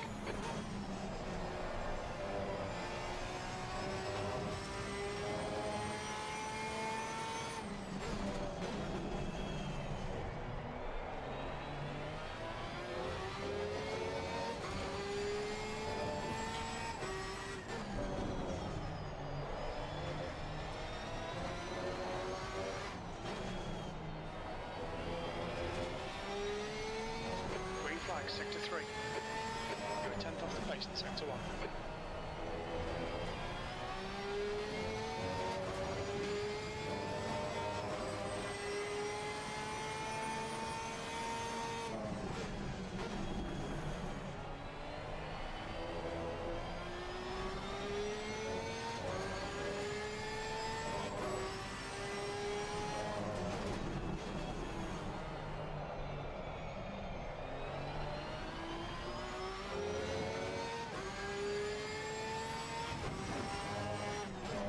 Sector 2 is 0.8 off the pace.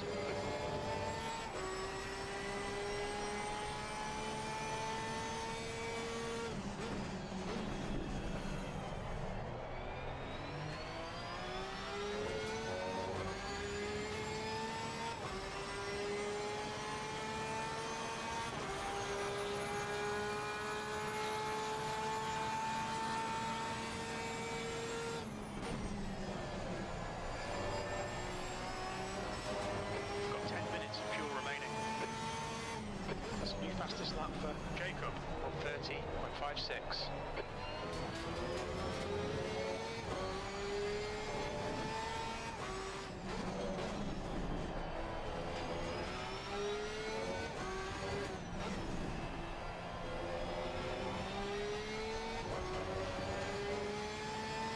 Sector 1 is 0.6 off the pace. The guy in front has just done a 131.82.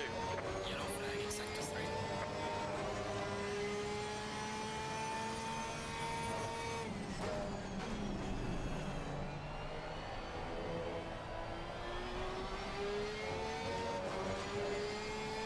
The guy ahead's last lap time is a 131.57.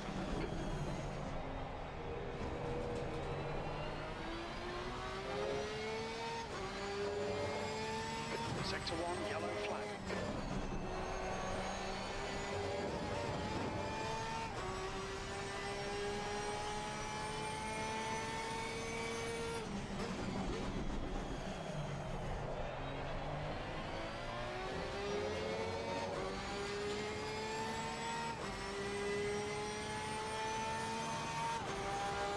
Your brakes are hot. Sector 3 is 0.7 off the pace.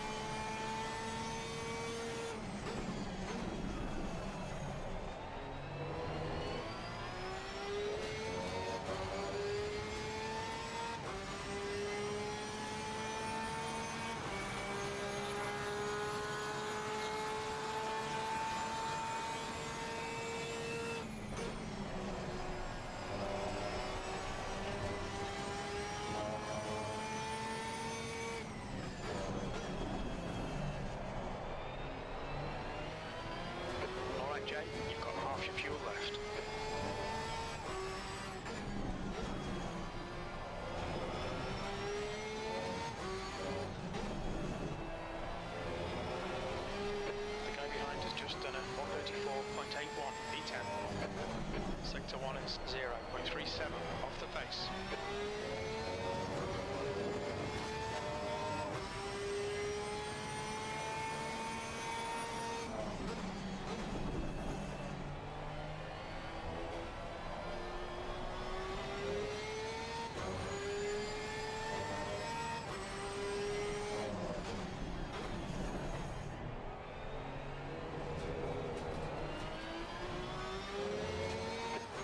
Remaining, 5 minutes left.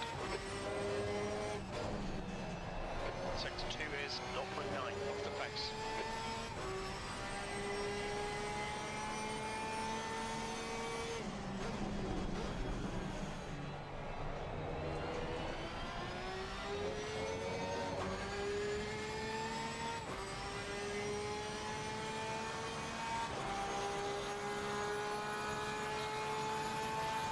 Sector 3 is 0.9 off the pace.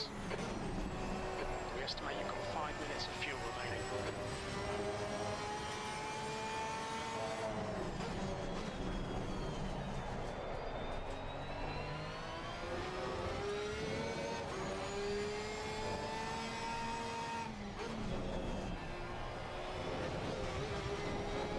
Your lap times are validating. Please try to stay on it. Watch the track limits.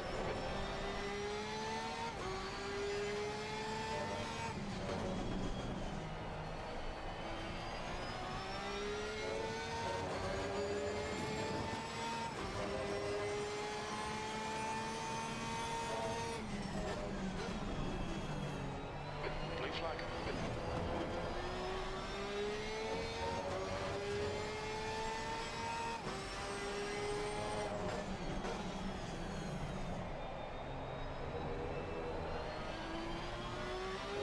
Blue flag.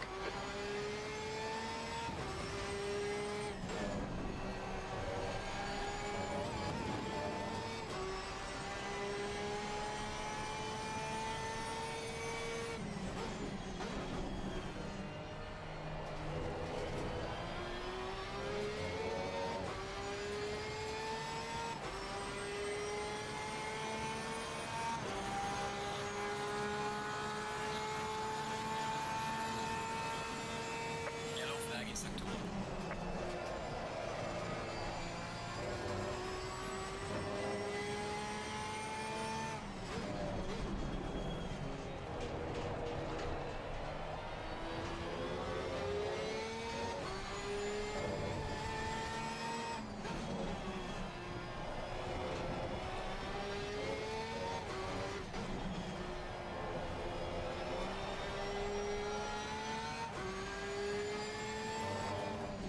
You're a second off in sector 1.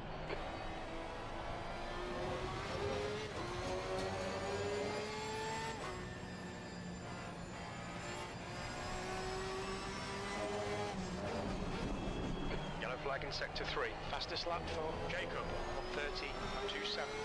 Green flag in sector 3. 2 minutes to go, 2 minutes.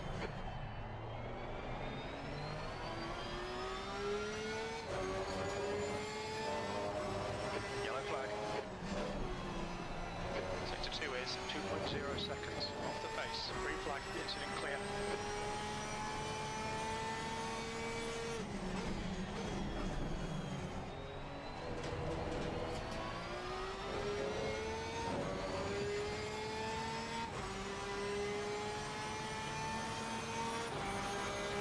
Losing time in sector 2. Sector 3 is 0.9 off the pace. We're running on fumes, mate. That's a new fastest lap for Doran, 30.17.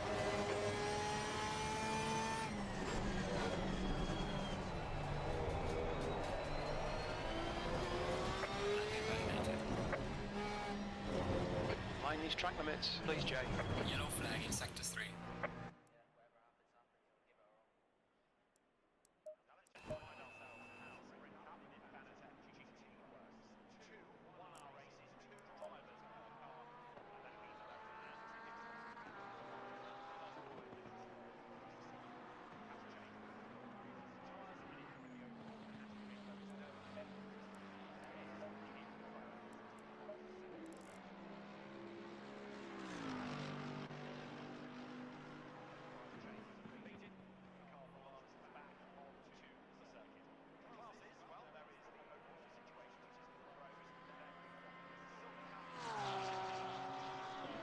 Hey, what's up, Neat?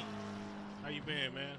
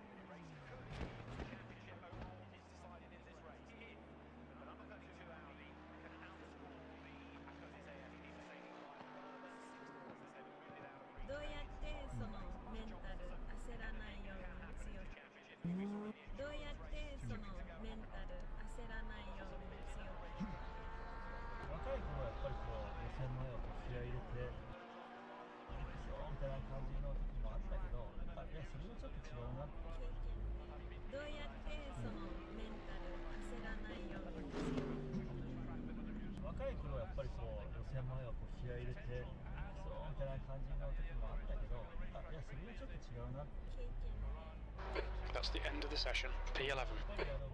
場数というその経験の量で焦らなくもなるだろう。1秒の間にどんだけ今目から入ってる情報とかっていうのが Pit window opens after 1 minute 45 minutes. P11. レースになるとライバルとの勝負なんでしょ。だから自分がちょっと苦しいな。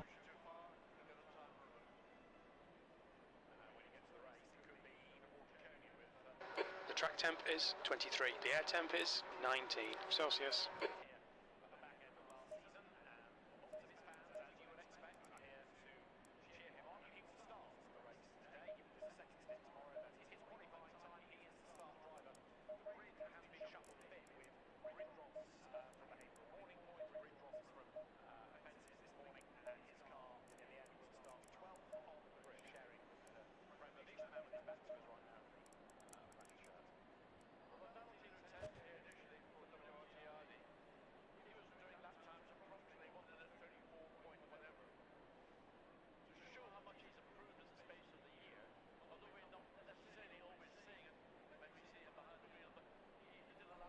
Top split race. Got some pretty fast guys in here.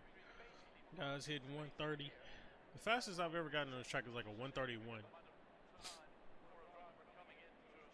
That was back when I used to do LFM like every day.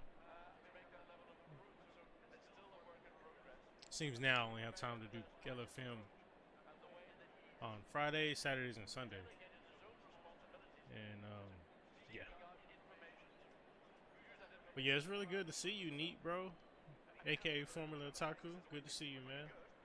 Zone, the Porsche 991 GT2, whatever, Evo 130 on the track. Yes, I am aware. Thank you. Okay, I can't see the chat, man, so y'all won't hear me, so I can't respond.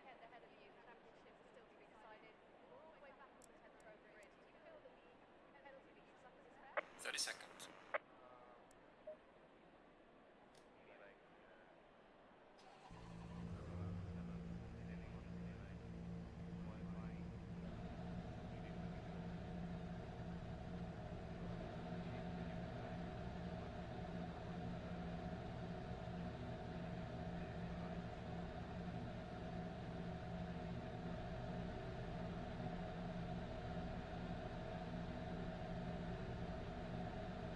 Stay single file.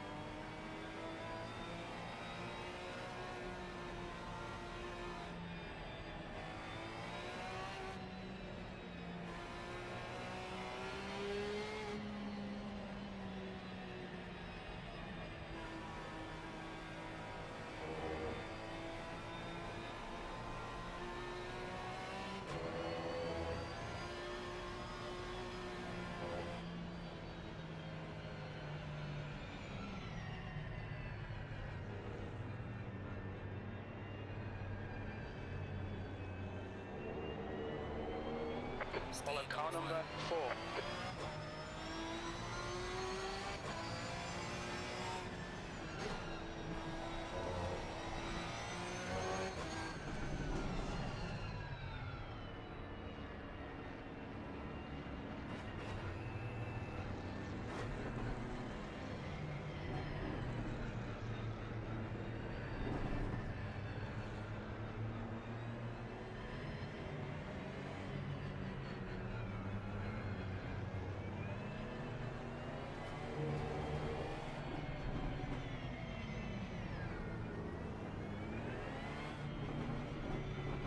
Low tire pressure, stay away from curbs.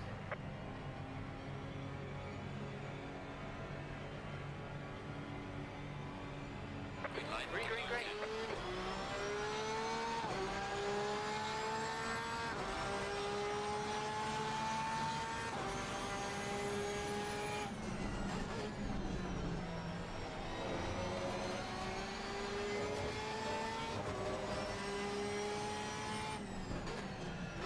Car right.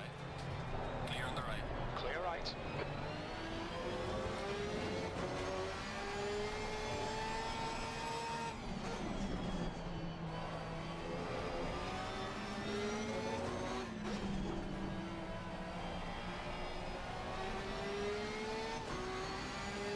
Locking, car number 6 is now in the lead.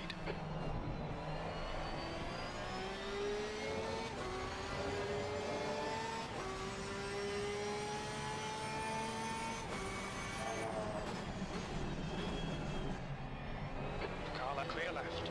Pit windows Okay, Jay. Pit window is now open.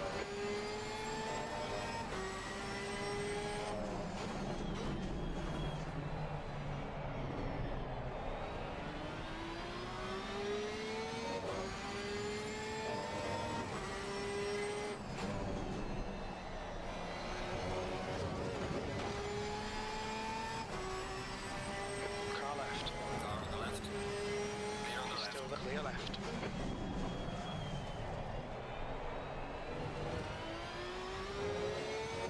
We've gone out of track limits. Keep it between the lines.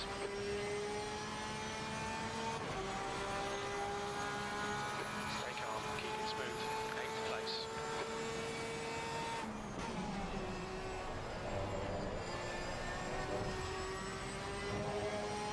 Car ahead is Salgado. Car number 9. The gap to P9.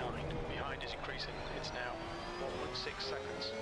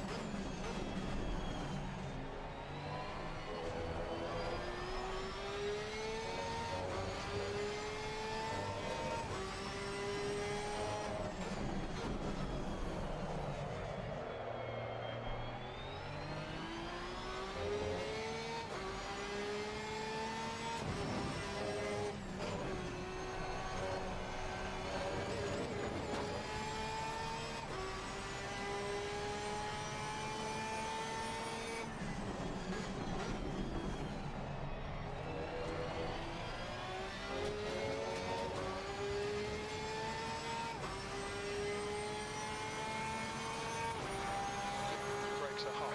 You've just done a 133.15.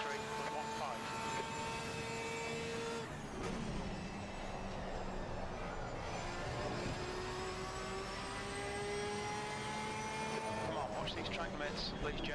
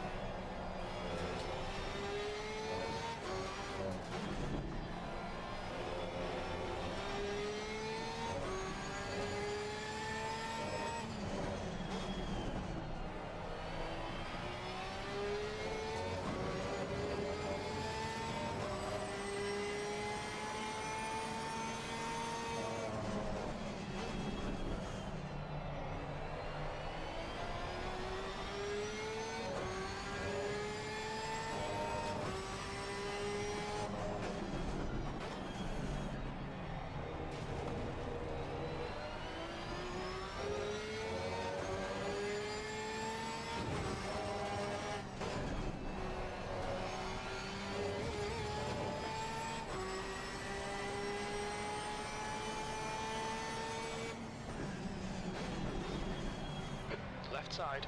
Car on the left. Still there. Clear on the left. Still there. Clear left.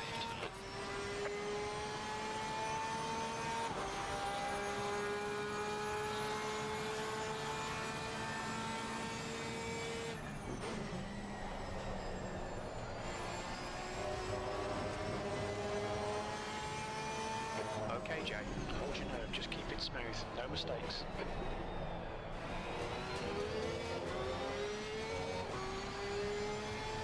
Carla, clear left. Left side. Car on the left. Clear on the left. Hold your line. Car on the Still left. there. Clear on the left. Still there. Clear left. Car on the left. Clear on the left.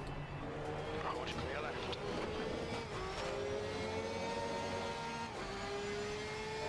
That's barely a scratch, mate. Just ignore it.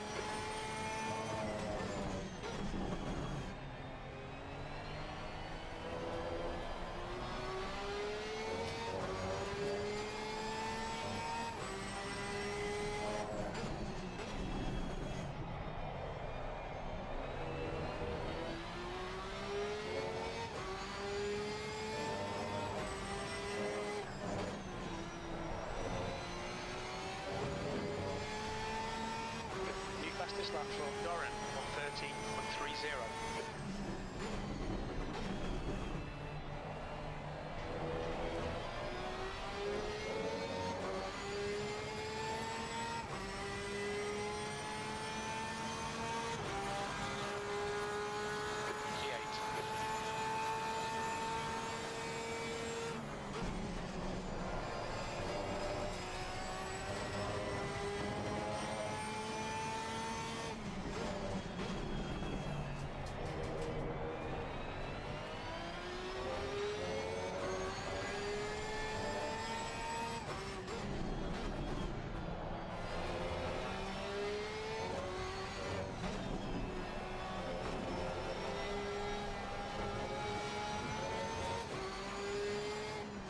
What left Car on side? the left. Clear on Clear the left. left. Come on, Jay. Don't let him get away. The guy in front is Jimenez. Car number 4.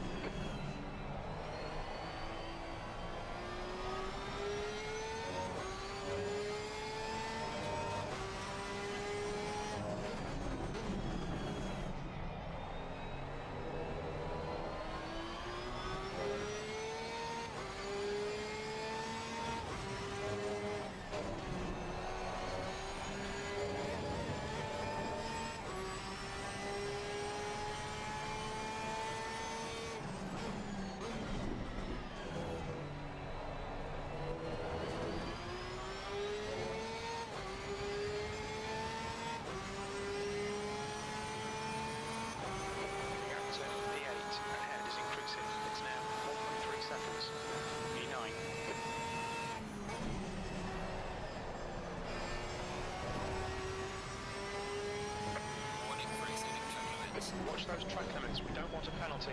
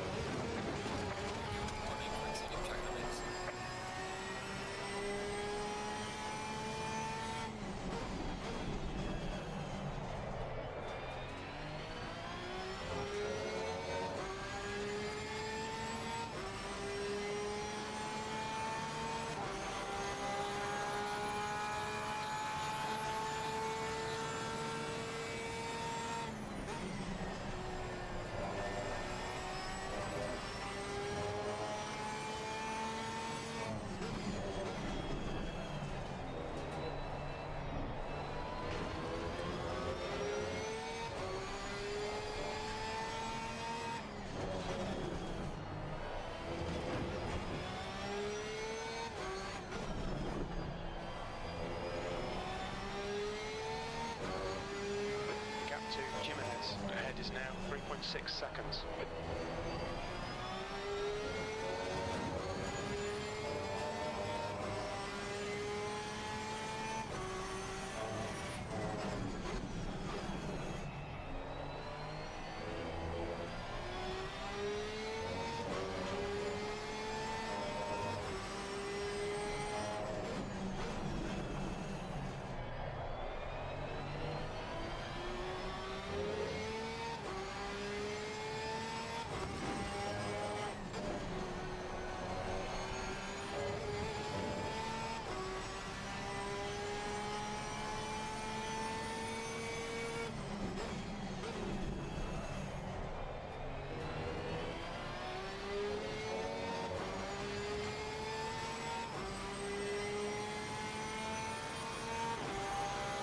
That's your quickest lap.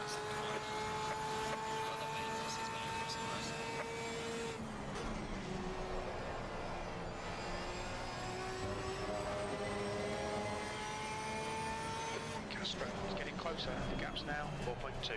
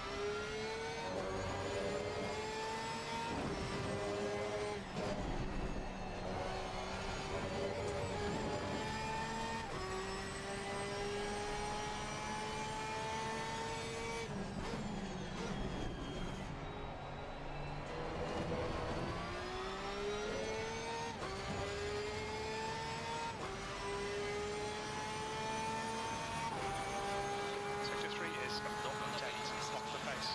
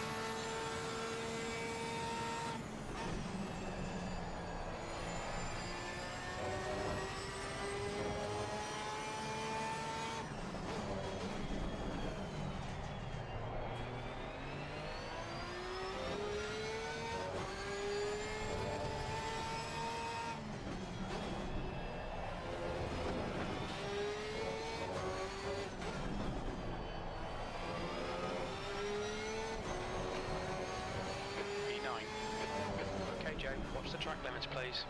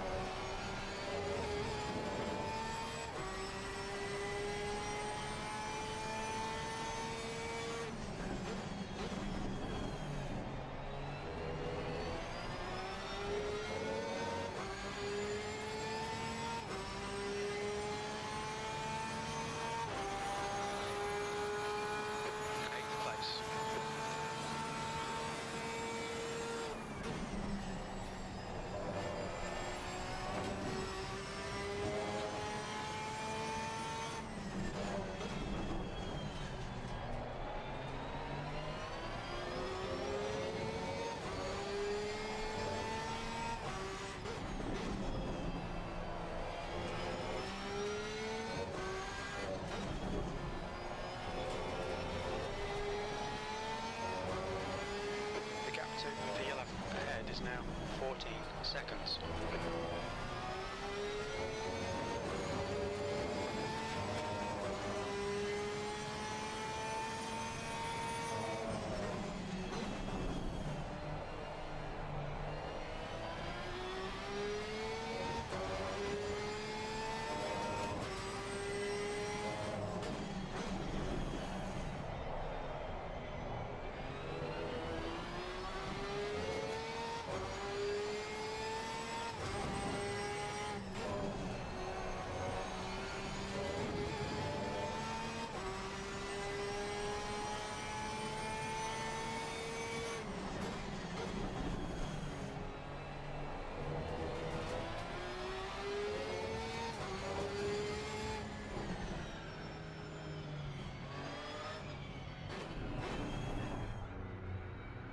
Watch your speed. Okay, Jay. You'll be coming out into traffic.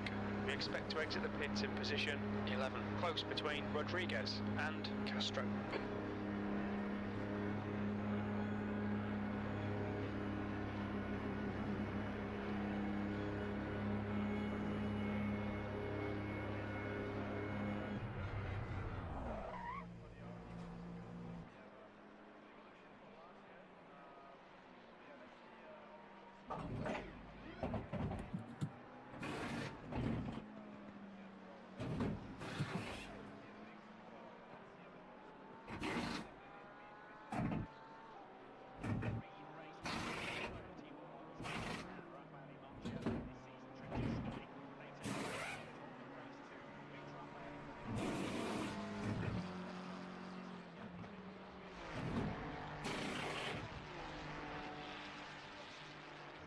Mandatory stop is not clear.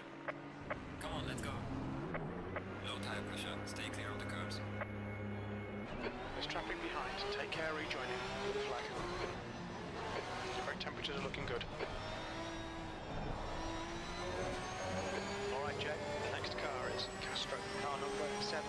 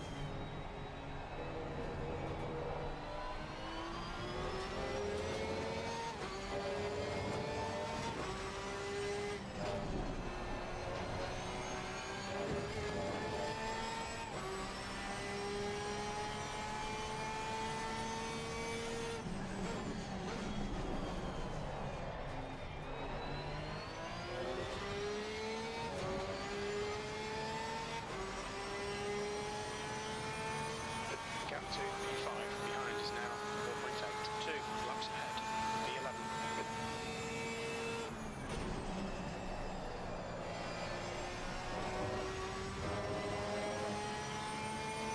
The gap in front is now 9.7 seconds.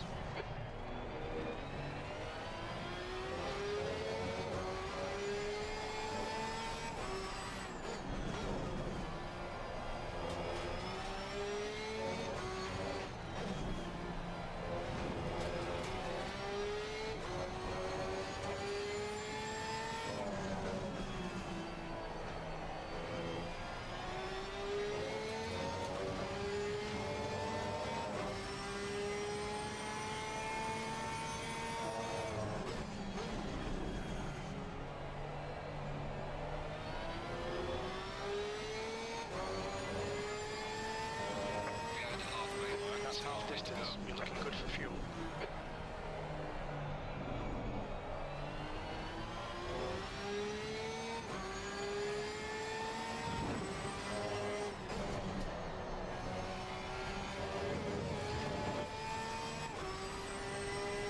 Your brake temperatures are pretty high.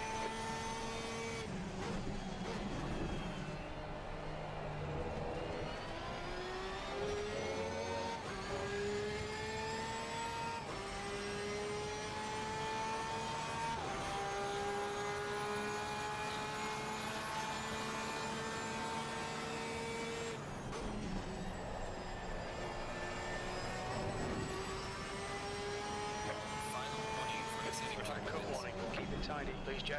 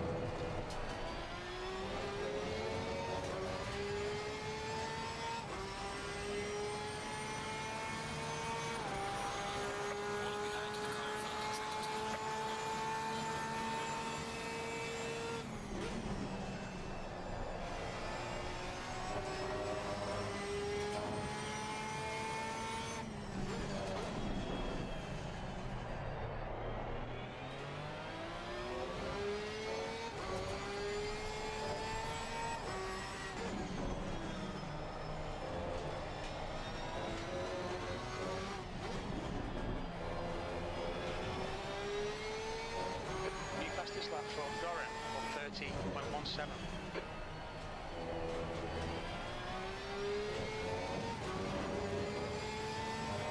Okay, Jay, 15 minutes left. That's 15 minutes.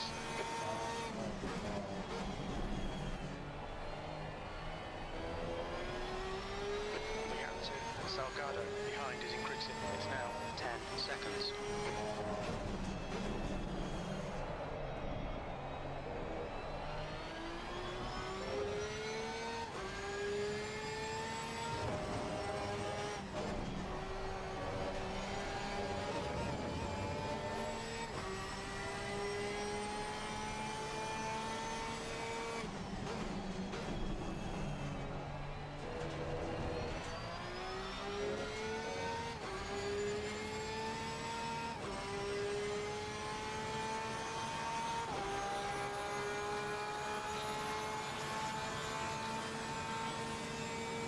Last.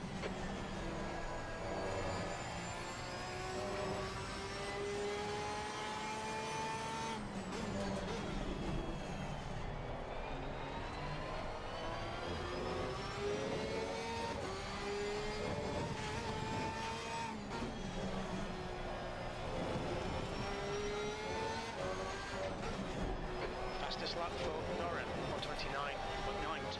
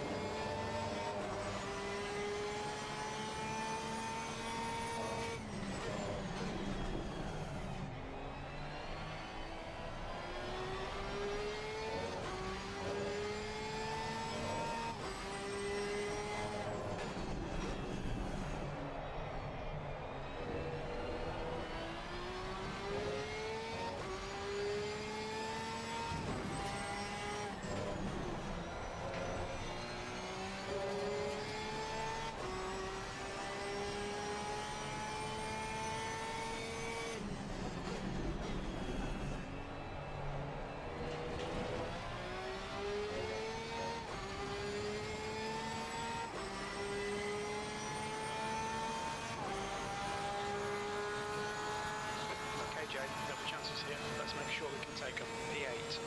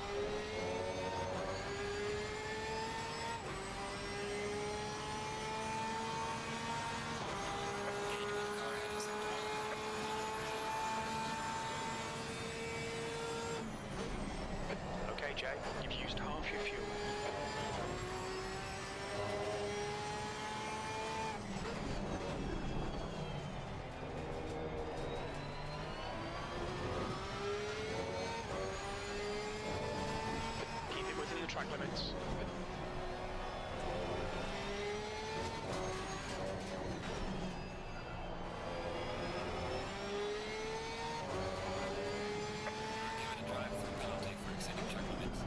We've had a drive-through penalty for cutting the track. You need to come in for this penalty in the next 3 laps.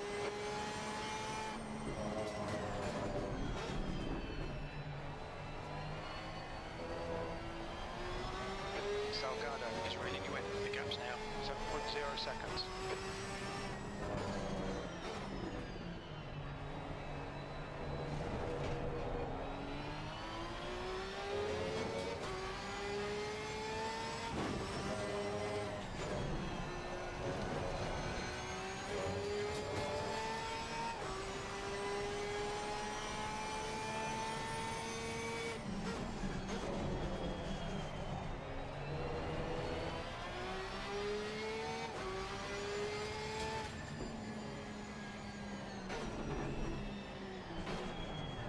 Look out for the pit speed limit.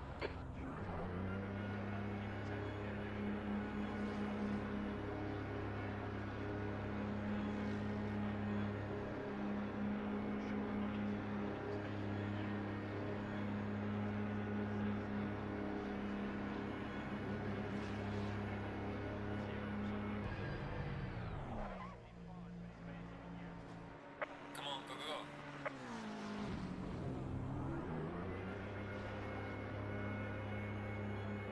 Your exit is clear. Watch the white line. Blue flag.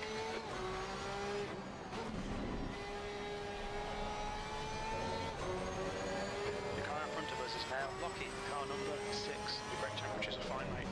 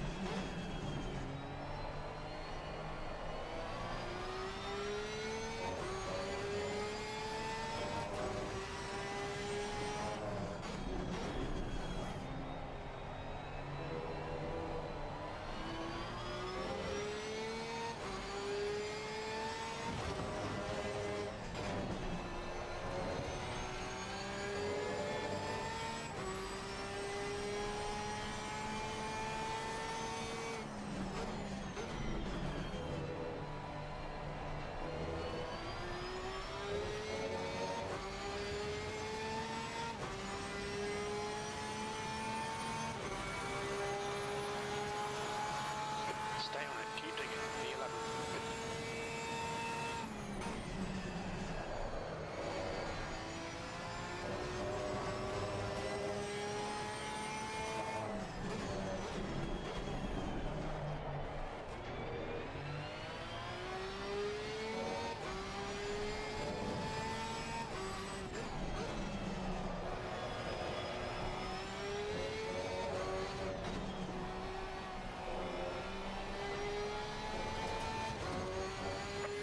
Warning for exceeding track limits. Pay attention to track limits, please, Jay.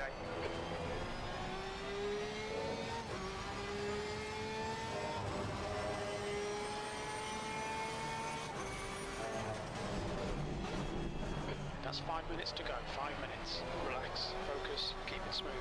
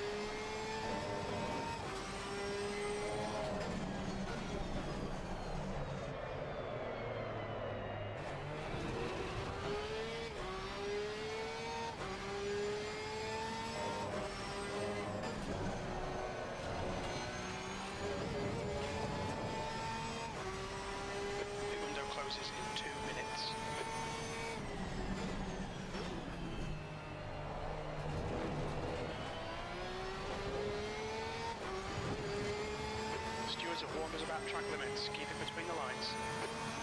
Gap to P3. Time is now 3.4. 1 lap ahead.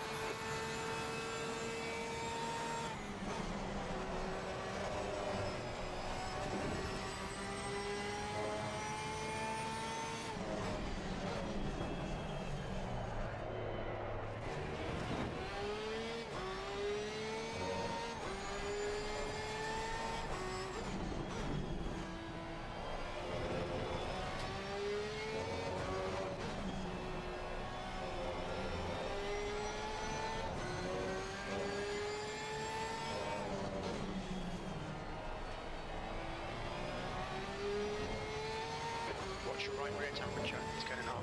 Just 2 minutes left, 2 minutes to go. Pit window closes in 1 minute.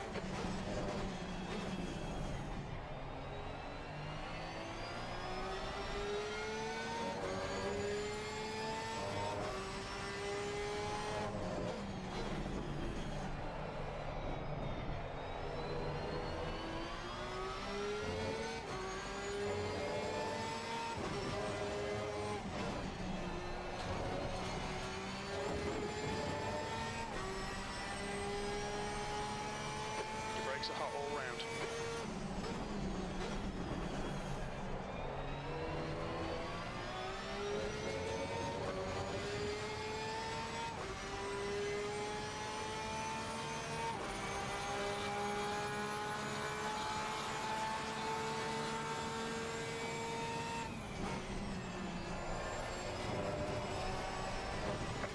Okay, Joe, pit window is now closed. We've just had a warning for cutting the track.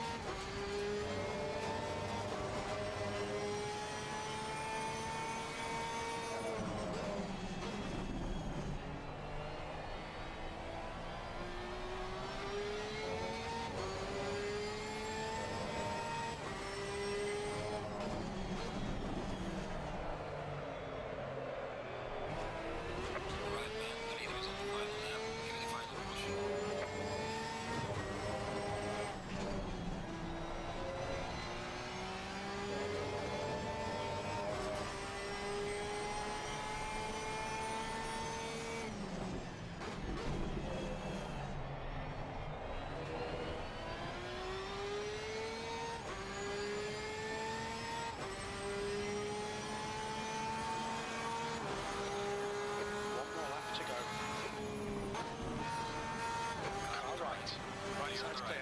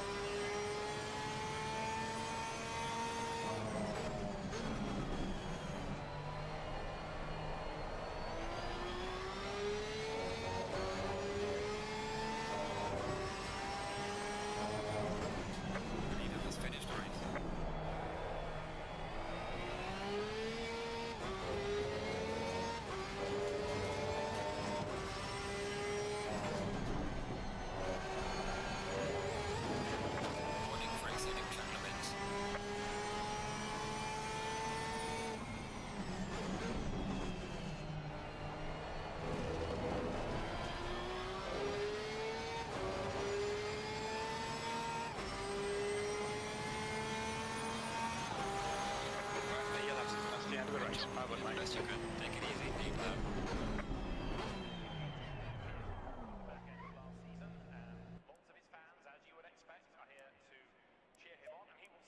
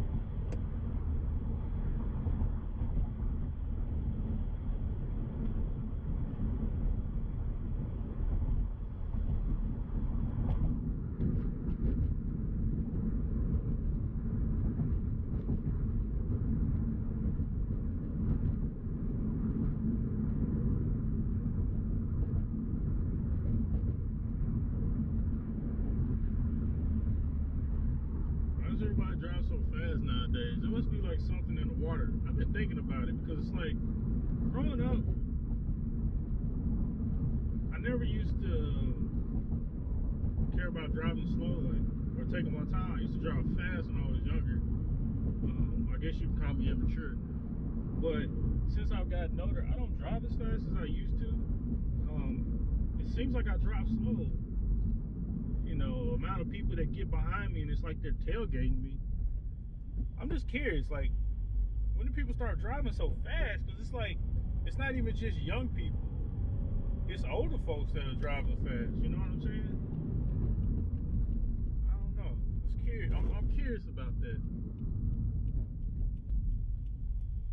A part of me was thinking maybe it's because there's so many people here in Dallas that aren't from Dallas, so maybe they're bringing their driving patterns here. But hell, the South, we known to drive fast, and I'm like, so say for instance, like I'm on the highway, right? And I'm in the left lane. I'll literally be doing like 15 over the speed limit. Not me, but somebody that looks like me. That person will literally be doing 15 miles per hour over the speed limit, right? Because I don't speed, but doing 15 miles per hour over the speed limit. There will still be somebody behind you trying to push you to go faster. And I'm like thinking to myself, it's like, damn, how much faster do you want? The speed limit is like 80 miles per hour or 75. I'm damn near doing 90, 95. You really want me to be doing 100 miles per hour on the freeway? I just feel like it's crazy. And I guess I'm really curious, when did people start driving so fast? It seems weird to me. People really been driving fast lately, and it's really been happening like the past, I want to say the past 4 years. People have been driving a lot faster. I could be wrong, but that's just what I'm noticing.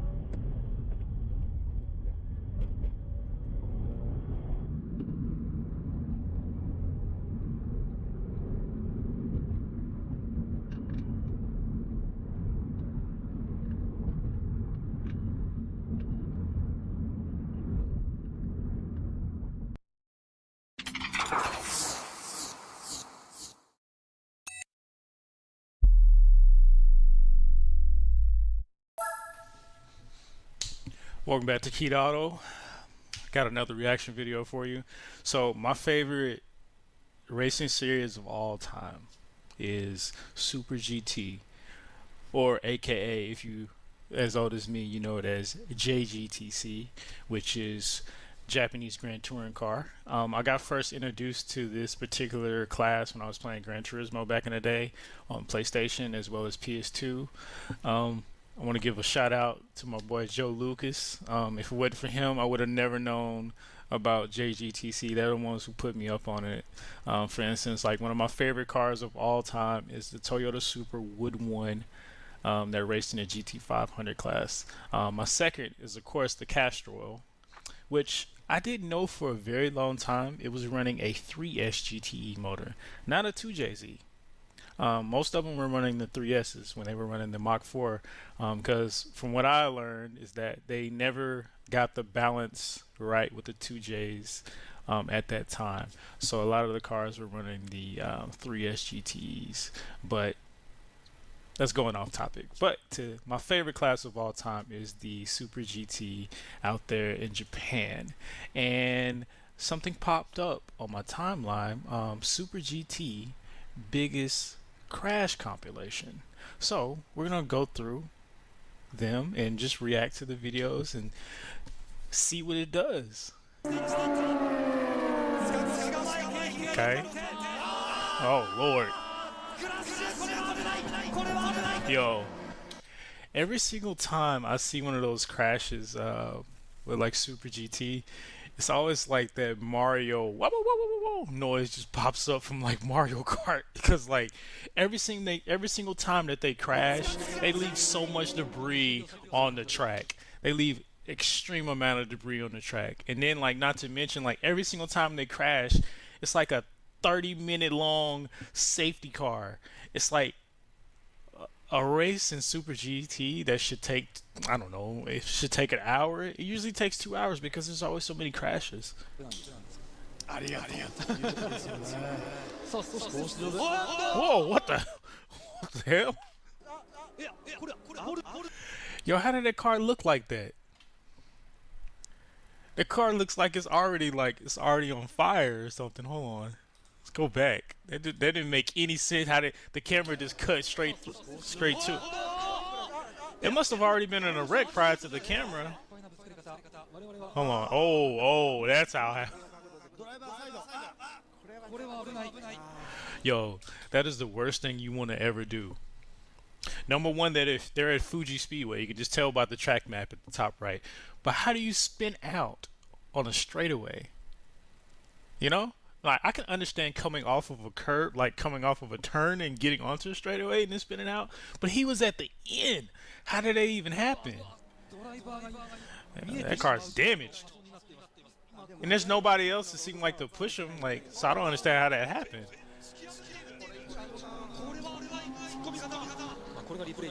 Okay, let's see this.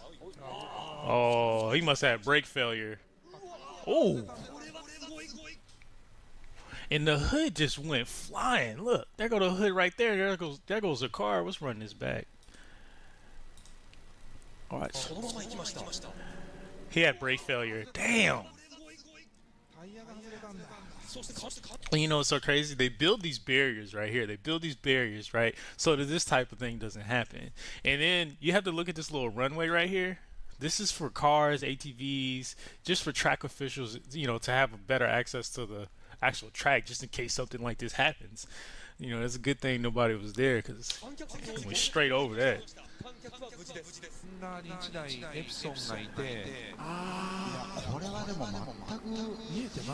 Yo, I did not know Bentley was running a Super GT in the back.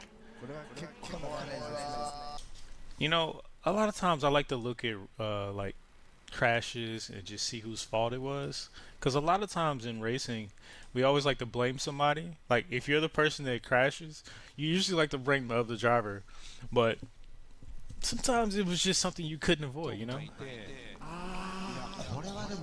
Looks like that was the Ferrari's fault. He turned into him for no reason. Either he lost it, which I'm pretty sure he did. He probably lost it. ちょっと衝撃のこれですね。あ、そしてレッツポーツがOh. Yo, when that type of stuff happens on iRacing, it's the most it's very scary when you're in the back, like you're 4 cars back and you see somebody spin out and they just go through they cut through like that, because there's nothing they can do. They can't stop. They already have their foot on the brake, you know.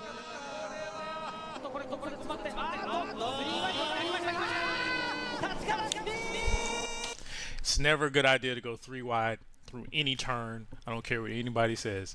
It's never a smart thing to go 3 wide through a turn. And that's what happened, because somebody's going to lose.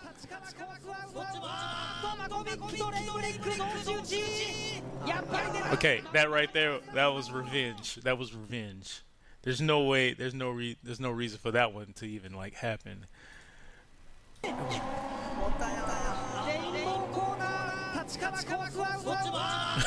They tried to sandwich the SC300, I believe. The Denso SC300, and he the ones who made it through. Oh. At this point, you gotta stop, drop, and roll. It's exactly what they told you to do when you was in elementary. And it seems like this guy right here, he's still confused. He's like, what's going on? He's like, what's going on? No, your partner's on fire right now, man. You got to hit that man. Hit him.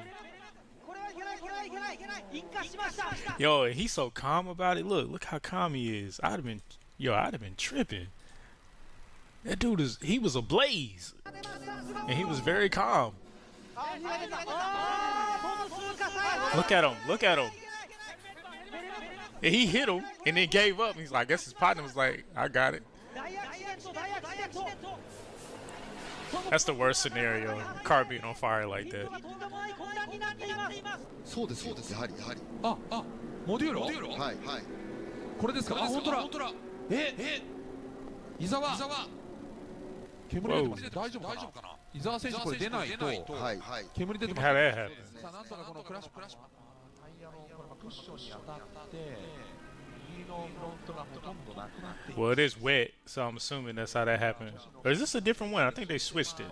Oh my god. People driving the wet races, they drive them like it's dry.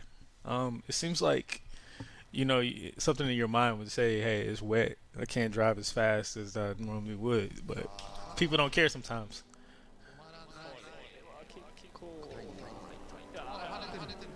It's not made for off-road. It's not at all. Damn. 外側に回転しながら接触。これは FCY もしくはセーフティーカー入りますよ。これだとまだしょうが前ですね。 That right there is a situation of somebody not wanting to give any ground. Clearly, he's trying to squeeze him. Honestly, in that particular turn, you're supposed to be veering to the right anyways, because that looks like that's going to be a left turn, so you need to hit this little barrier right here, this little marker. So he was trying to squeeze that RCF. The GTR is trying to squeeze that RCF to the left. He still took him out, though. He took out other people, too, though. Oh, what the hell? It seemed like the car just started falling apart as it was driving. Did it get clipped? No, it didn't. So the Calsonic, he must have had damage prior to that. He must have had damage prior to. Okay, I'm curious. Is that my boy Jean-Marc Yardenbro? He was the first Gran Turismo winner, and he got a seat to race for the GT500 Calsonic GTR. I'm still rooting for him. Hopefully he gets a seat, because I know he's not racing for Calsonic this year. I think he lost a seat last year or this year, one of them, but hopefully we can get him back in there, because he's representing for the culture, so we need him back in there. Nah, that wasn't Yardenbro.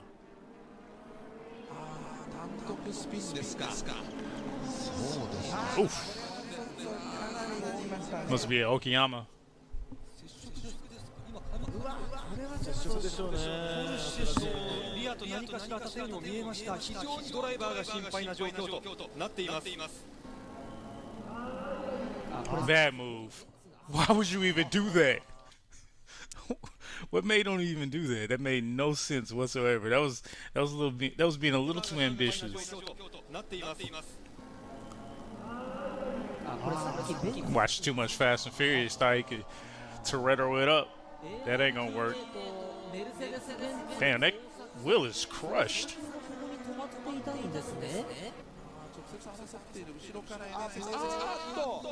Yeah, he was like,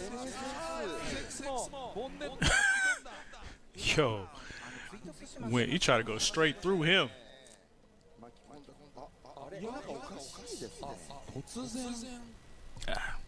I don't get it. I don't get how you just spin out like that. Maybe he downshifted and had too much RPMs and it just.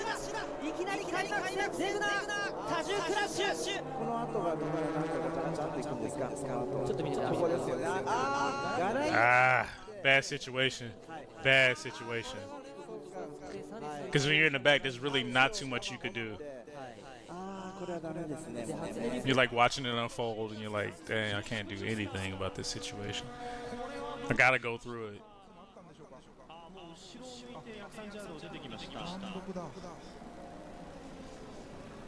一見切れてるんですけど、右が全く切れてなくて、そのまま。これ立川選手怖かったと思いますよ。The funny thing is, sometimes when you see these cars go off, it looks like they're like purposely going into the barriers. Like, why don't you stop? But one thing that us as spectators have to realize is that there's a lot of mechanical issues that, or mechanical situations that might occur. You know, one, all the electronics might have shut off like a while ago, so they're just floating towards the barrier. Number two, the brakes might just be overblown. Everything's blew up, so they don't have brakes. Number three, we forget that these people are going like 150 miles per hour, so it takes a while to stop, and you can't really stop in grass and gravel as quick as you would like in comparison to, like, you know, asphalt. So I know a lot of times when I see that, I would think that. 時なんですが、なんと au 関口選手がですね、移籍したばっかりですけれども、なんとクラッシュということになってしまいました。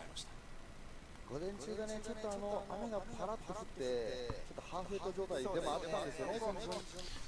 Yeah, but more of the story is hit your brakes and don't drive on the wet like it's dry.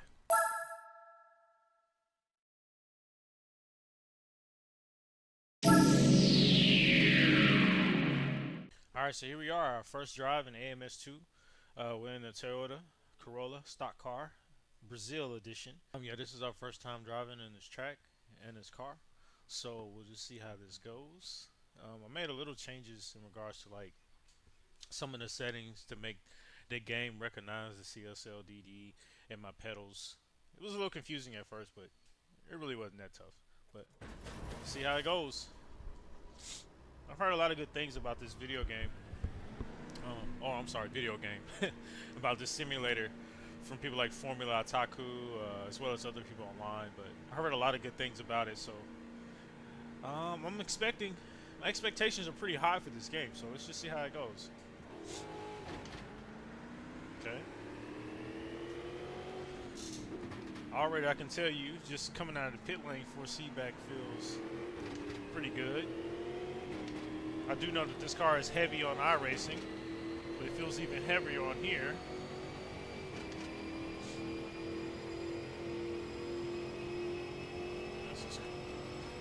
It feels good so far.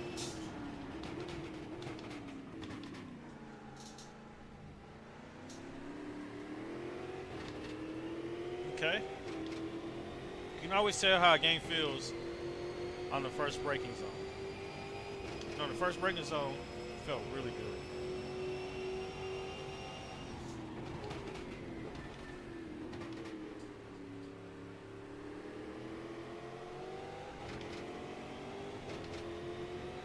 Okay.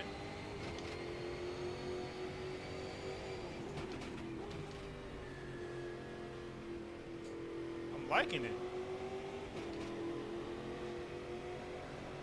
Not too tough to control. but still feels realistic at the same time. I know I'm going to have to make a couple changes to the force feedback settings.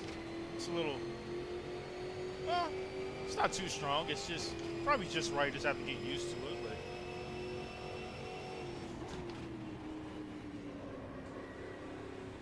then again, I also don't drive this type of car all the time. I usually only drive GT cars, GT3 cars.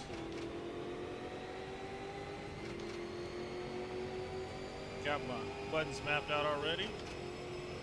Yo, I like this. I like this.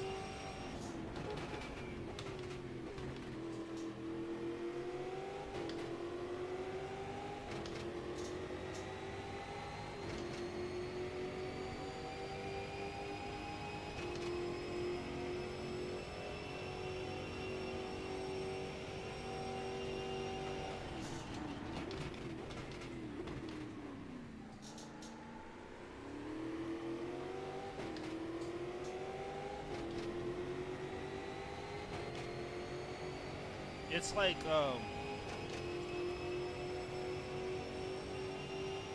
it's very similar to Assetto Corsa, I'll tell you that much.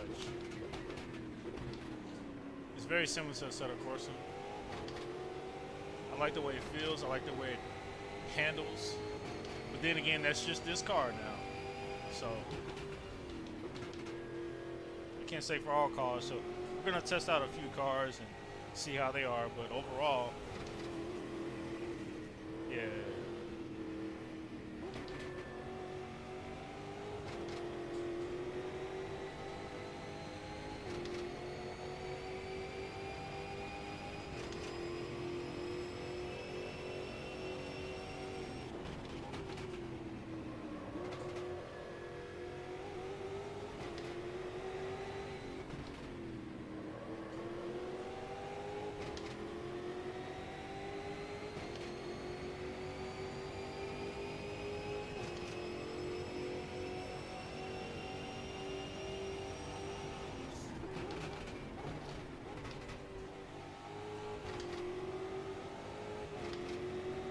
I don't think this would be too hard to get used to at all.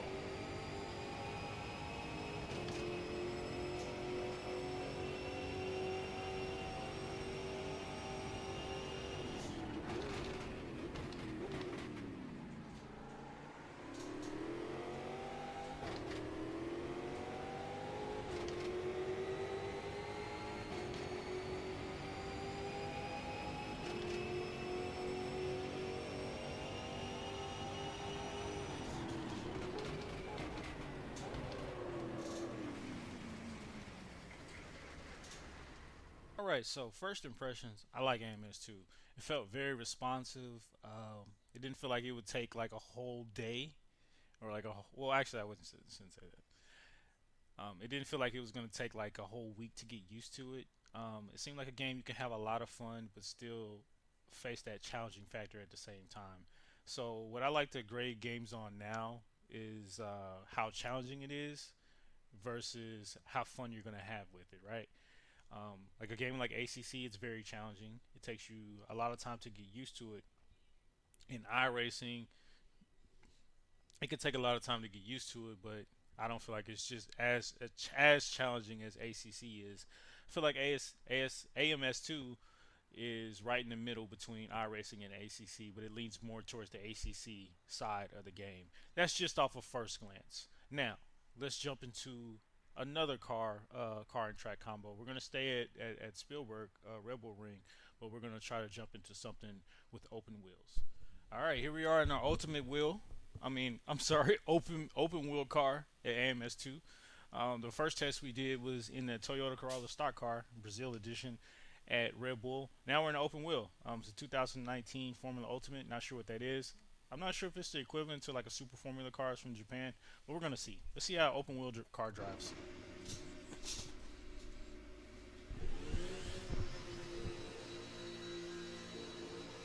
I will say, overall, man, I'm very excited about this game, especially due to the career series and all that. I'm very excited about it.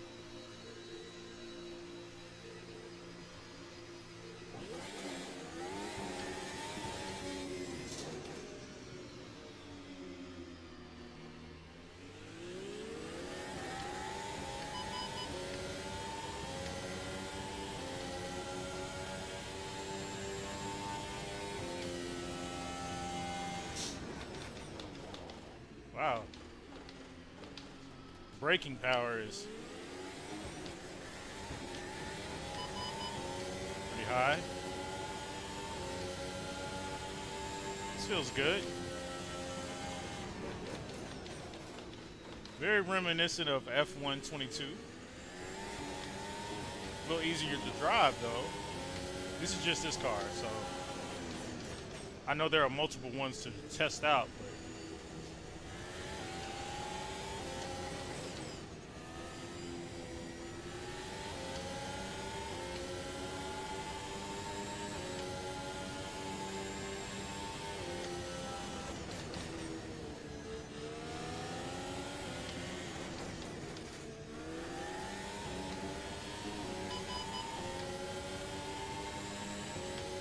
pretty fun to drive.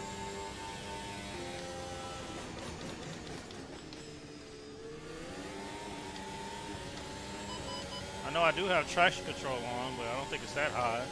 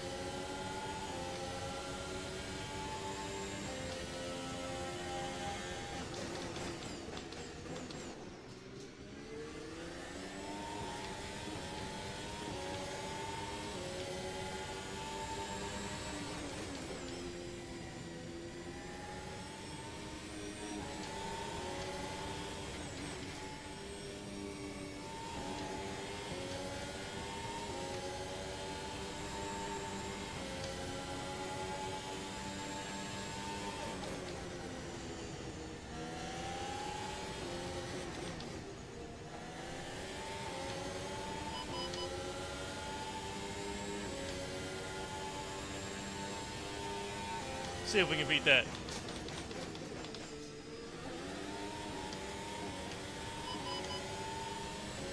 I gotta say DRS. I have no idea what that is. I haven't mapped the DRS button yet, so.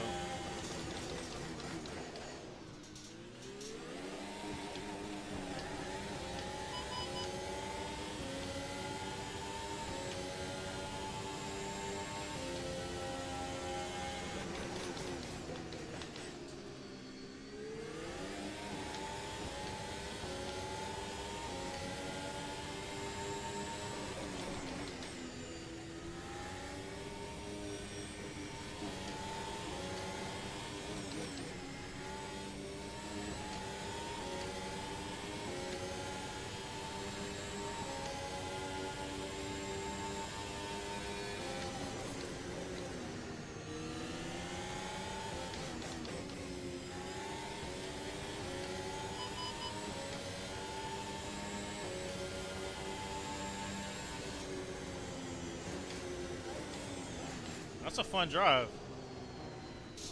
Let's try to make sure that I don't have too much traction control on. Braking assist, no braking assist, no steering assist, steering's manual, driver assist allowed, full. Stability control. Oh, traction control is on high. All right. Let's try it on low. I mean, cause I do drive with traction control on like GT cars, so I guess it really wouldn't make too much of a difference to me, right? Let's just try it on low, though.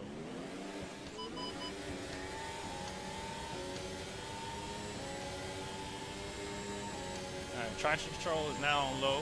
Once we found that out, we changed it. Let's see how it drives with that change.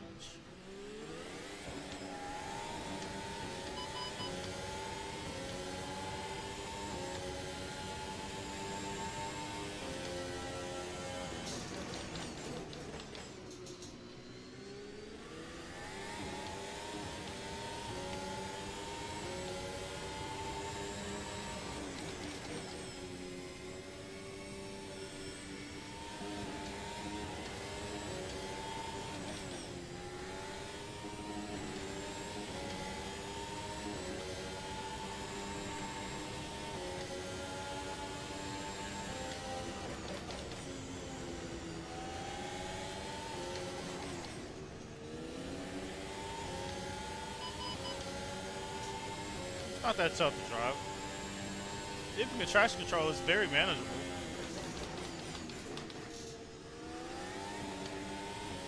Yeah, not that tough to rail in, you know? Okay. This time, let's try a GT car. Let's try to find a GT car. And let's give that a try, because you know that's my favorite. You know, it's my favorite category to drive, which is GT cars. I'm going to drive the BMW, the AMG, McLaren, Nissan GTR. Of course not. We are going to drive the BMW.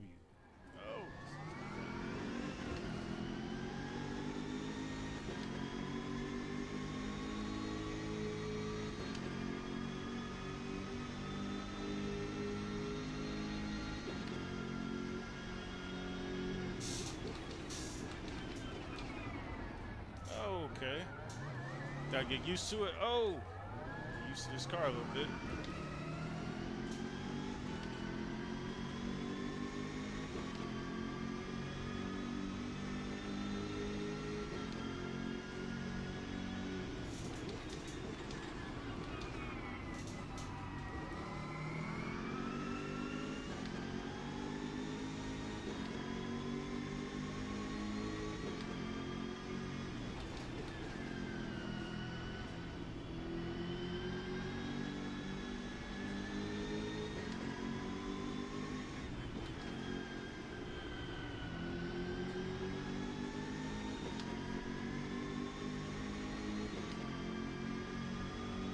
Okay.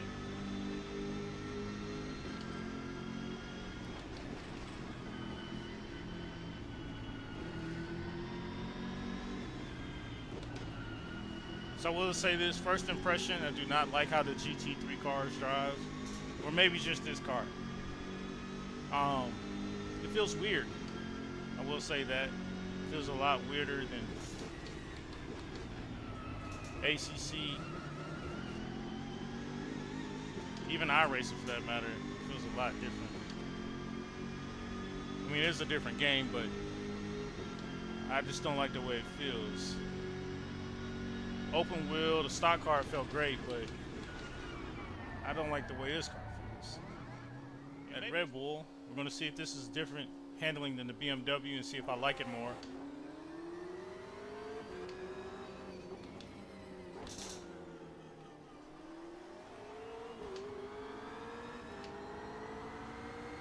Okay. It's a possibility it may have just been the car. Maybe I just don't like the way the BMW handles.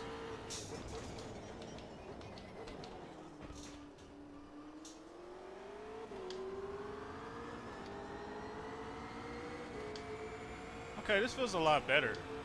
It must have just been the car that I didn't like, and not the actual GT3 class.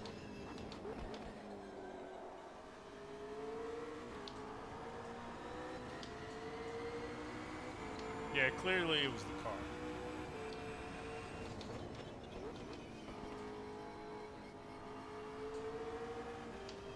This doesn't feel as good as ACC. It's a little bit more in line with iRacing. It sounds better than iRacing, but it doesn't sound as good as ACC. So I put this neck and neck to me with iRacing. When it comes to drivability, force feedback is way better than iRacing.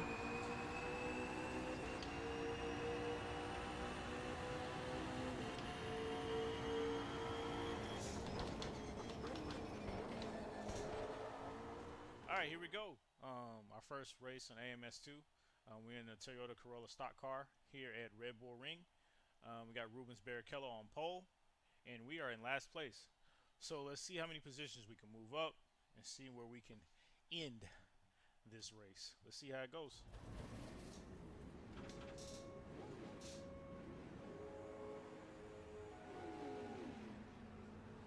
Okay, got a good start. On our left, one on our left. See if we can go around. He's not allowing me to. Tapped him a little bit.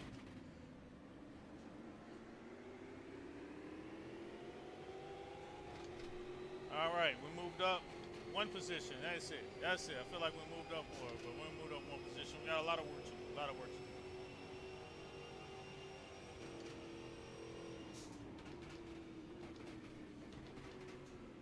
All right, made that. Oh.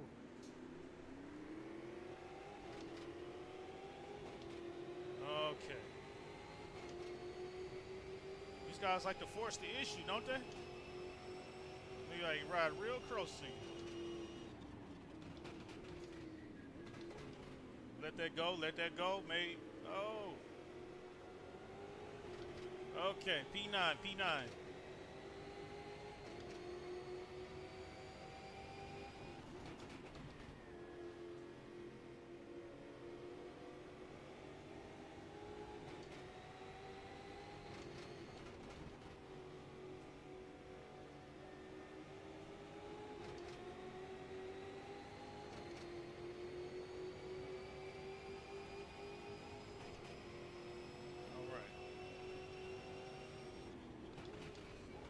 So far, I do like the wheel-to-wheel battling.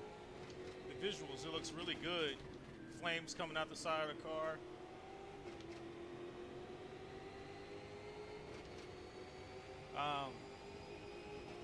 It's somewhat similar to ACC. I do feel it is a lot more immersive than iRacing. Once you come over there. So overall, it's more immersive than iRacing. It is not as immersive as ACC, but it's leaning more towards ACC. Oh! Oh, no! Did I touch him? Yeah, I'm sorry. Fight me after the race. We are now in PA.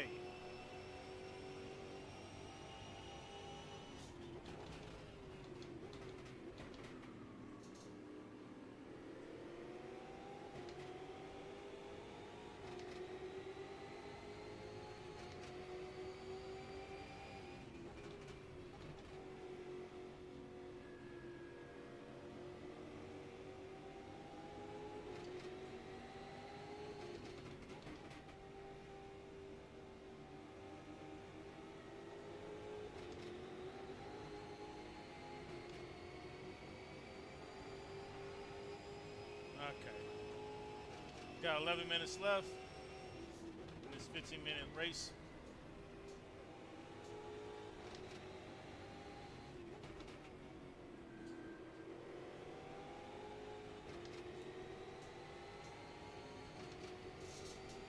Not only do I want to get P1, but I want to get purple.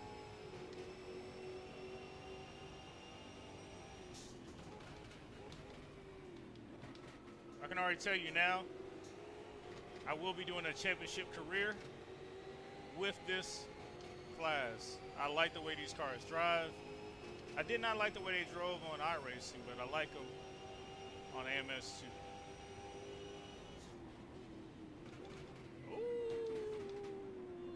Oh, overtook 3 people and couldn't stick it.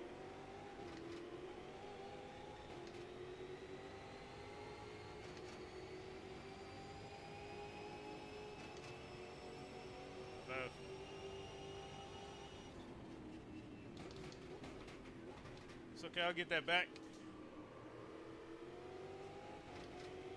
All right, P5.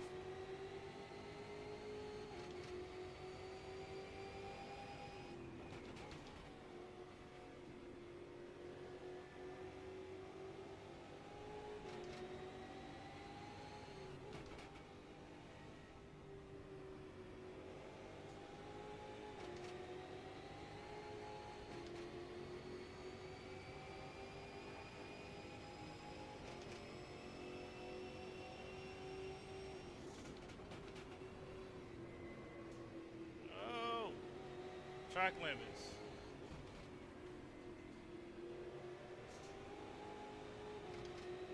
Okay, we're at P5.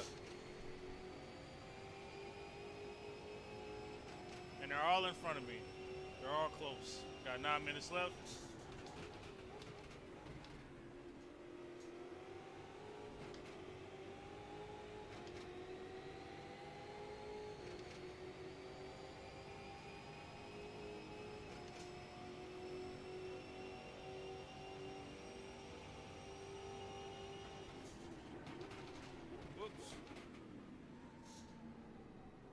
we got teammates in front of us. See if they're gonna battle too much. See if they're gonna work together. But we don't have a teammate, so everybody's food for me. Man, they break really early. Yeah, I know. Like I said, talk to me about it after the race.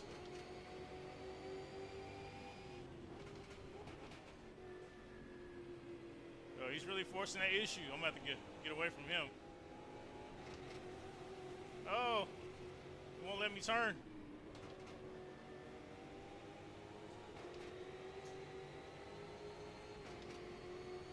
Yo, the racing on this game is pretty fun, even against computer. Against the computer is pretty fun.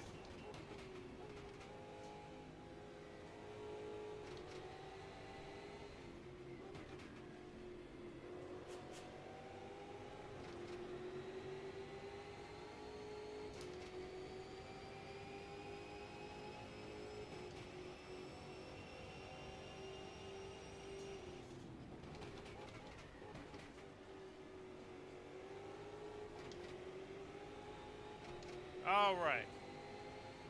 7 minutes left. We can round that up to 8 minutes. We're in P4. Our goal is to get to P1.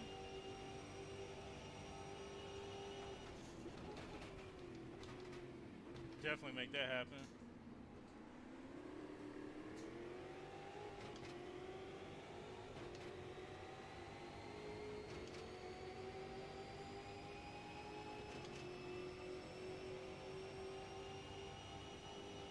Man, they break so early.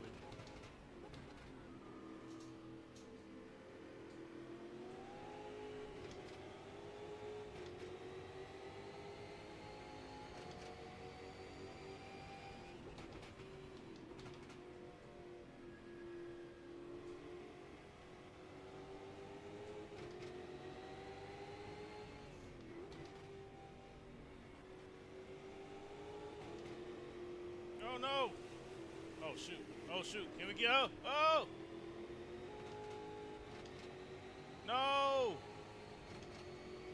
Let's not lose the podium. Let's not lose the podium. It's coming. That's okay. We can let this slide. We can let this slide. All right. Track limits warning. We got 3 more left. We're gonna get those. Oh, we can't.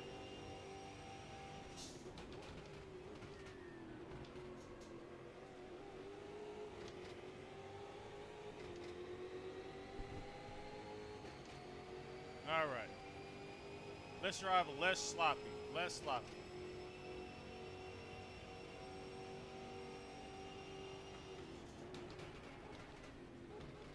Wish somebody would give Rubens Barrichello team orders for me to pass.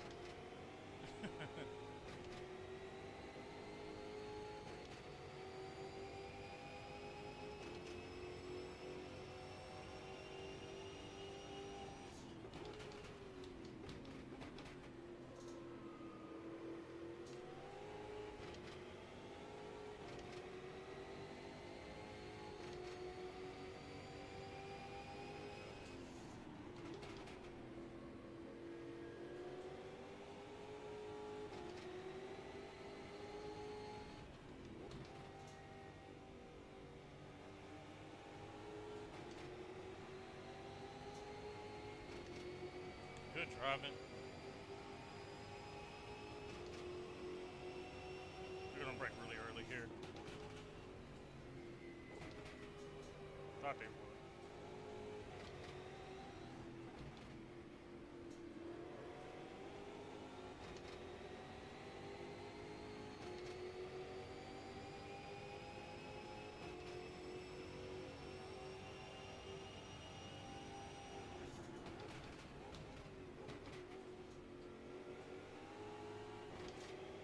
All right. Really close. Just by the time we got 4 minutes left, we don't have to make any drastic moves yet, but they're gonna break really early here. And swing it out wide. trying to understand why.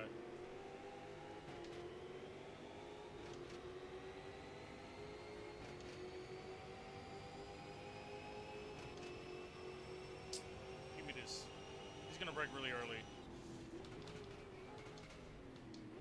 Man, they brake really early. There we go, P1. There we have it.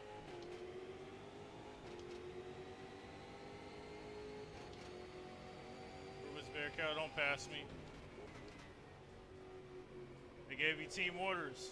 Ross Braun was like, give the position up.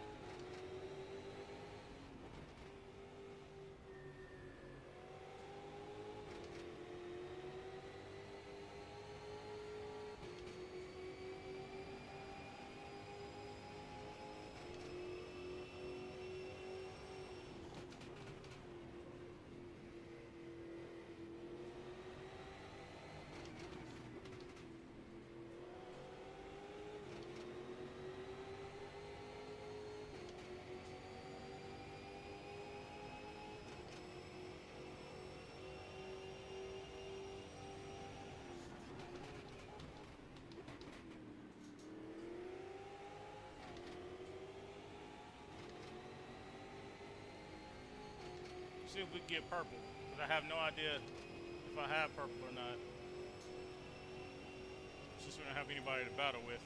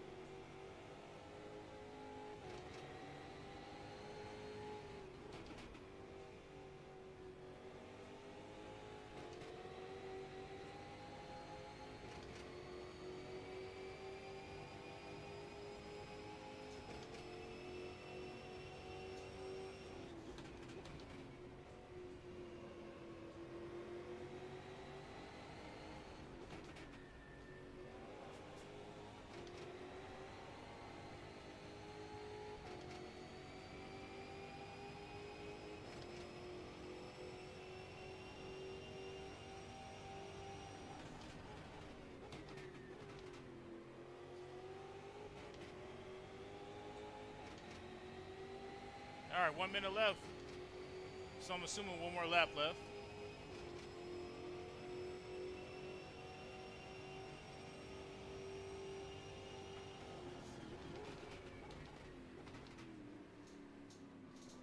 Man, but I will tell you this, man. I like this game a lot. It's really good because, and I'm pretty sure a lot of sim racers talk about it, but when you do one title all the time, I'm not going to say it gets boring, but sometimes you need that variety to keep your interest peaked in sim racing. This is very fun. I would probably use this primarily for career racing, you know, because I just like the way it drives, you know. It's like, to be honest with you, I'll say this much. It's kind of like if Gran Turismo was a real sim. This is what it would look like, except the graphics would be a lot better. Just overall, Gran Turismo has the best graphics in regards to a racing game.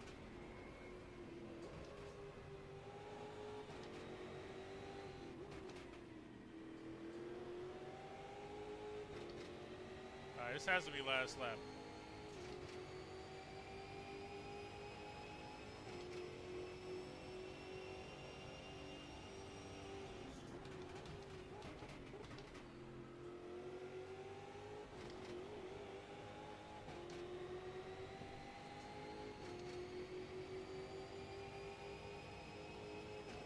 Man, we sure have pulled away.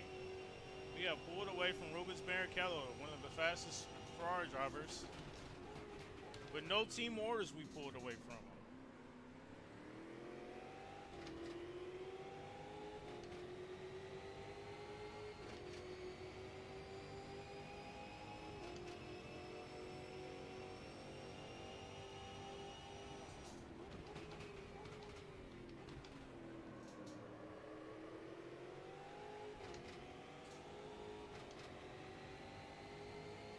get purple.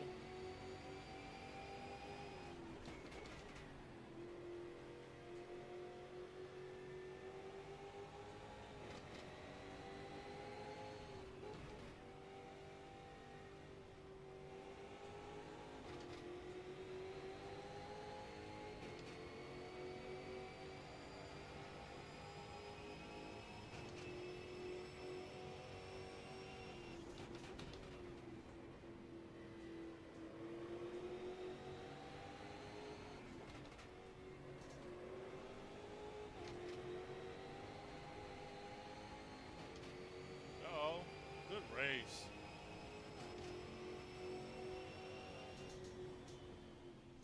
Alright, so I've been thinking of a way to explain it, but so I recorded everything that you see on this video prior to what I'm saying right now. And I've been thinking about a way to explain it, but AMS2 is like Gran Turismo stopped playing around. They used their graphics.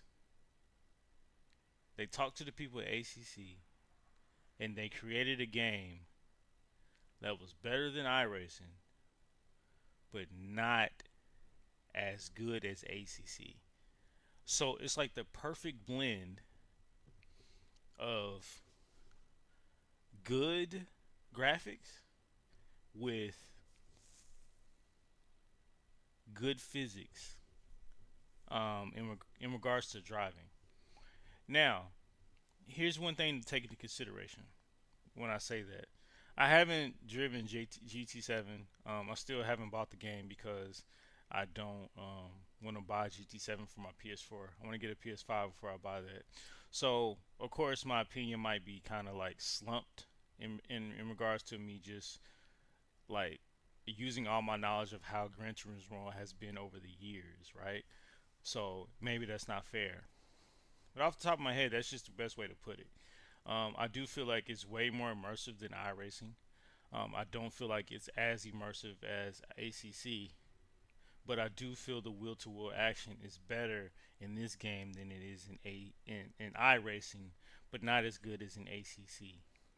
I have not tried the online feature, but from what I know, the online feature is probably going to be subpar when it comes to iRacing, because ACC is subpar when it comes to iRacing, because iRacing is godlike when it comes to multiplayer racing, so you can't really beat that. The car selection is crazy on AMS2. Like the amount of like series that you can like race, from GT1 to 80s German cars, DTM cars, to P1s, to GT3 cars, to Brazilian stock cars, to Brazilian short Camaros, to Brazilian Formula cars, to the BMW series, to the there's just so many series on there. Like there's so many classes of cars to where you can create your own series. It's just it's pretty cool. It just gives you the immersion of being in motorsports in different eras, and I like that. And here, understand this. I'm speaking of just from downloading the game and not downloading any other packs. You're just running the game itself, like no packs, nothing. That's what I'm speaking of. I feel like it's that bringing you into the essence of all these different eras of cars, and that's just downloading the game, period. Like there's no download packs, none of that stuff. So automatically I'm talking from a limited view, and I'm still like, man, this game is mind-blowing. I feel like, for me, for instance, my sole simulation game now is ACC, because I use ACC to get better when it comes to GT3 racing. So people that know me know I transferred over from iRacing to ACC. Yeah, transferred over to iRacing from ACC, but it's a great game. Overall, though, I like this game. AMS2, it's a definite buy. If you spend all your time on one ACC, like on ACC or iRacing, and sometimes you need a break and try to mix it up and do something else, perfect game to try. I give AMS2, if we was going to rate this out of 5 stars, Bro, I ain't gonna lie to you. I give this thing a 4.6. It's a great game. Great game. Spend your money on it. Buy it. Play it. Have fun. Who in the heck is this? And what type of Tony Kanaan, the one-stop shop for all your racing sim needs. Check this out. You know what the total price of this rig would be? $9,549. Now check this out. Let's be honest. There's no way in hell I would spend that much money on a rig. All right, here we are at Micro Center. Nice GR86. Very nice GR86. Oh, you good? But here we are at Micro Center. Yeah, so we're just gonna go in here and just check out the sim racing equipment and see what they have.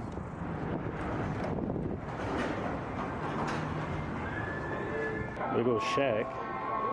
So off top, this is what they have here.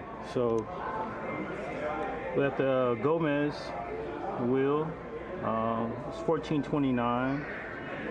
That's a nice LED one. LCD screen. I mean, I've been seeing that one on Facebook. And we got this one. I believe this is the Tony Kanaan one because of the green and yellow. Either that one is, but that one's $12.49. But then you have the Tony Kanaan one without the LCD. It's for $10.69. Then you have this one. I think this is $10.69 too. Oh, but look, we have the Mazda wheelbase at $439, but this is just only the wheelbase. I don't think it comes with a wheel or anything like that. Butt kicker special edition upgrade kit. This is your haptic to where you can feel everything as far as your shifts and acceleration and stuff. Hey, how y'all doing? Fine, man. How are you? All right. And this is your Aztec Sim pedals.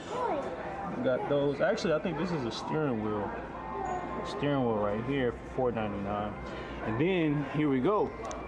We got our Hooservelts. Okay, we got the Ultimate pedals at $12.99. We have the Sprints at $5.49. See, I think I bought mine for $5.11. So overall, it might have been cheaper for me to buy it here as opposed to buying it online, because when I bought it online, I had to pay for shipping. But see, hold on, take that back. I think I paid like only $5.80 altogether, and that was with a base plate. So it actually might have been cheaper. All these damn scam likey calls people calling me. All right. Like I said, then you got your butt kicker. So I think this was the upgrade kit for $44, and then you had the actual full thing for $199. Okay, and then you have your Hoosenvelt sim shifter. See, I was here not too long ago, and I don't believe this was here before, but you got that for $229. And then you have your, you have your R5, Mazda R5 with the wheelbase with the wheel for $529. That's a pretty good price, But I think online you can buy the wheelbase and the wheel with the pedals for around the same price. There's your Hoosenvelt handbrake, and this is $279. Here's Tony Kanaan's sim rig. See all that comes with it. I'm not sure if the camera will catch it all, but it's a pretty nice, what is that, 1080 rig? I can't remember the profile. What is it called? But I like, this is actually one of the next purchases I will be getting. It'll be a rig somewhere similar to this. It won't be the one that's $699, but it will be a rig somewhere similar to that. Because I feel like these rigs are a little bit more sturdier than the Track Racer RS6 that I have. Then you have Tony Kanaan mouse tray. This man Tony Kanaan making a lot of money out of here, ain't he? $19 for a mouse tray. And then we have the SimLab sim shelf. They're selling sim shelves. This is particularly for the P1X, and this one is $89. And then you got your side mounting bracket for the Mazda. So basically what this bracket does, it allows you to mount this wheelbase, right? It allows you to mount it from the side. So when you buy this this mounting bracket that allows you to mount it from the side, and that's going for $59. You have a PC shelf, a Tony Kanaan PC shelf, to where I'm pretty sure you can like hold your PC and other things, and that's going for $179. And then we have a Logitech knockoff. As soon as I looked at this, I was like, yo, this looks like a straight Logitech G29, and this is going for a whopping $99. $99. That's crazy. Of course, then you have the one I started with, the Logitech G29. This is going for $229. So the Logitech G29 has really held its price. The price, it seems like it's just been like that for years. You can buy it online for like $199, but even that's not even like a bad markup. But yeah, it's going for $229. This is a SimLab. This is a base plate, a pedal slider base plate. So what the slider base plate allows you to do, it allows you to set some pedals. So take these pedals for instance. Take these Thrustmaster pedals, which these wouldn't go on there, but like say like some Roosevelt pedals or like I don't know, Acetec or something like that. You can set them on the base plate, and then it allows you to slide them back and forth to where you can easily maneuver them around. Then you have your Acetec. I honestly did not know that Tony Kanaan made an Acetec wheel, but it's a Formula wheel for $499. Then we have the Acetec Forte pedal set for $549. See, this is a shocker. I did not know that Micro Center was selling more than SimLab and Roosevelt. I honestly thought, and Tony Kanaan, I honestly thought that Micro Center was only selling Roosevelt, Gomez, SimLab, and Tony Kanaan. So since I've been here, they've added Mazda and they've added Acetec. Excuse me. They've added Acetec. Of course, you have your FG Lite. Me personally, I wouldn't spend $329 on this. I feel like you can get a way more sturdy rig for $329 than paying for the light one. Hey man, how you doing? And then you have your single monitor stand, Tony Kanaan version. Hopefully it, and that one is going for $179. You said what? What's the camera doing for you? Well, the camera is I'm recording content. So this is for YouTube? Yeah, this is like gear that we're all interested in, and they just now started selling this gear here at a certain price. Okay. So really, to be honest with you, some of it's cheaper here as opposed to buying it online. Are you doing it? Yeah, some of it's cheaper here. Wow. And then some of it's not. So what's your YouTube channel? My YouTube channel is called Keita Auto. How do you spell that? Keita, and then Auto, A-U-T-O. Okay, I'll look it up. All right, thank you, man. All right, Jamal, nice to meet you. Makala. Nice to meet you, sir. Nice to meet you. All right, thanks, man. So we got a new subscriber. And then we got the SimLab front mount for $129. And then we have Tony Kanaan himself. Tony Kanaan, the one-stop shop for all your racing sim needs. Let me take you to the rigs. They actually have a section with the rigs. So here are your rigs that they have them up here. They have a Next Level Racer for $349. But like I said, me personally, I wouldn't spend $349 on a rig this somewhat not sturdy when you could buy a real like 1080 rig or whatever you call it, a real sturdy rig for probably like $100 more, you know? Playseat Challenge for $229. That is the one that our resident creator, Ulysses Complex Design, he recommends. It's a good start too as well. Then you have this one. I was actually going to buy this one. When I first got into sim racing, I was going to buy it, and it is $399. $399. So, and then over here, they have all your wheels. Who in the hell is this? And what type of... I've never heard of them. PXN. Interesting. They got shifters too.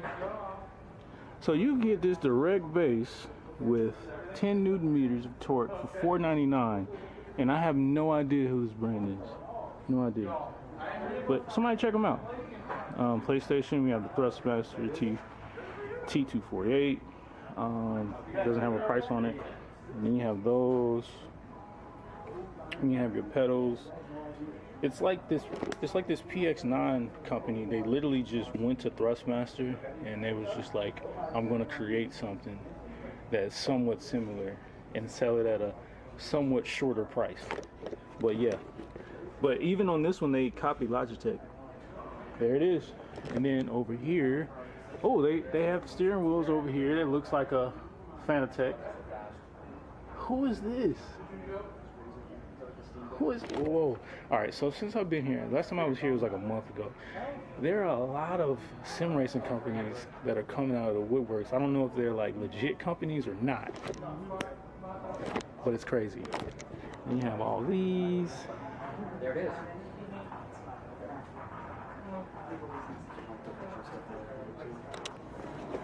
And then also to even sell us even more on buying sim racing equipment here, guess what they have? They have a sim rig. They already have it set up, triple screen, Gomez, Formula racing pedal, and then they have the Husenvelts, the Ultimates. These are nice. It's a nice setup they have here. You can actually test it out. Oh, my bad. And they're running SemiCube. That's what I forgot to show you guys. You can buy SemiCube from here, but I didn't see any on the shelf, so you must have to purchase it online. So I don't know what's going on. But here's the SemiCube that looks like a Sport. Doesn't look like a Pro, but this is the Tony Kanaan rig with the triple screen mount. Take some more of the pedals that they have. I really love the Ultimate pedals.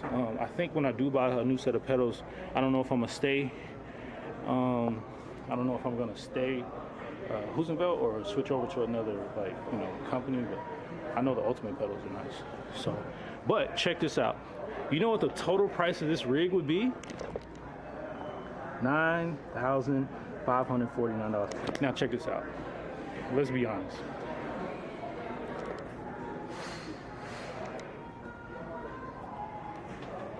There's no way in hell I would spend that much money on a rig, but if you want to, you can buy this for $9,549. Now, this is what it all comes with. Yeah, that's crazy, right? Hope you guys liked the vlog today. It's a little something different than we normally do. And then you always see me do sim racing stuff and podcast stuff. But I think this was cool. This is like a good, this is something cool. This is different. But I like this. I'm gonna start doing this more. Let me know in the comments if you like this. Outside of that, make sure you like, share, and subscribe. I'll see you next time. All right, guys, here we are. Le Mans Ultimate. I apologize for reviewing this game so late, but I finally got my new system, so I'm able to actually do a good one without the game crashing on me like my old computer did. I've heard a lot of good things about this game in regards to the driving of it, the actual gameplay of it. I've heard a lot of good things.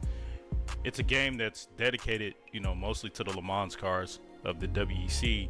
So you have a lot of hypercars, LMP2 cars, I believe.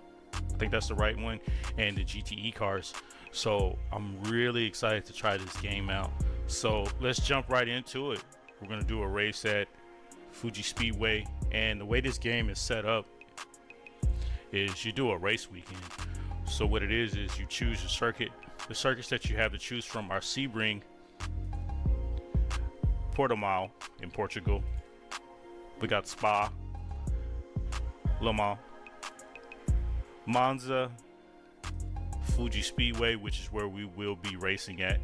I love Fuji Speedway. I wish more games had that. I know iRacing has it, but I don't do iRacing no more, so we're moving on. And then Bahrain. So what it is, you choose your track, and then you choose your class. So the classes that you can choose from are Hypercar, LMP2, and GTE. For this choice, we're gonna do Hypercar. and the choices that you have are BMW, which is a DLC, so they don't have those outright yet. You got a Cadillac. Thing probably sounds really good. You have the 23 and the 24 models. Ferrari, you have the 24 and the 23 models to choose from. Glickenhaus, you have the 23 model to choose from. Peugeot, the 23 and the 24 model to choose from. So I believe one of them has a rear wing spoiler and the other one maybe not. I'm not really too sure. I have to check that out. But I think we're gonna go with Peugeot. Porsche, 23 and the 24 models. Toyota Gazoo Racing, you have the 23 models and the 24, of course. And Van Wall, you have the 23 models to choose from. I think for this situation, we're going to choose Peugeot. And then from here, you choose the weekend setting. What it is you have a choice between practice, qualifying, and race. You can choose whether just to do the race, or you can do all three. For this choice, we're going to do all three because we really don't understand the game and just how it works. But we'll do practice. You can choose it from 15 minutes to 30 minutes to 1 hour. Qualifying can be from 20 minutes to 5 minutes. 20 minutes seems to be the threshold. The race, so it is endurance, so you have to think about that. It is endurance. So length, these are your choices. You have 18 minutes, 1 hour and 30 minutes, 3 hours, 4 hours and 30 minutes, 6 hours. I don't know who would do this game for 6 hours, because I don't even know if you can do driver swaps yet, right? The choice starting grid, you can choose from a 2023 or field grid or whatever. Yeah, and then event length is right here. It's showing the event length and the rules. You have the choice between strict, default, relaxed, or none. No rules at all. So we're just going out there with knives, holding them out the window, and slashing tires if we don't do no rules. Tire wear is real. X2, X3, X4, X5, 6, 7, 8. Real, all for real. So I'll just say real, right? Fuel usage, real. X2, X3, X4, X5, 6, 7, 8. Off or real. And from there, you just start the race weekend. That's what we're going to do. We're going to jump right into it.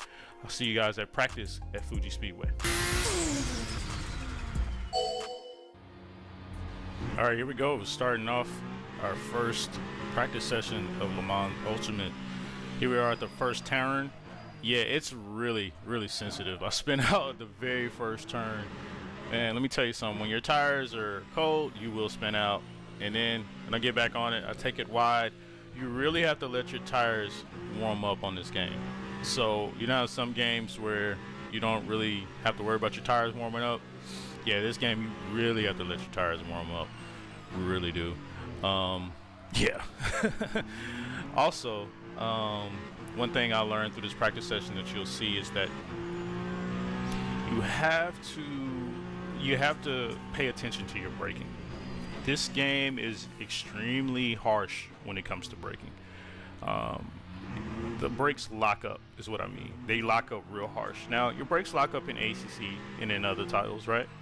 But on this game, they really lock up. I mean, like, really lock up. There's a trick that I've actually seen people, how they fix it. I've seen it on Reddit.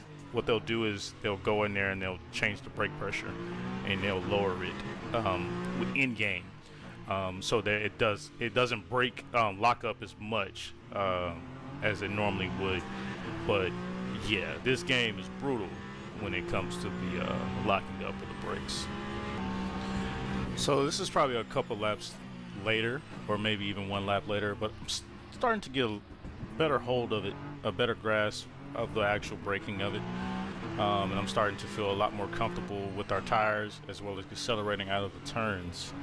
Like I said, on this game, it's very tire sensitive and brake sensitive, so I feel like if you can master those two, then you'll be able to be competitive in this game, based off of what I've seen other content creators say about this game, and from actual experience on what I'm showing you. Like I said, man, this game is very realistic in the sense that you really have to feather the brakes. You really have to like pay attention to your inputs while driving the actual car in this game itself. As you can see there, I do go second fastest in practice, so I'm starting to get a hang of it. Going into, I guess, our third or fourth lap, I take turn one a lot better, still running a little wide, but as you can see, I'm getting a better hold, or I should say, I'm gaining a better grasp of the braking of the car. I'm actually becoming a lot more comfortable within the car itself. Alright, so fast forwarding a couple laps after the other lap, second or third lap, we're still in fourth place, but we move into second place. We post a 133.4, so we're not that far off the pace of the first place guy. So we're really starting to get a hold of this car and really understand the game as well as the braking. Feeling a lot more confident going into the turn as well as coming off the brakes and accelerating out of the apex. I'm starting to feel a lot more confident with that. You'll see a little lockup right there going into that turn, which is a very tricky turn just in general, even in real life. So yeah, we'll move on from here and we'll just jump right into the qualifying and see how I do there. All right, here we are in qualifying. By the way, coming out of the pits in these LMP2 cars is not as easy as you think. You really have to like step on the gas, go into first place. I mean, step on the gas, get into first gear, because this car will stall on you. It'll stall on you real quick. So you really have to pay attention to that. But I guess that's just the realism factor of it. Again, I overshoot it. You'll see that that's actually a trend that's normal for me. All right, so coming up on finishing our first lap, we managed to post a 132.7, which puts us in second place, right behind Conway and the Toyota Gazoo. So, like I said, we're really getting a grasp of the braking. We're really understanding how this car drives, becoming way more confident accelerating out of the corners, really understanding the tires. Mind you, this game is supposedly, and from what I'm seeing and experiencing, really realistic. Anti-lock brakes are off. I do have traction control on, so all my purists in the comments, don't kill me, because I know you probably will. Because I remember one time I was doing AMS2 for the first time. Somebody came in the comments and they were like, if you knew the Brazilian stock cars didn't run ABS or traction control, well, thank you. All right, so this is coming into our second lap of the qualifying. Like I said, I'm really feeling more confident driving this car. I actually look like I actually belong out there. Needless to say myself. I actually feel like I actually look like and feel like I belong out there. So if Peugeot wants to give me a contract to do Le Mans, I have actually shown that I'm capable of doing that. I have ran 100 laps minus 110 laps on this track, so I think that makes me qualified to be a professional and compete. So coming across the line, we post a 132.2, so that moves us into first place. So yeah, we actually, I think that's going to be our best lap that we actually post for qualifying. So moving on to the race itself. Here we go. All right, so here we are, guys. We are in our first race at Le Mans Ultimate. For some odd reason, we are starting in dead last when we qualified first. So I'm not sure what's going on. When I checked the times, I still had the fastest time, so I'm not sure why that happened. Maybe it was something that I did. I'm not going to do too much talking during the race. I'm going to actually let you just watch it and just experience how it drives and just see if we can make our way up through the field. So enjoy. We'll be coming back towards the end of the race.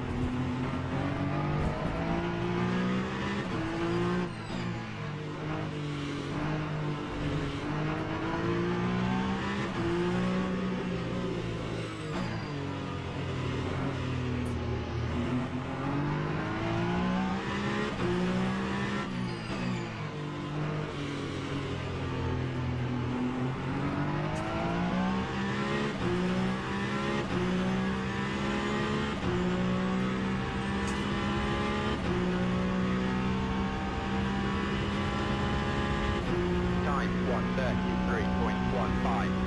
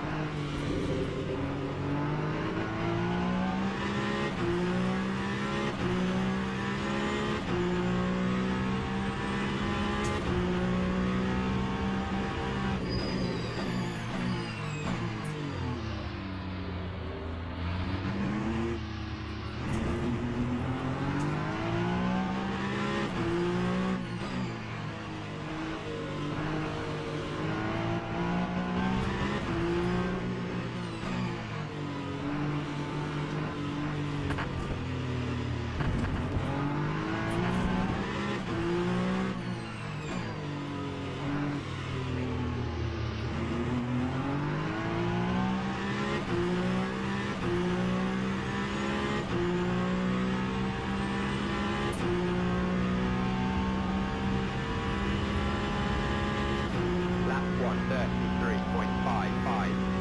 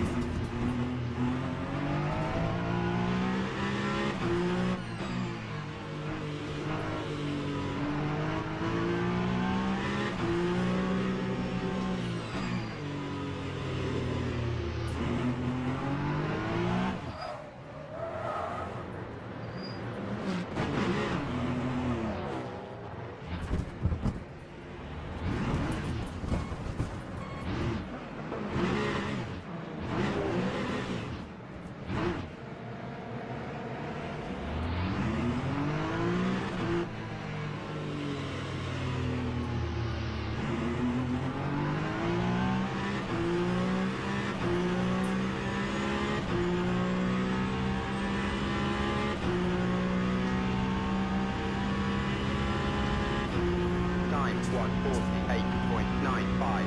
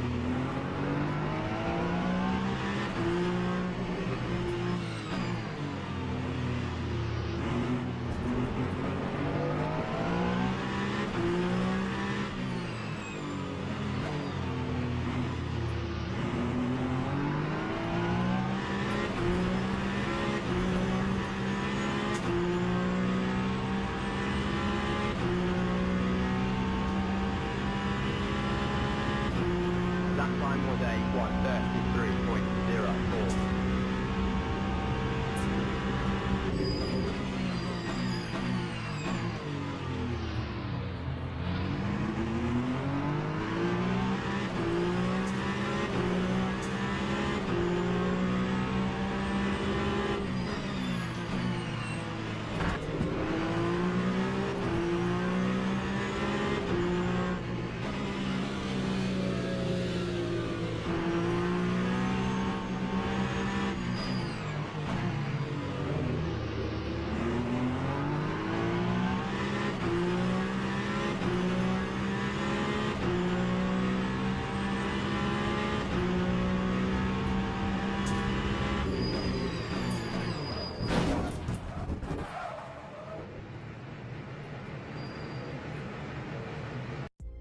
So my overall verdict, or final verdict, is I like this game. I don't think it's for everybody, but I like this game.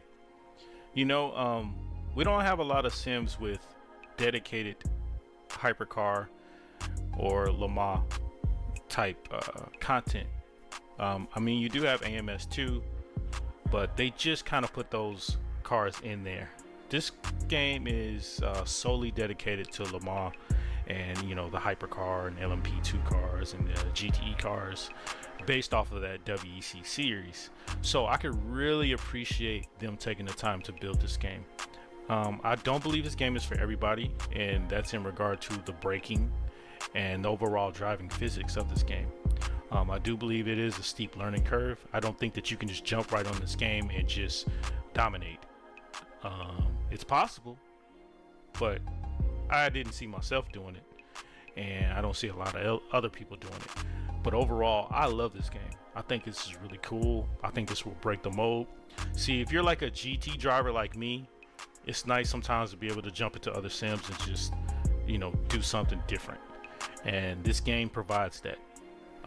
Outside of AMS2, which is the game I actually was using to break the mold between just always doing ACC, but I can now add this to the title list of games that I will be using in the future. Look out for more content on Le Mans Ultimate. I will definitely be dropping more content in regards to the GTE class as well as the LMP2 class that I did not showcase here on this review. Until next time, I will talk to you later.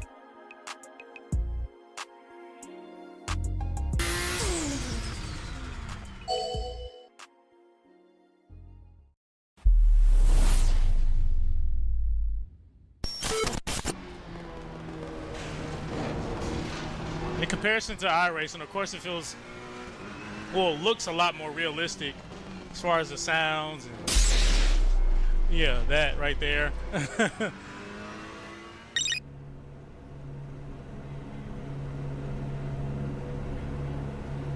All right, here we go. First time on ACC.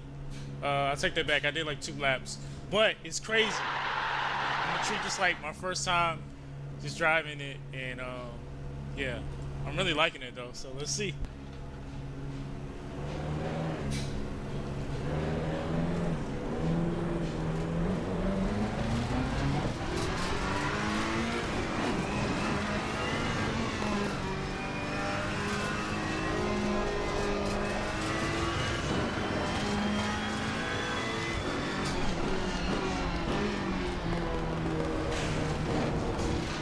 In comparison to iRacing, of course, it feels, well, it looks a lot more realistic as far as the sounds and, yeah, that right there.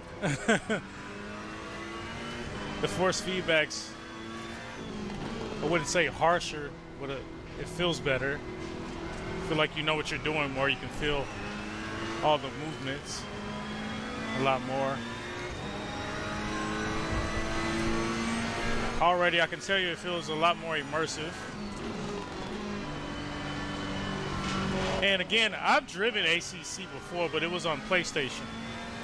And there's a big difference I'm seeing between PlayStation and the computer. Probably like, duh, but this is my first time running it on computer, so.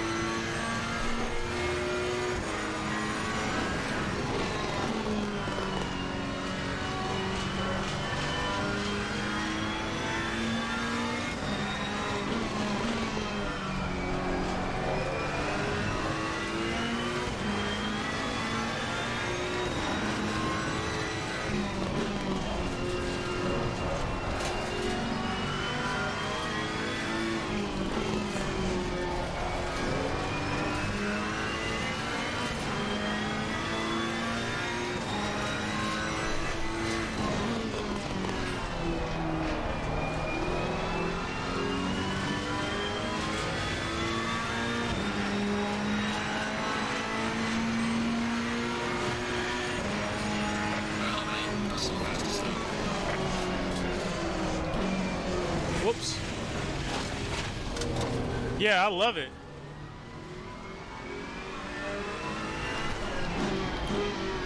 I feel like I can get the hang of this a lot quicker than iRacing. Then again, this is just a Ferrari. I've heard driving the Porsches and other cars kind of tough from time to time.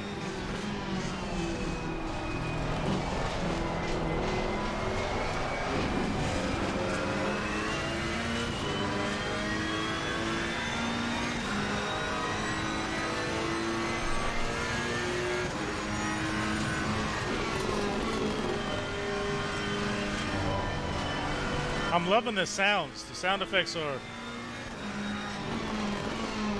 whole lot better in comparison to iRacing.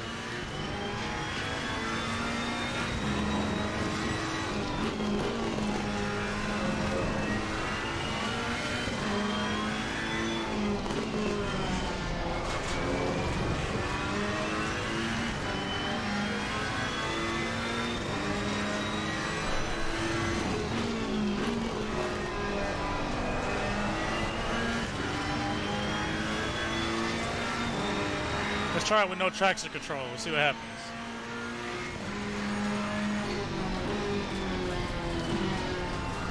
Well, we're down to 1, so let's see what 1's like.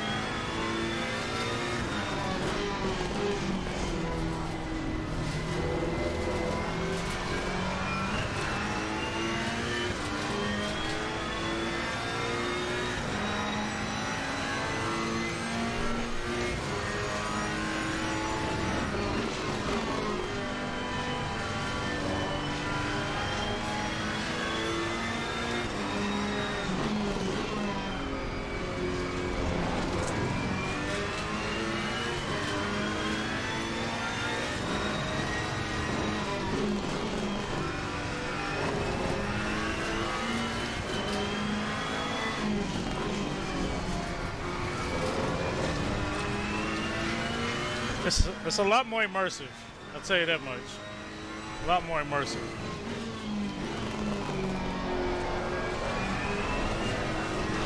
Oh shit! Oh! The traction control did get me there. You know, now I'm curious. Let's try it with... See, I went out on a safe preset. I want to try the aggressive preset and I want to see what happens.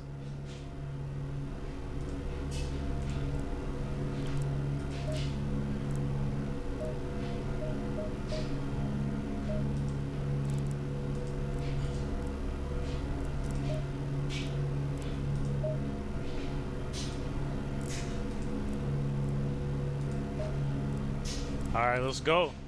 We're on aggressive, so see how it is.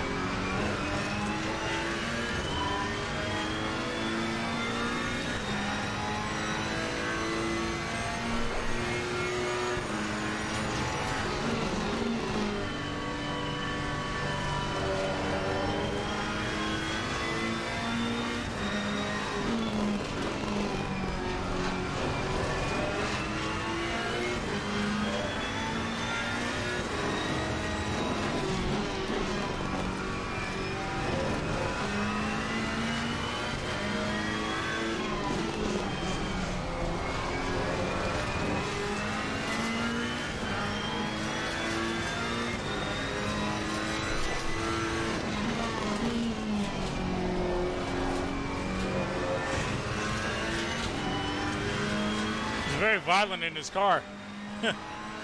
That's why I love it though.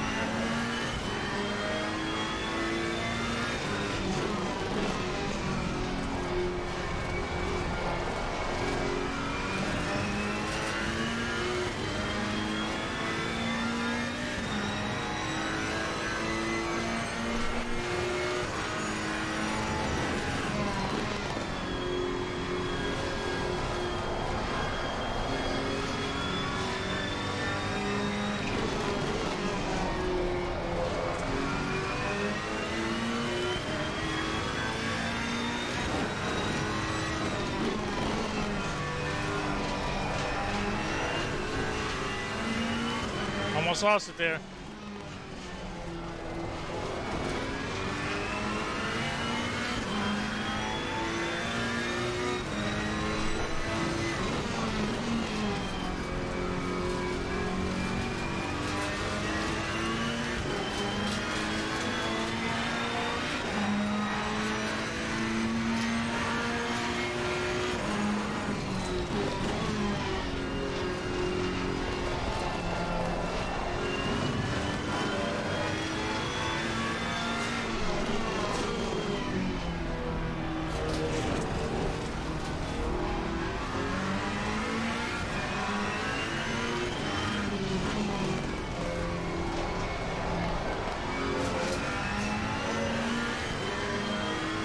Yeah, I like it.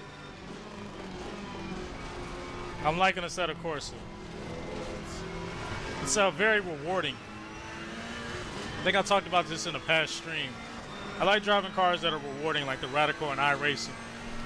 It seems like just driving any car on this program, it's gonna be very rewarding. Just because of the immersiveness, you know? And again, I did ACC before, but that was on PlayStation, so I don't really think that counts. And it was with different pedals. It was with my Logitech G29 pedals, so I think it's a whole lot different.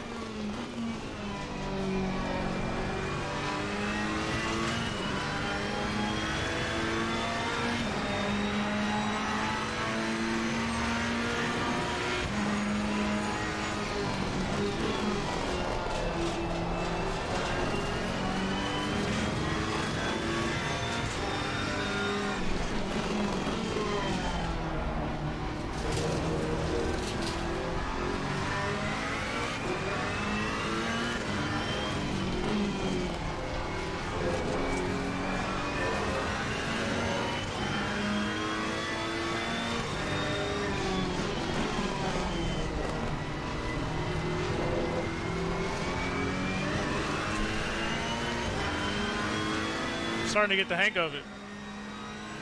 I'm saying it's very rewarding, very rewarding.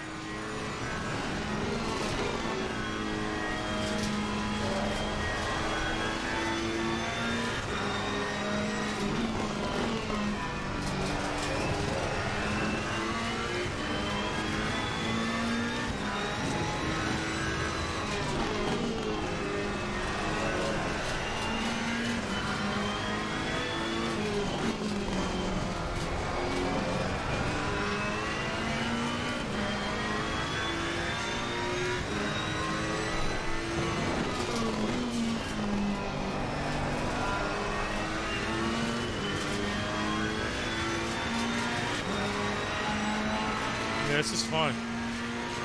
This is really fun.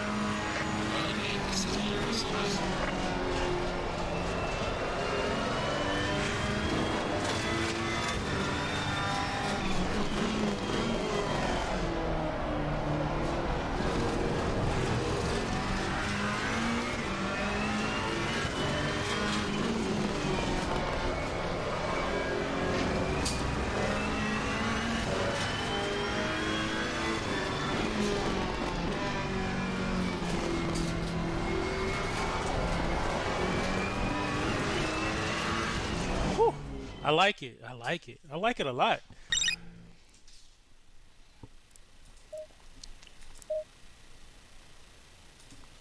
Overall, I like the game. It's pretty cool. In comparison to iRacing, there are a couple things. Sound-wise, it's a lot more realistic than iRacing. And what I mean by that is you can feel the pebbles that you run over. They're a lot more louder. In iRacing, they're kind of more faint. Maybe I need to do some changes to my sound levels in iRacing to actually feel it, but hear it. It just seems a lot different in ACC. Graphics, I might need to mess with them, but they're kind of similar to me, to be honest with you. The feeling, the force feedback is a lot better. I feel like you feel things a lot more in ACC in comparison to iRacing. But here's the thing: I'm using a Logitech G29, and I'm making that comparison. So take that how you may. Overall, I like ACC. I'm not gonna say I will play this more than iRacing, because from what I remember with ACC when I had it on PlayStation, the matchmaking capabilities were horrible, but that was on PlayStation. So let me do it on my desktop, and I can give it a fair shake. Then let me give it a fair shake on my desktop, then I can give it a fair comparison or summary of how I feel about it. Overall, I like ACC. I'm very impressed. It kind of brought that drive back, that fun feeling that I was having when I first started doing sim racing, and I actually like it. I'm glad that I had a little extra money, and I was like, where can I waste this? And then I wasted it on this, and then I realized it wasn't a waste. So overall, you get 2 thumbs up from Kita Auto. ACC, 2 thumbs up. Round 6 at Sugo was this weekend, and after a long layoff due to Round 5 cancellation due to monsoon-type weather, we're back in business. Qualifying there wasn't no qualifying due to inclement weather, so the race positions just ran off the practice times. In GT500, P1 goes to the number 38 Keeper Supra. In P2 goes to the number 14 Ineos Supra, and P3 is the number 19 Wedsport Supra. In the GT300 category, P1 went to the number 20 Shade Racing GR86, P2 goes to the number 61 BRZ, and P3 goes to the 777D Station Vantage. Just like in practice, it was pretty wet at Sportsland Sugo. The first 5 of the pack were led by the Toyotas and 1 lone Nissan. There were no Hondas at the beginning of the race.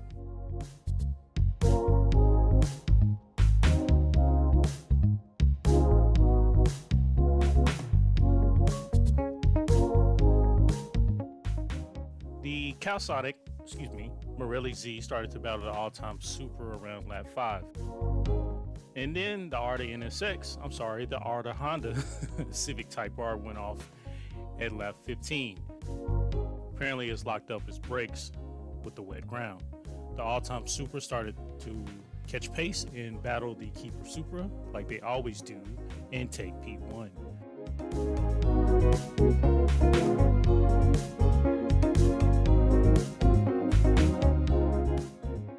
There was a good battle between P3, P4, and P5.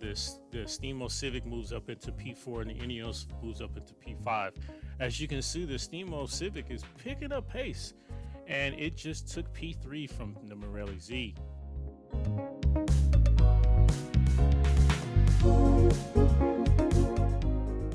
It seems the Keeper Supra is losing pace as the race is going on. The Stimo Civic, like we said, is picking up pace. It now takes P2 away from Ineos Supra and then gives it right back. As they find lap traffic, they use the AMG and GT300 to its advantage, and the Ineos Supra keeps its position and keeps P2. Moving on to lap 33, the all-time Supra goes around the Sarge Supra as they go down the home straight.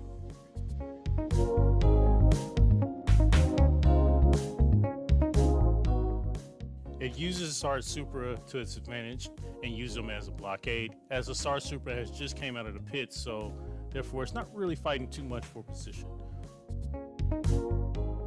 Now we see the Delta Supra in P3 looking at the Altam Supra in P1.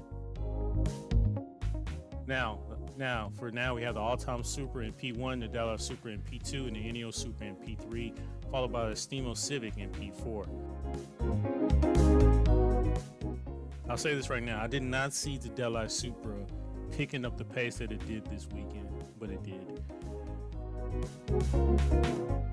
42nd lap, we have the Gainer Z, number 11 Gainer Z, spinning out and causing a full course caution, bringing everybody into the pits to make tire changes as well as fuel.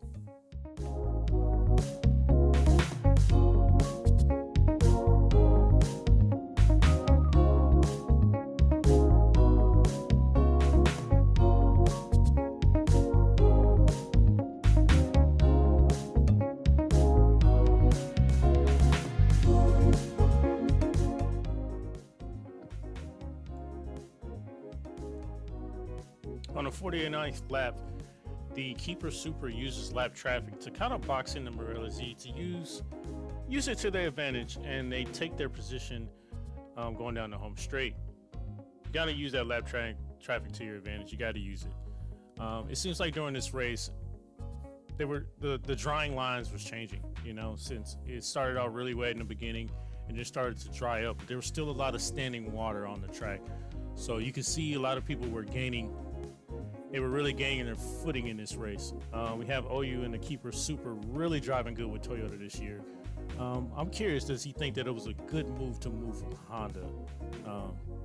Although Honda, I do see them in the next couple of years, couple seasons, really moving up and possibly taking the reins from Toyota. I'm not hoping for it, but they will. I don't know if they will or not. Anyways, DLS Supra takes the win this year. This is their first win in a while. We haven't seen DLS take a P1. I don't remember the last time they did, but congratulations to them. They took the P1, followed by Keeper Super in P2, the Morelli Z in P3, the Altam Supra in P4, followed by the 100 Stanley Civic in P5.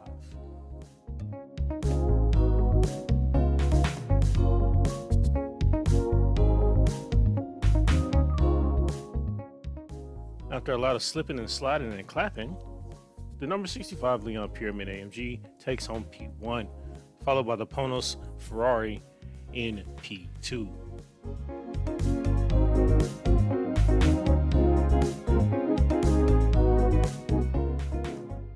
Here's the rest of the finishing grid for the GT300 category.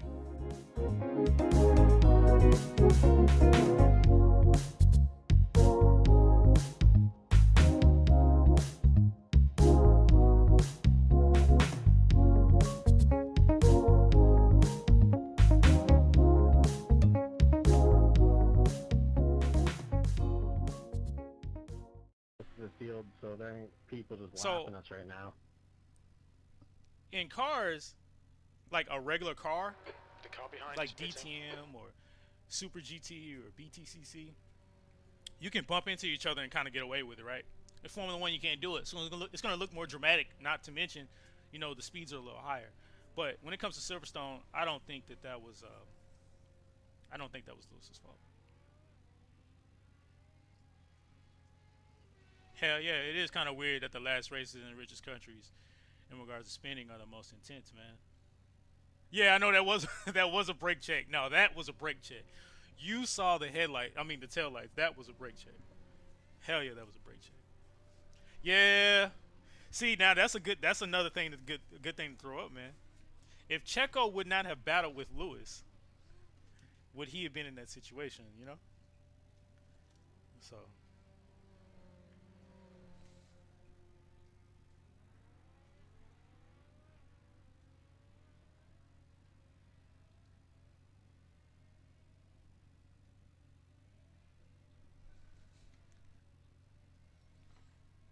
yeah, I get what you're saying. If he dived in the cops, that was going to happen. I mean, I understand that. That's it, go.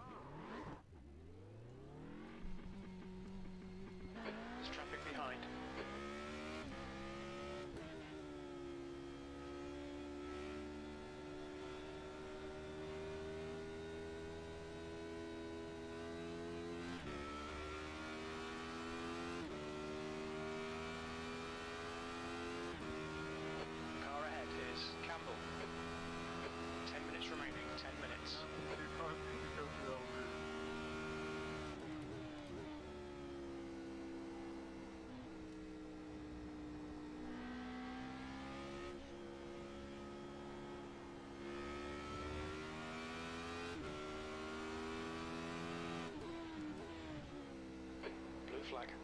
I got you. I got you.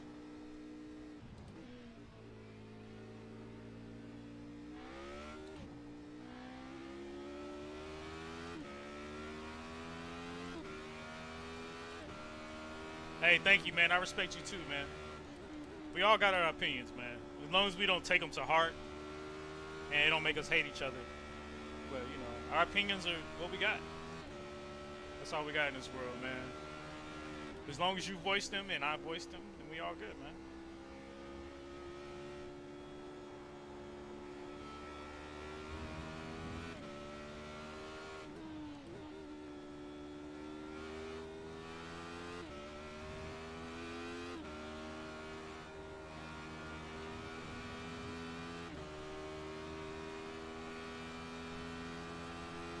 Good game, GG.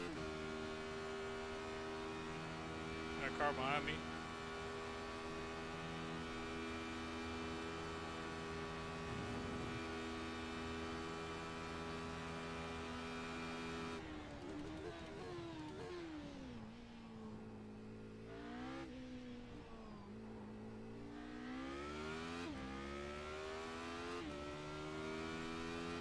Forgot about that bus stop. Hey, appreciate it, man. Thanks for checking in with me today, man. I appreciate that. All right, Jay. The next car is white, blue flag.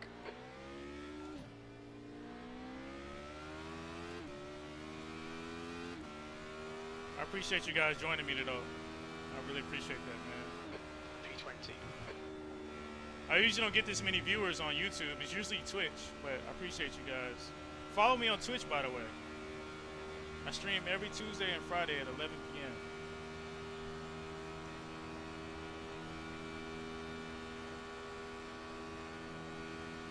That's half distance. Fuel levels are fine.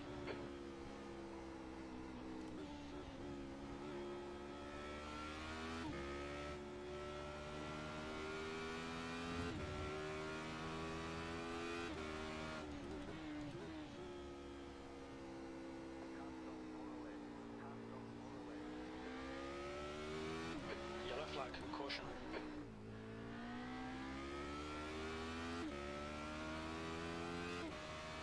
Blue flag. Yeah, I do need more followers, man. I'm trying to grind my way to get there, you know? I appreciate you saying that, bro.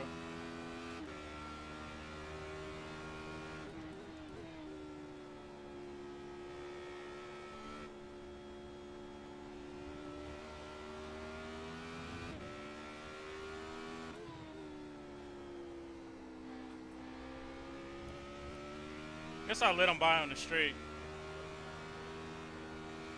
Oh, shit. Blue flag.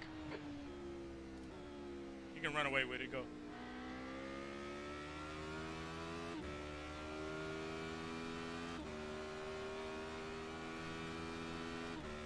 What up, senpai? Thank you, bro. The guy behind's reeling you in. The gap's now. Of course he's reeling me in. 17 seconds.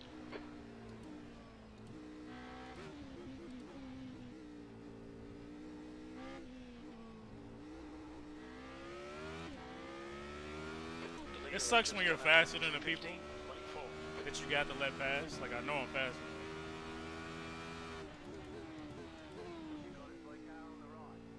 Oh, shit. Blue flag. Yeah, I do need more. Need more controversial titles like this. I'm definitely gonna start making more. I did not expect to get this many people on YouTube today, so I definitely will start making way more controversial titles like this. Man. Yo, what up, man? How you doing, bro? 215.4. Thanks for joining me. What is it, Dagish?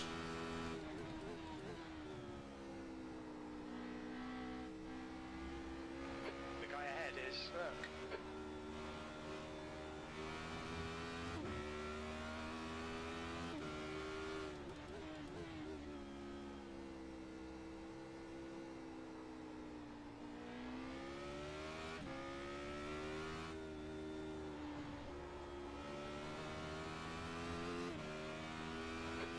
laps to track limits, please, Jay.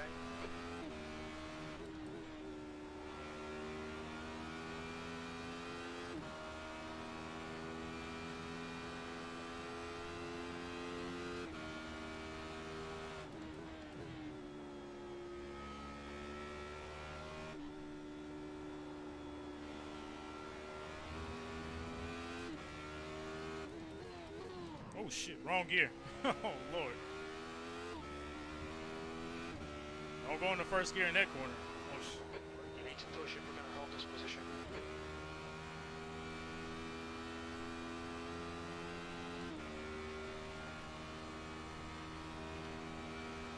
See, when you say max won fair and square, I think you need to put a question mark there because there's no way you can say he won fair and square. No way. Don't you believe the better driver of the day should win the race? So if Max was the better driver, Just done a 214.5. then yeah, he won fair and square. But he wasn't the better driver. We all know that.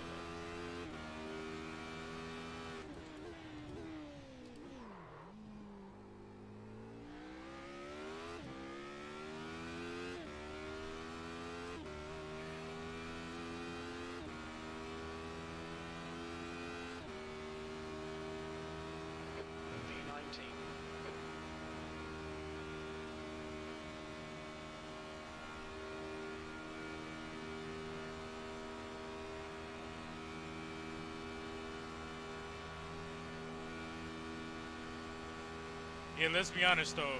Who cares about the constructor? The constructor championship? No one cares about that. Care about the driver championship. I mean, yeah, if I was working for Mercedes, I would care about the constructors championship. But as a driver, I'm trying to win that thing for myself, y'all. To be honest with you, because like I said, man, Lewis, he represents a lot of things for a lot of people that look like me. So with that being said, I can care less about the constructor championship. We're looking for the driver championship. But still, it's good for Mercedes. They can put another one on the wall.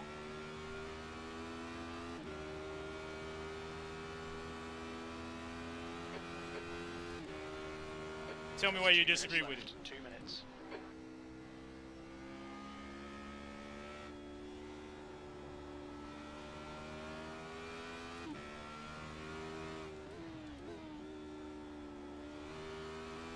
I know I got somebody catching me right now.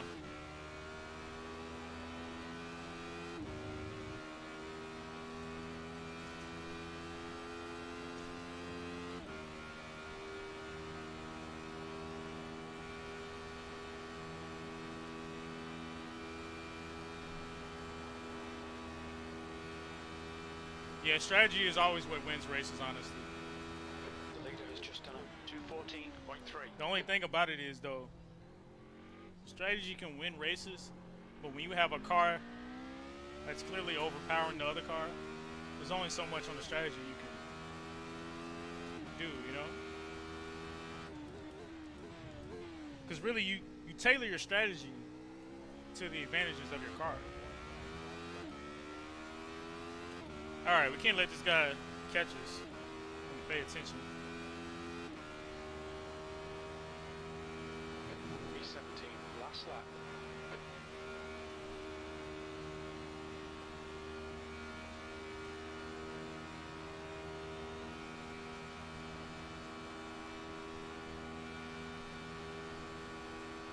I just seen somebody say go cry at my bed.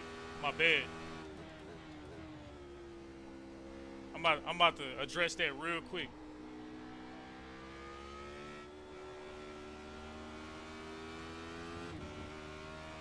And you know what's so crazy? I'm seeing all these people say mate, right? So that's starting to make me think that y'all are from Great Britain. Where's your national pride? Hamilton's from Great Britain and he lost. You know what's so funny? You see so many people go against Hamilton. I'm glad I thought about this. So many people go against Hamilton, right? But most of the people that go against him and go for Max Verstappen, they're from England, but yet they hate Hamilton. That makes no sense, but actually it does make sense. The truth of the matter is, the only reason why they don't like him, and I'm gonna say it, is because of his skin color. It's because he's black.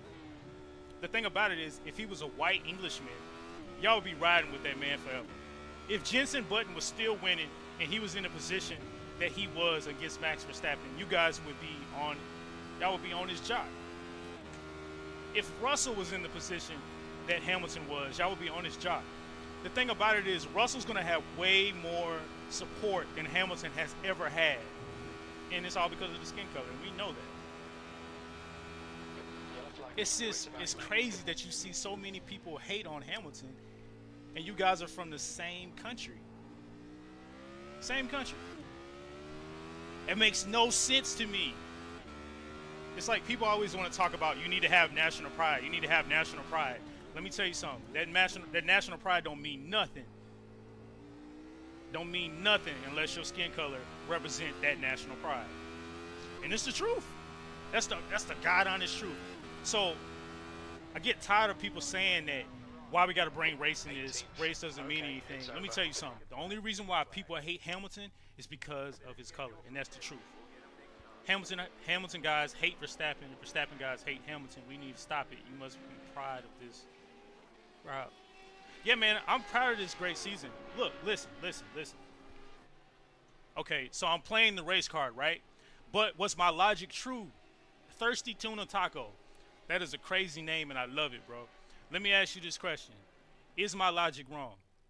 Because I'll tell you right now, if it's a white British man that was going against Verstappen, somebody who's not from England, the whole country of Britain would be riding with him. You tell me my logic's wrong.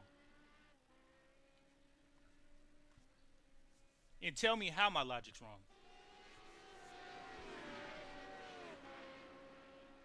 It has everything to do with black and white. And I don't think people want to admit it, but it's true. No. Here's the thing. I'm not going to say FIA is racist. We're going to leave that out of the question. Yes, because of his color. You say that like that's so far-fetched. You tell me why Tiger Woods was hated most of his career. You tell me why Tiger Woods was hated most of his career. I'll give you another one. You tell me why Serena and Venus Williams were hated most of their career.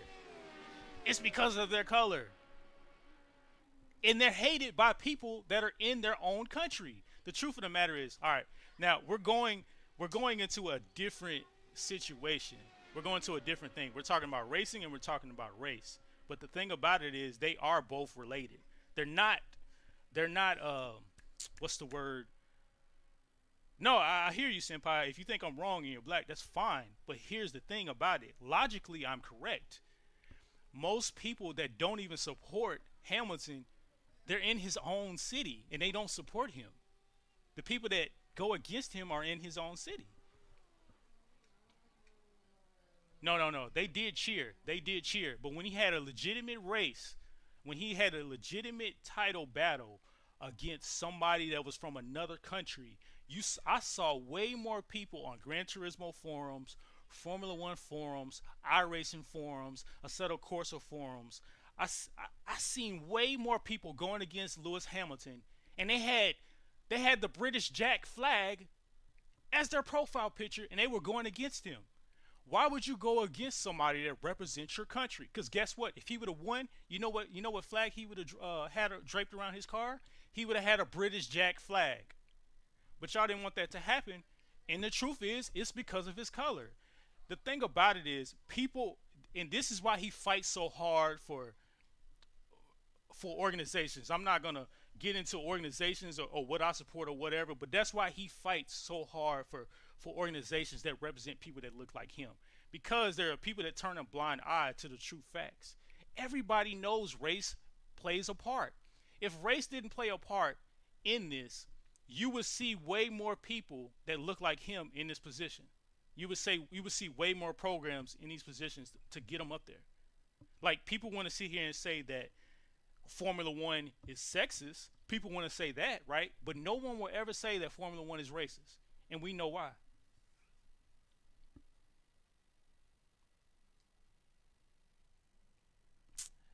It doesn't matter about it being 1800 versus 2021. I'm black. I've seen races all the time. I've seen racism Plenty of time. I've seen it enacted on me. I've seen it enacted on my family. I've seen it enacted on in a lot of situations. So for people to sit here and say that race doesn't play a part just because it's 2021, that's asinine. And you know that. No. I'm not saying and that's why I agree with you, Major League. He did not lose because of his color. He lost because he doesn't get support because of his color. There is a difference. I agree. That's true. Hamilton is hated because people are tired of seeing him win. But when he first came onto the paddock, right, and majority of his career, the only reason why he was hated was because he's black. The thing about it is, hey, yo, and I appreciate the subscribe, Doggish, as well as Osman. I appreciate that, bro. Yo, listen. No. You can discuss it. I want you to discuss it. You don't have to. If you don't like Lewis, that does not mean you're racist. Why would that mean you're racist? That has nothing to do with anything. See, the thing about it is, people just don't want to look at the facts, man. They just don't want to look at the facts. If you go to every single forum, you'll see all these racist comments versus Lewis Hamilton. You'll see it. So for people to act like it doesn't exist, you're doing nothing but helping this particular situation. You're helping it.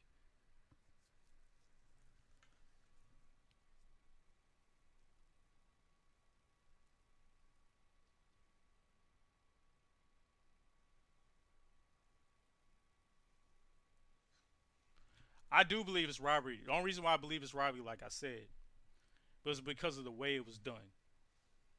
The blue cars should not have been able to unlap themselves. They should have been able to stay between Max Verstappen and Lewis Hamilton. Plain and simple. Plain and simple. They should have been between them, but they weren't. And the fact that they weren't between them allowed Max Verstappen to get up there. I'm not saying that's a color thing.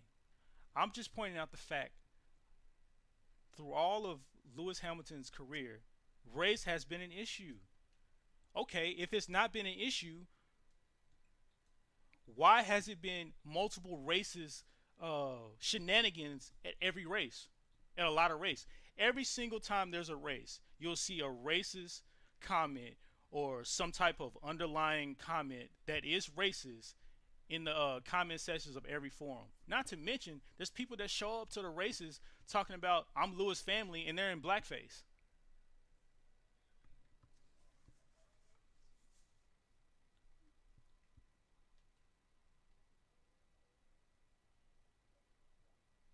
So I want to get this clear.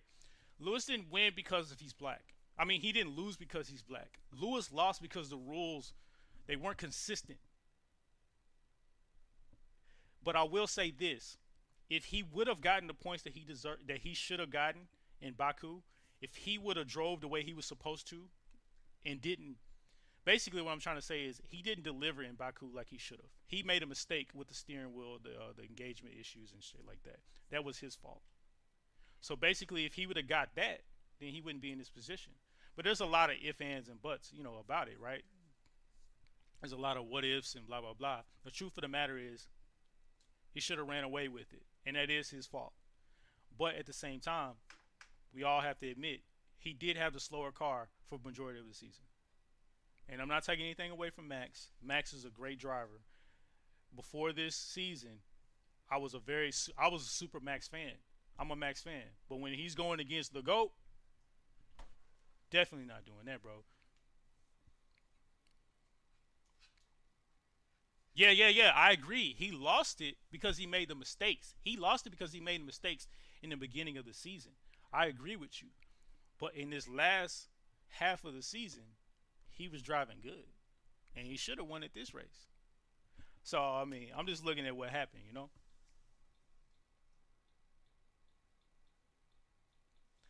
I don't believe the rules. So if the rules, it's true though. I mean, a part of that's true. If he did look different, maybe the rules would benefit him a little bit differently, and we know that. I mean, it's been shown all through the place.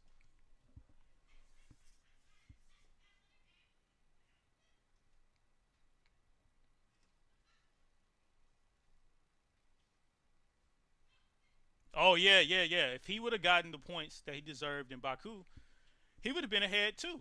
But then we don't know how the rest of the season would have played out. So it's kind of like it's to the point to where it doesn't really matter if it's a what if, or it really doesn't even matter at this point, you know?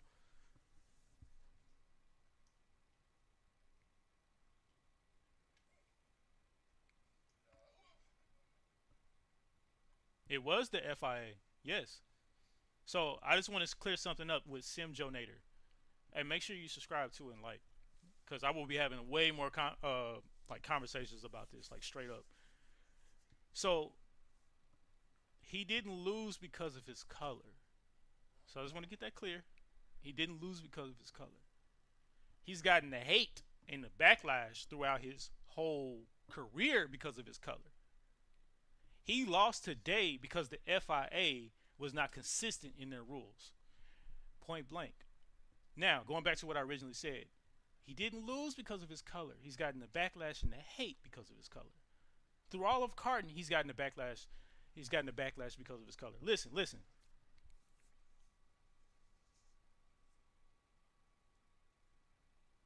They hate him, and the thing about it is they hate him in Britain, and he's from Britain. He was born and raised in Britain. Listen, listen. I'm gonna tell you right now. The reason why I know this to be true, not only because I'm black in America, but because I'm in karting my damn self. I race karts myself. All right. So when I go to the track, there's only like one other person that looks like me, and I see the underlining feelings that, or the underlining actions that are happening all over the place at places like that. When it comes to racing, golf, tennis, hockey, organizations or just activities that are predominantly ran by people that aren't black, you're going to see some type of racism. It's just the truth. I wish we could just call things how it is, so therefore we can change it. So when you're in particular organizations and there's nobody that looks like you, you're going to run into problems. Like, it's just how it goes. The only way you're not going to run into problems is if you kiss everybody's ass. And the fact that when Hamilton was coming to the karting situation, he wasn't kissing anybody's ass. He was on his shit. Him and his dad, they was kicking ass. And that's why people started hating him. He deserved that ride that he got with McLaren. But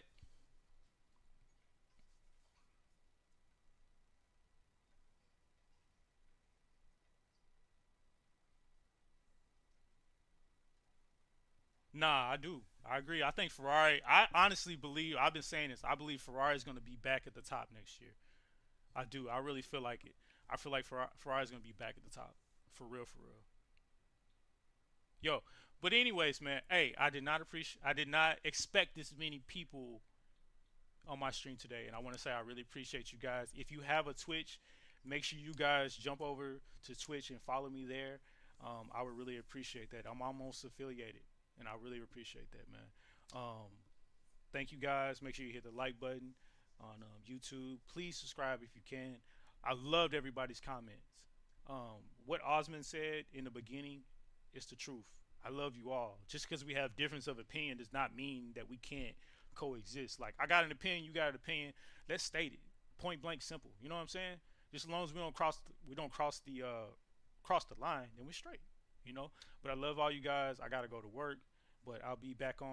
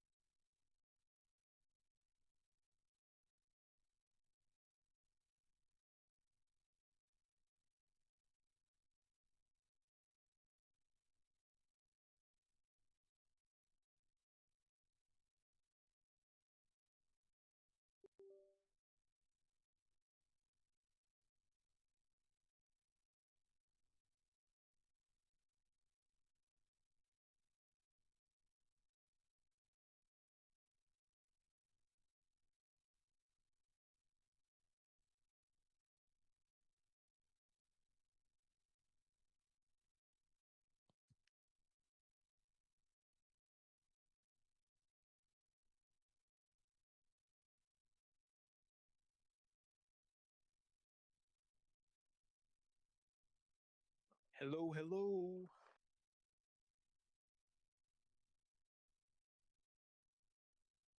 Hello there, hello. Hello. Is everyone ready to get this going? Fuck yeah. Whew, I was No. scrambling. Yeah. Okay. Well, welcome to season 4, round 1 of GT3 Mondays. It's gonna be the same format as everyone knows, but we'll go through it all just as a refresher. But we do have 3 classes now. So tonight's format is 20-minute free practice, followed by 30-minute qualifier and a 60-minute sprint race. The qualifier is going to be split up in 3 groups, 10 minutes per group. The first 10 minutes are for the AM drivers that have the red number plates. Excuse me. The second 10 minutes are for the silver drivers with the silver number plates. And the final 10 minutes are for the pro drivers with the white number plates. Please qualify only in your group. I believe it is either, Leon, I can't remember, it's either like a 30-second time penalty for your first offense, then a qualifying ban for your next offense if you qualify in the wrong group. I believe that's correct. I'd have to double check. Yeah, no, I think it's correct. Yeah. Okay. And then, so at the start of your qualifying, please no passing in sector 3 and the last couple corners there. Please no passing. Drivers are trying to build a gap to the driver in front of them so they can form their hot lap. Once you get started, obviously you can pass. If you are not on a hot lap, and if there's a car coming up behind you, please safely, carefully move out of the way to allow them by without impeding their lap. If you AM drivers coming up to the end of your qualifying, when the timer hits 20 minutes and 1 second, and if you cross the start finish line, you may finish your lap. But if you invalidate your lap, please safely, quickly escape to the pits. And then once you finish your lap, please quickly, safely escape to the pits. Silver drivers, you can start lining up with 1 minute to the start of your qualifying. Same rules apply. No passing in sector 3, allowing cars to build a gap to the car in front of them. You guys go until the 10-minute time. You may perform your final hot lap if you cross the start finish line with 10 minute 1 second. Again, please safely, quickly escape to the pits if you invalidate your lap. Same when you finish your lap. Please quickly exit to the pits. Pros, same thing. 1 minute to go to your start. You can start forming up at the end of the pit lane there. Please no passing the start or the pit exit line. That goes for everyone that's staging up. Please no passing the pit exit line so you can stay ghosted and don't impede anyone. You guys, you just go to the end, so there's no time there. But again, no passing in sector 3, the final couple corners at the start of your qualifying to allow building a gap to the driver in front of you. Let's also do no chat in the game, no in-game chat. You can do that in the Discord during qualifying and the race. It gets distracting when you're trying to do a qualifying lap and you see chat popping up. So let's please try to keep that to the Discord. Same for the race. For the race, there is a full parade lap at the start of it. It is a 60-minute race. There is no pit window, but there is 1 mandatory stop for tires and fuel. At the start of the race, please be careful in the first opening corners and the first opening lap. If you have to give up a position to safely make through it and not kill anyone, that would be ideal. We don't want to ruin anyone's race at the start. Let's see, yellow flags. If you're coming up to a sector that has yellow flags, please be mindful of what's going on around you. If you are going through a yellow flag sector, and if you hit someone going full throttle, you may be penalized for that. So please be careful and mindful of your surroundings. Blue flags, you are not allowed to defend, but please hold your line. It is up to the faster car to get around you safely. And Hey, what's up, Detro? Leon, what else am I forgetting? Well, just the white line for the pit entry, pit exit. Yeah, yeah. So just be careful, no, on the when you are exiting the pit, do not cross the white line because that's part of the racing line for the people that are coming. So your spotter is saying, "Hey, a car is coming, exiting the pit lane," or you are exiting the pit lane. Just be careful, no, check your radar or your gaps, so that way you don't crash. And yeah, because the car exiting the pit lane has the right for the inside of the corner, of the first corner. So yeah, just be mindful of that. Yep. Skill issue. I think that's it. Is there any questions for anybody? Okay. Well, we will get this going. So nice. I'll post the password up also. It is lowercase r1. R1. Good luck, everyone. Have fun, and we will see you on the other side. Nice, nice. Buena suerte. Buena suerte, Good luck, buena guys. suerte. Yeah. Good luck, everyone. Good luck.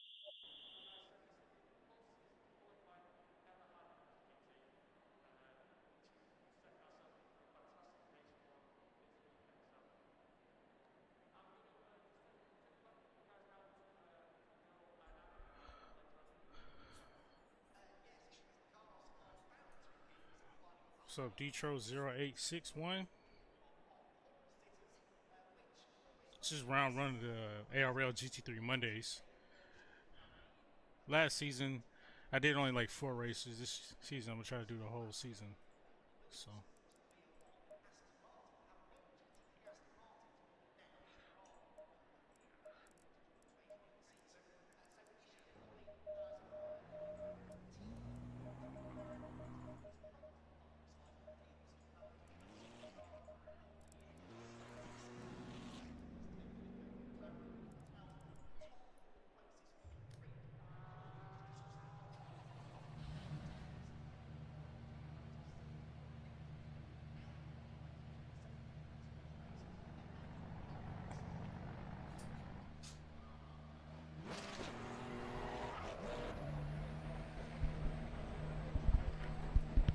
So I qualified during the qualifying event. They put me in a silver group, so that's like in the middle. You got the pro, the silver, and then the amateur. So good thing I'm not an amateur. Yellow flag, stay sharp.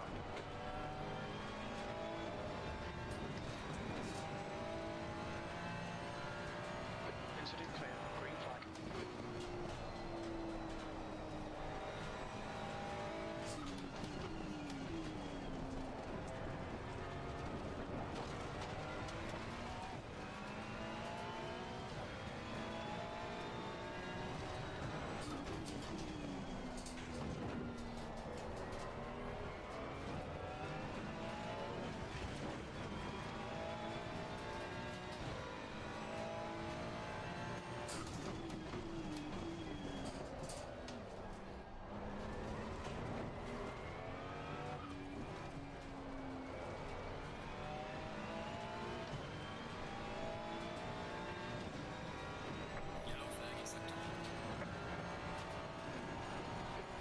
Sector 1.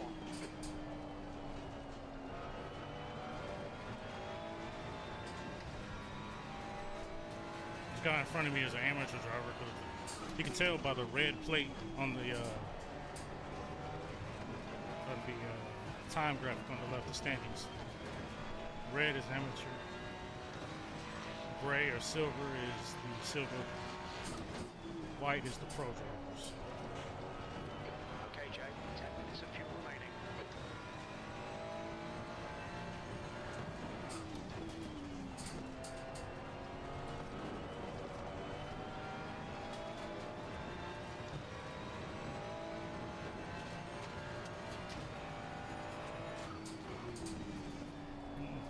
See, when they hit that brake there, it's kind of scary. You're not really supposed to lift there. Well, you're supposed to lift, but you're not supposed to hit your brake.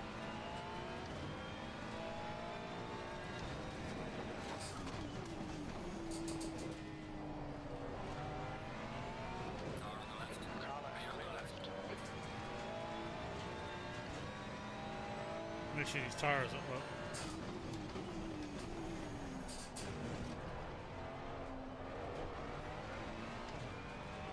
Added a little bit of air PSI to my tires because of all these bumps.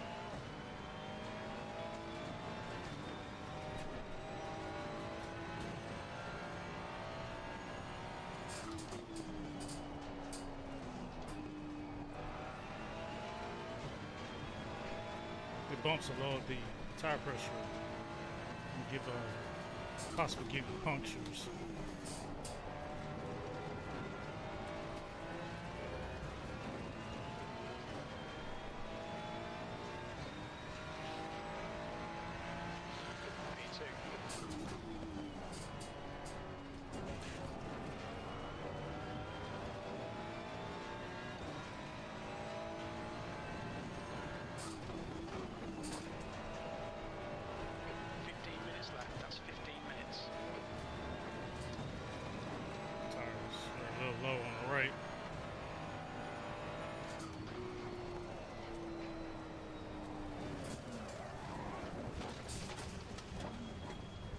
Flag, watch the track limits, please, Jay.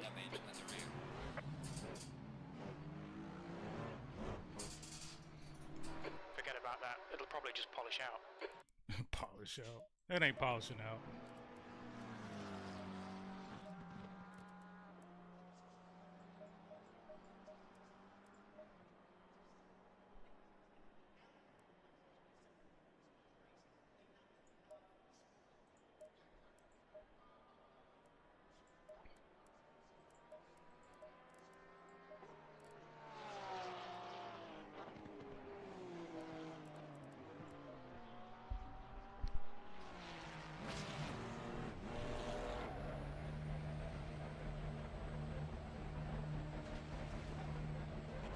Exit's clear.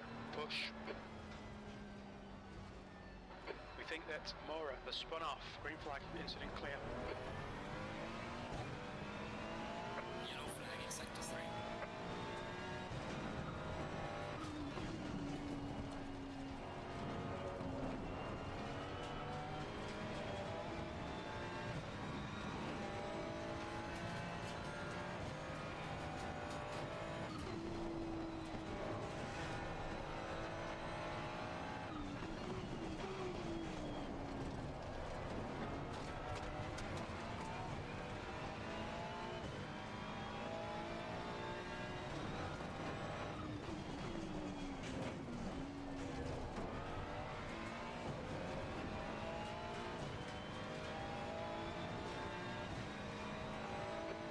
Of fuel remaining.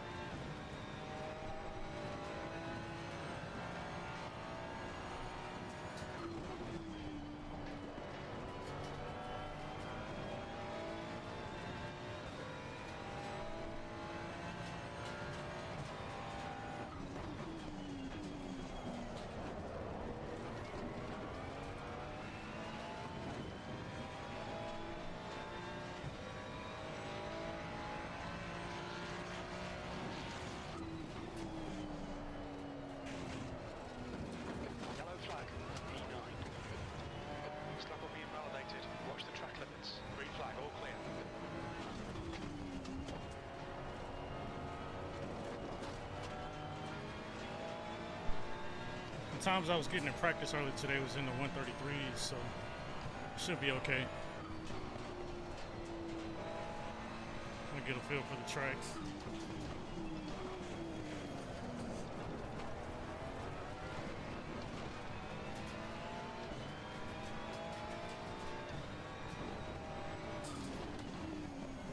Yellow flag.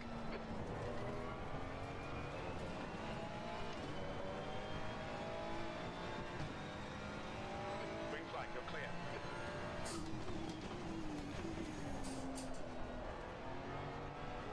Sector 3 is yellow. We think you've distracted. Tire pressure seems to be good. Yellow flag. That front right is okay. Because that one stays kind of cold the whole race. So you're okay with that. Getting kind of hot.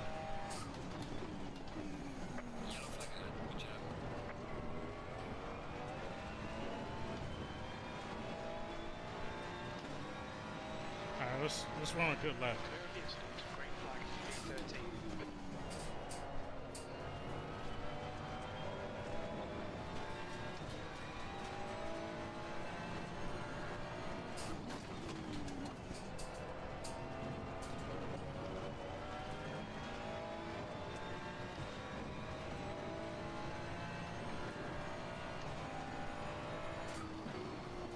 Sector 3 is clear, green flag.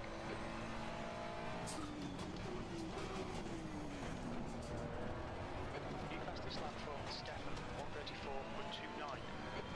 Okay, Joe, 10 minutes to go. That's 10 minutes left.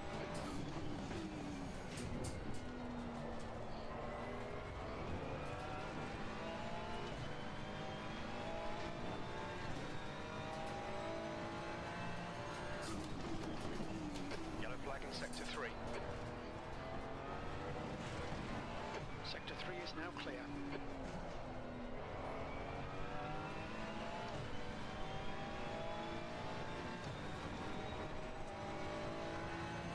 Your brakes are hot.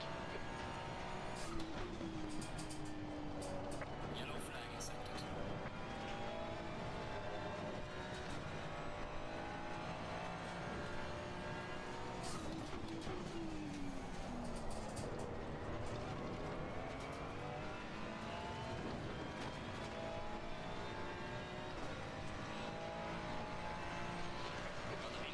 Sector 3 is 0.27 off the pace. We can see Mora has gone off. Yeah, it's that first time to give you problems. That's a new fastest lap for Rivera, 1:33.79.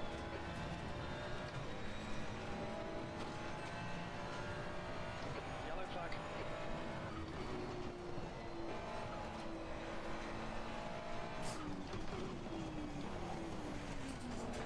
You've used half your fuel. Incident clear, green flag.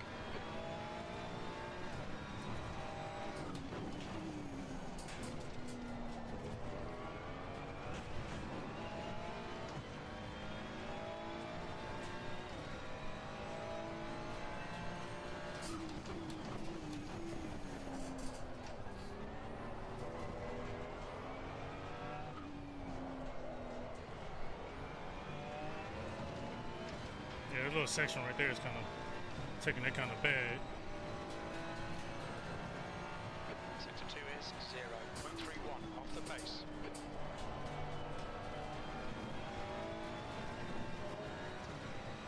Yeah, I could probably be in the 133s.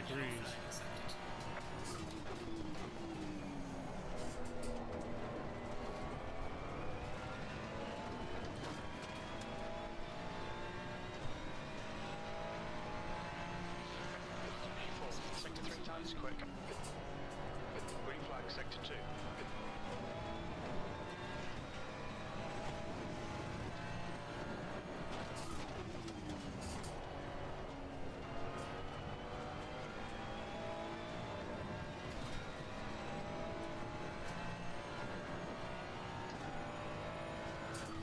Sector 1's quick.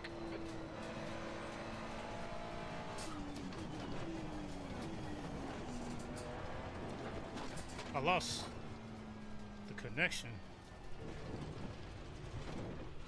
Oh, what happened? Yellow flag. How did I lose connection?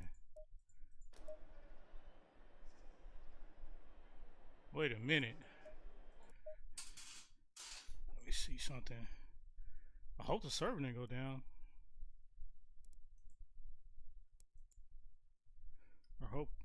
Left side. I think everybody lost connection. You're in the middle. Hold your line. Still there. Hold your line. Still there. I think it was everybody.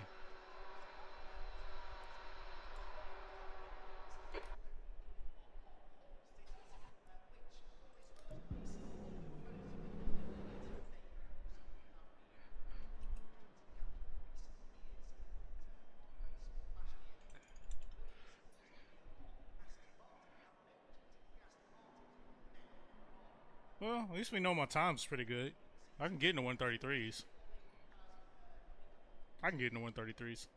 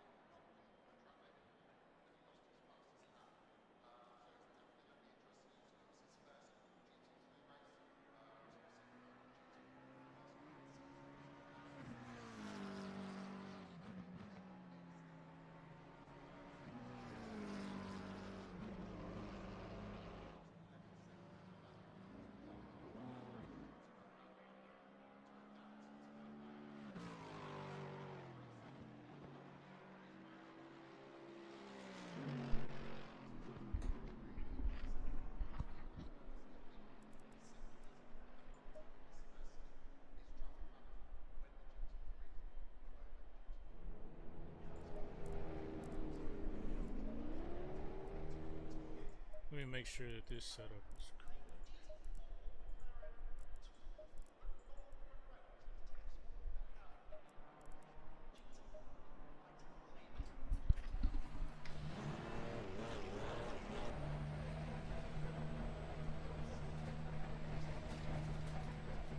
All clear on pit exit, blue flag.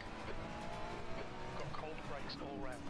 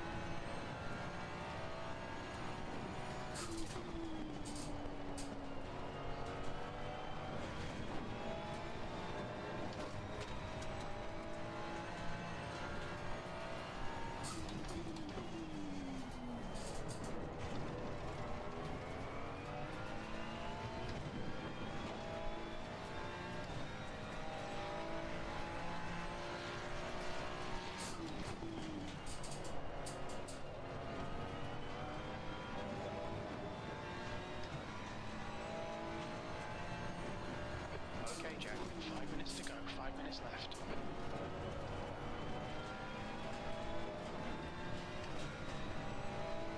Yellow flag is active.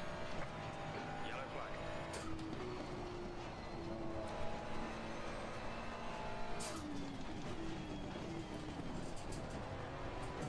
Yellow flag is out, charge in front.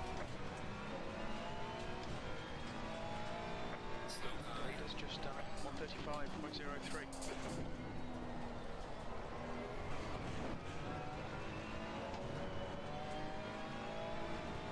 Yellow flag, be careful there.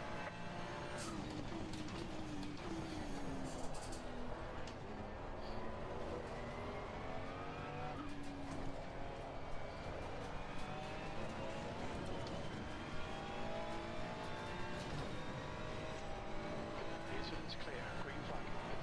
Sector 2 is 0.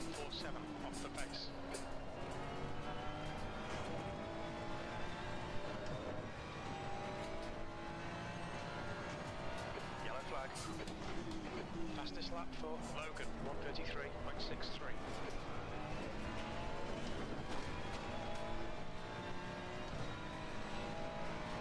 Green flag, you're clear of the incident. Sector 2 is clear. Alright, tires are good. There's a slow car up ahead. Tires are good. Tires are good. Yellow flag. Yellow flag. I'm definitely in the 133s with that. Those tires are A1. It's for a 19 setup.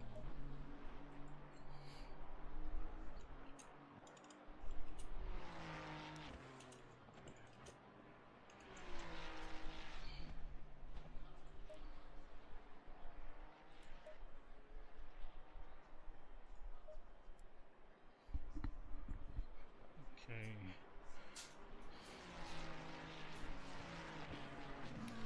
As long as I can be faster than the dudes in the silver, you know, I'll be fastest in my class. You know, I'm trying to be fastest overall, but you know, trying to beat the dudes silver. You know. Go.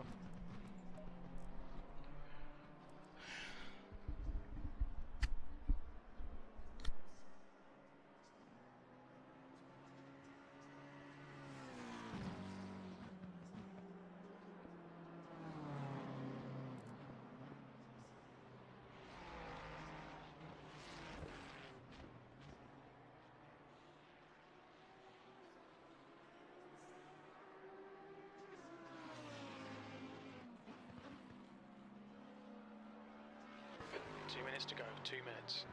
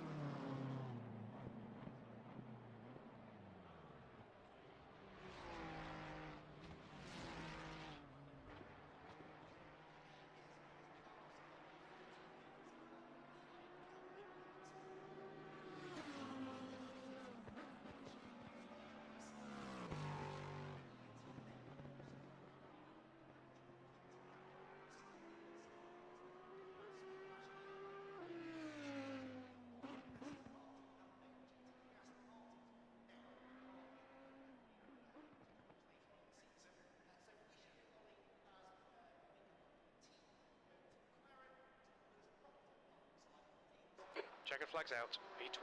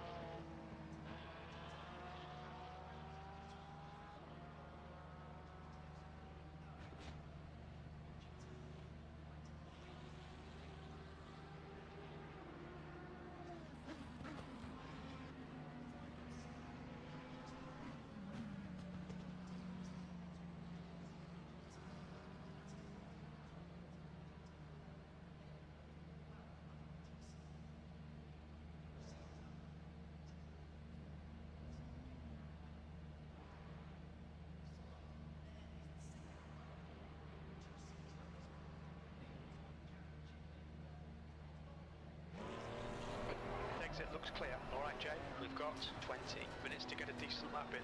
Blue flag, your brakes are cold, be careful.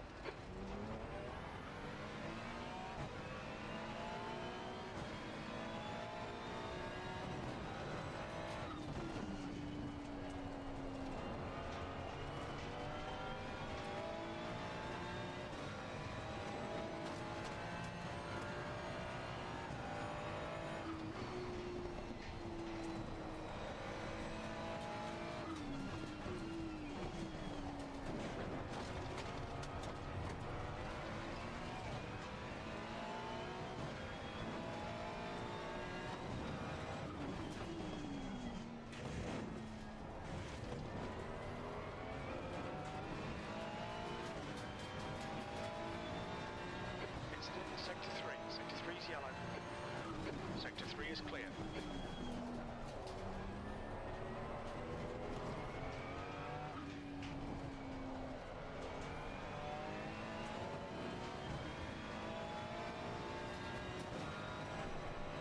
Sector 1, yellow flag.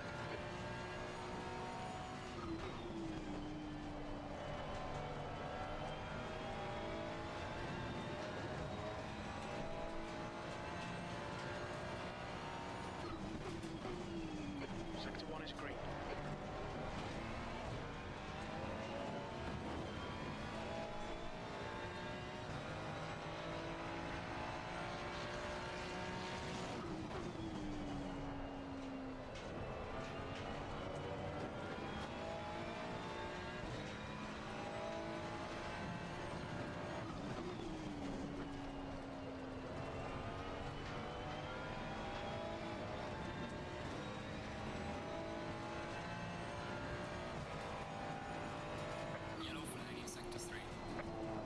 Incident in Sector 3. Sector 3 is yellow. Green flag, Sector 3. We think Welder and Frost. Binned it.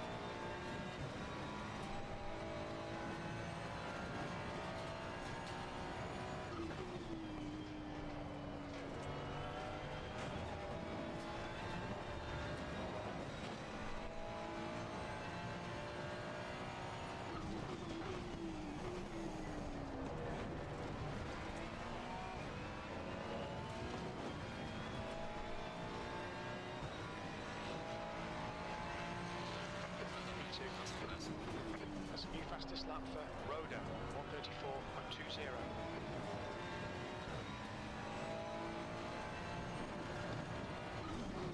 Okay, Jay, 15 minutes left.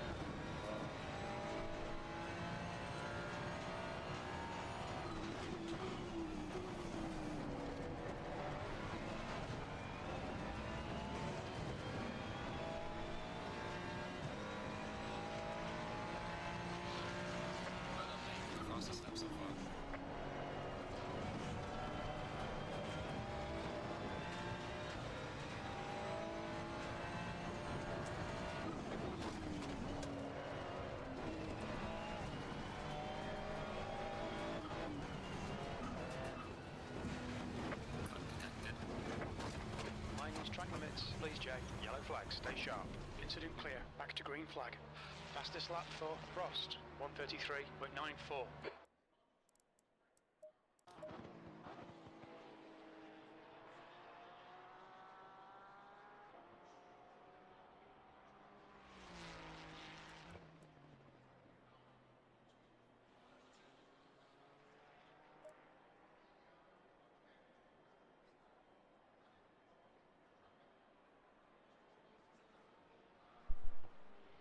Hey, what's up, Zone? Yeah, you are late. We are judging you.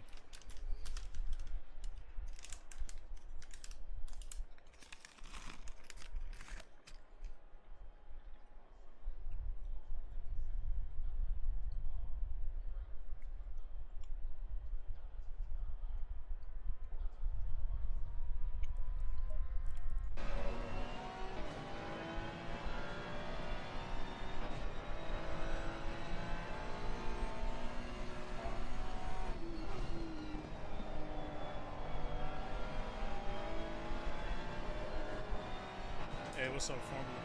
Good to see you, man. I was on your channel the other day, man.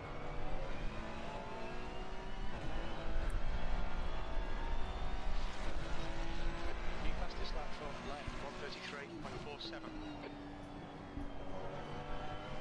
Can't get fat off cranberry. Well, it's a lot of added sugars on here, so yeah, I might get fat. So this is the first round of the GT3 Mondays for ARL. During a qualifying event, I qualified for the silver class. So you got three classes. You got amateur, which is red. You got silver class, which is silver or gray. And then you have the pro drivers, which are the white plated drivers. So I just missed the pro drivers. I made it to the silver drivers. So this is our qualifying right now for the silver drivers. I put out a pretty good time of 133.9. I'm happy with that. Things been pretty good, man. I mean, you know, got a lot of ideas, just got to find time to put them down, you know. But overall, things been pretty good, man. Hope things been okay with you, man.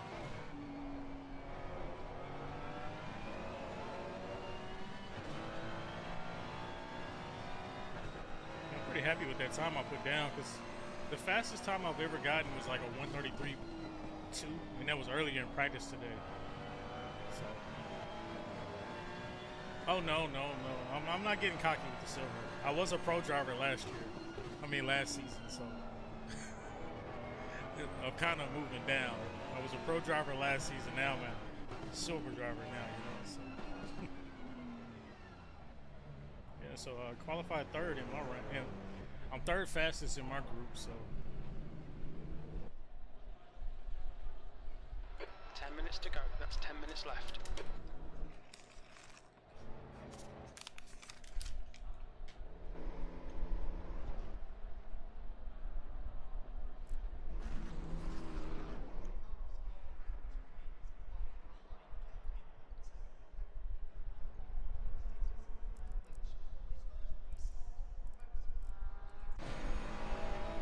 Just watch some fast guys and see how they drive the track.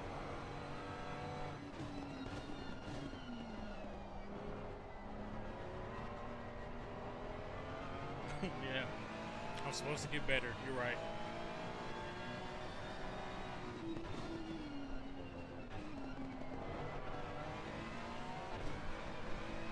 I mean, to be honest, I don't know why they put me in the pros anyways.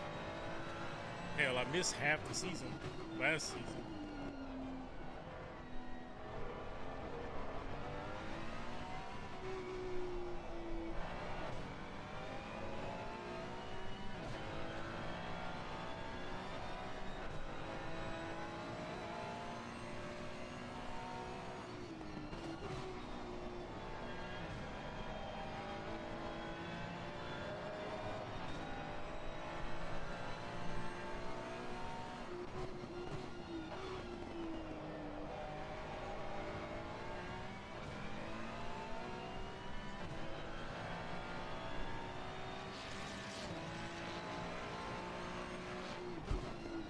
Yeah, I'm pretty sure we will. I haven't talked to Complex in a while though, man. Hope he's doing okay, but yeah, I haven't talked to him in a while, but I'm pretty sure we'll collab in the future. For sure, man. That's my dog, man.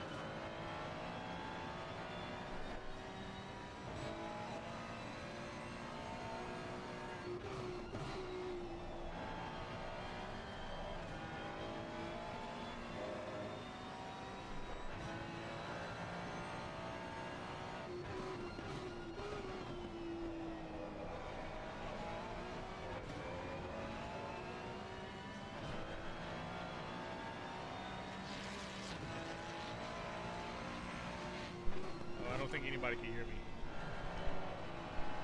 Okay, good. I was talking about AC Evo, man. I was saying it looks really good. It just looks like a really beefed up Gran Turismo, you know? Fastest lap for Micah, 133.14. Oh, there goes the white drivers. I mean, the pro drivers just doing their thing. The white plates.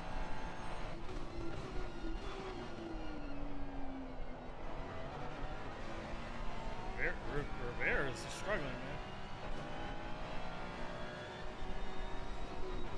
But yeah, man, sim racing is kind of bleak lately because there's not too many titles going to be in the future because I don't think Le Mans Ultimate is going to make it. Unfortunately, it was a pretty good title. You know, kind of, you know, you got to spend a lot of time on it, but ACC is not really going to get the attention it needs when AC Evo comes out, so people are going to leave this and I don't know. So it's like when it comes to like GT3 racing and other racing, you know, it seems like it might just only be iRacing for right now. But I would hope that LF Film kind of fills the void and helps out with ACE.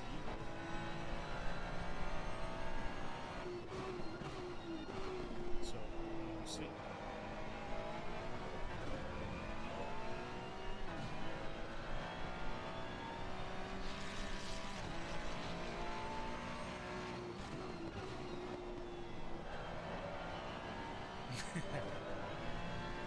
And the thing is, like, iRacing's cool. It's just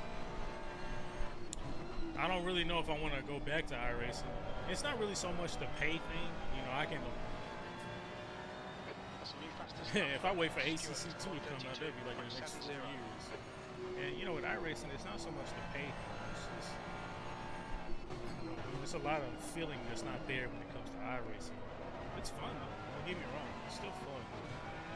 ACC, it filled the void.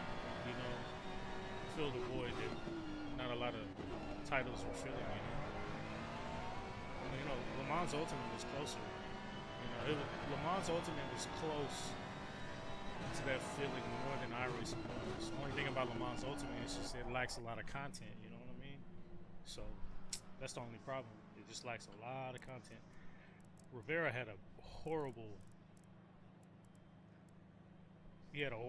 qualifying. He's usually good. He had a horrible qualifying. We'll watch him because he's in a Ferrari too. Yeah, I don't feel like going back to iRacing because even with iRacing, like I gotta change my brake settings. I can't brake at full 100%. You know what I'm saying? So I gotta switch them in and out from that and iRacing. I mean, ACC. But you know, if there becomes like a lack of support with ACC and there's nobody out there racing, say LFM just disappeared, knock on wood, don't disappear. You say like they knocked on, you know, they disappeared. I'll have to go back to iRacing. Just 2 minutes left. 2 minutes to go. So.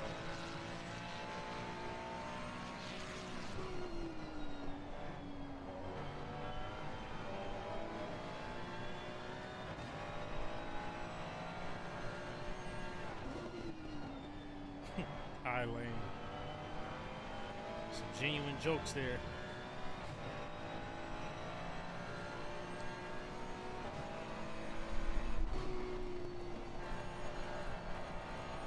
So far I'm 12th out of 35. 12th out of 35, so pretty quick. Top guys are damn near second above me. This track's it's kind of dangerous, man. To do an hour-long race on this track, man. We're gonna finish it out, but I have to tell you, man, it's kind of dangerous on this track. You know, that's one thing about the British tracks. They're very on the seat of your pants type tracks. Like they feel like slingshots. Like you're always on the edge of your seat when you're driving these tracks. You know?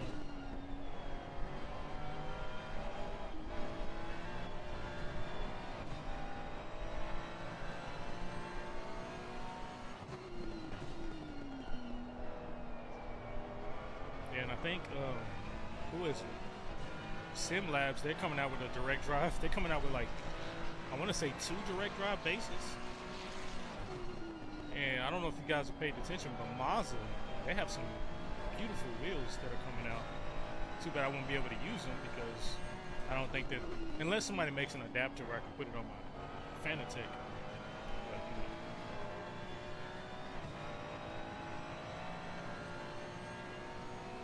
Alright, that's it.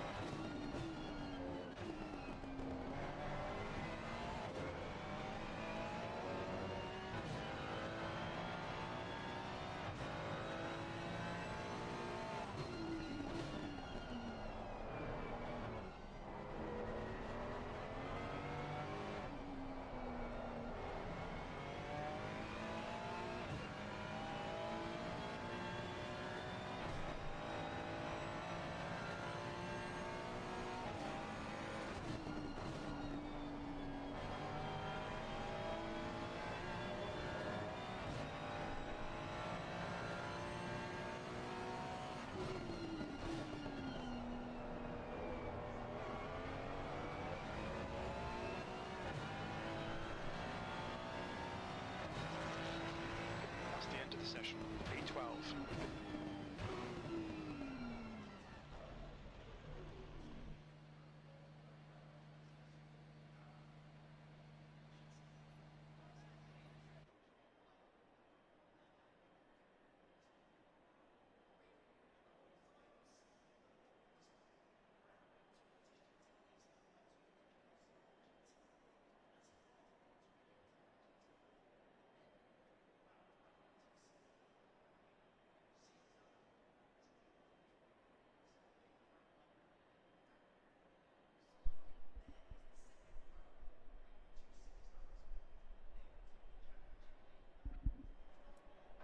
60 minutes, V12.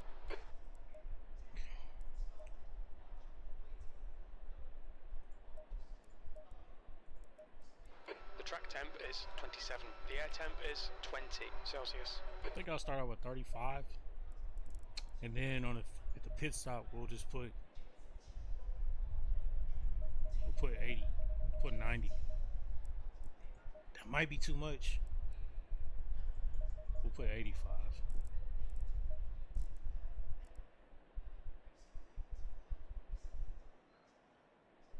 I think that's enough for an hour long. I know for sure because usually it's like, yeah, that'll be enough.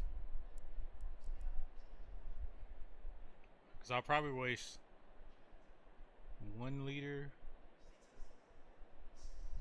on a round, so I'll say 85 just to be safe. Might be too much, but oh well. I lowered my steering ratio zone. Use your idea.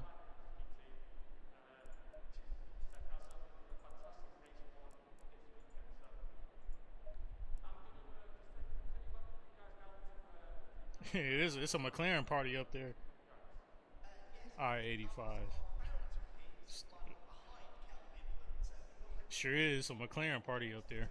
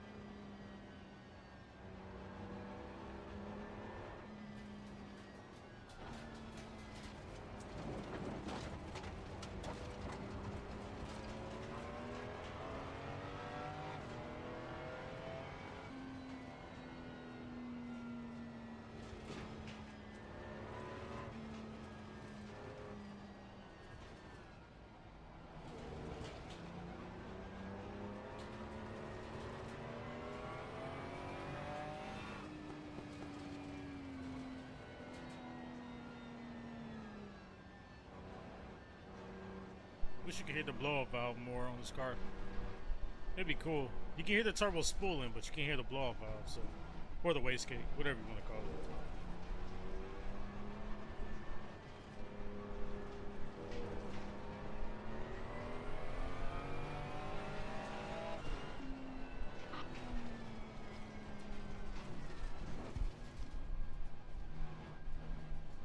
Follow car number 114.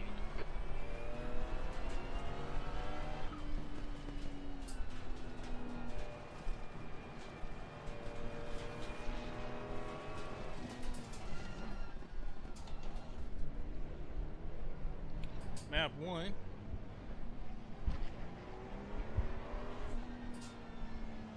Stay alive the first lap, man. That's the goal. Stay alive.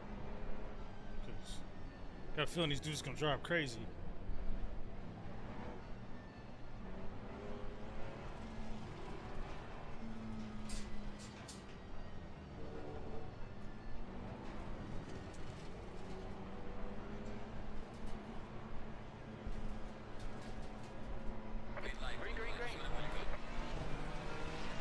A couple people got drive-through penalties.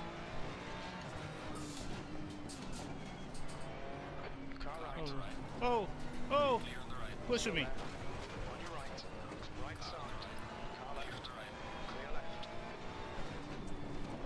Car on the right, you're in the middle, clear left, 3-1. God, leave, bro. I swear, man. Slow car ahead. Yellow flag. Fucking idiots, bro. Clear left, left side. Come on. Clear left. Slow car ahead.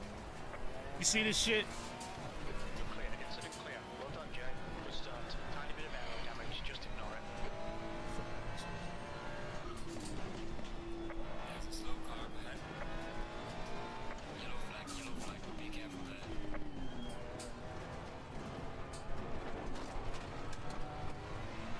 Get in front of these dudes, bro.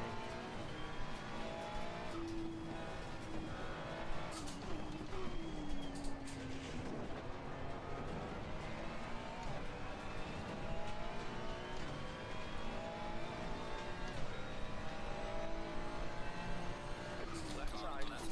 Clear on the left. Still there. Clear left.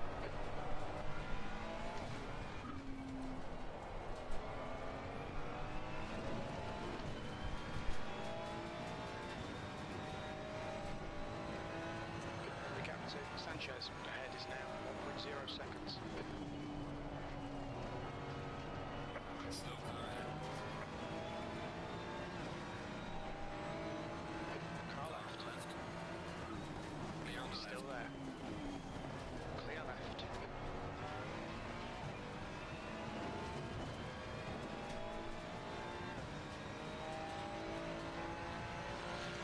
B27.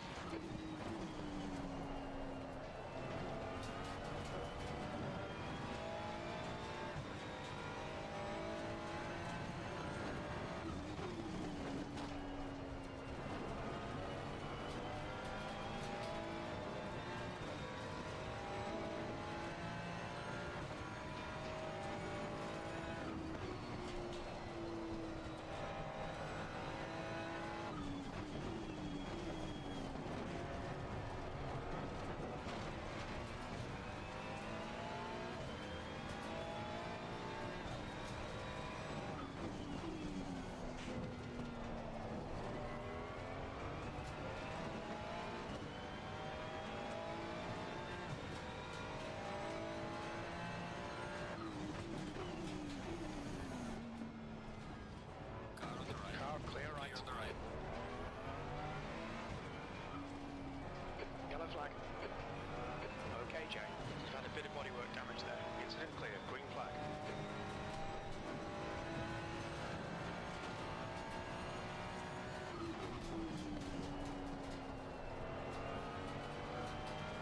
Yellow flag. Yellow flag ahead. Be careful.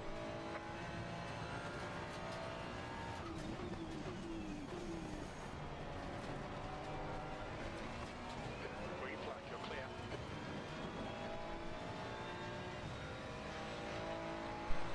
This is horrible. B24.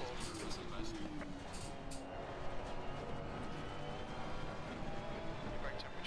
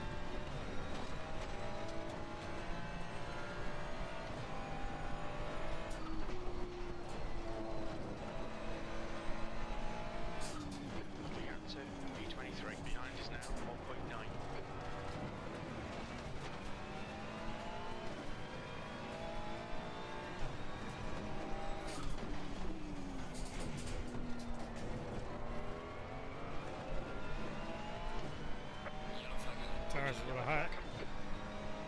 Man, it's a shit show, bro. Thank you. Clear right, green flag.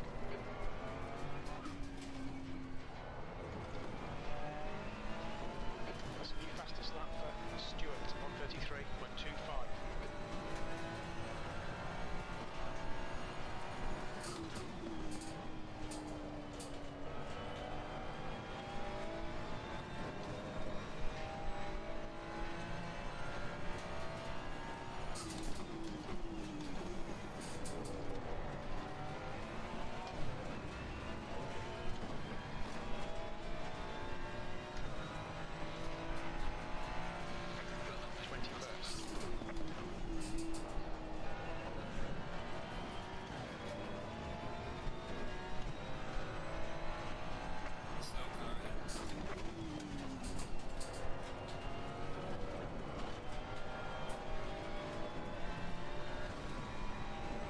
Dude behind me's fast as hell.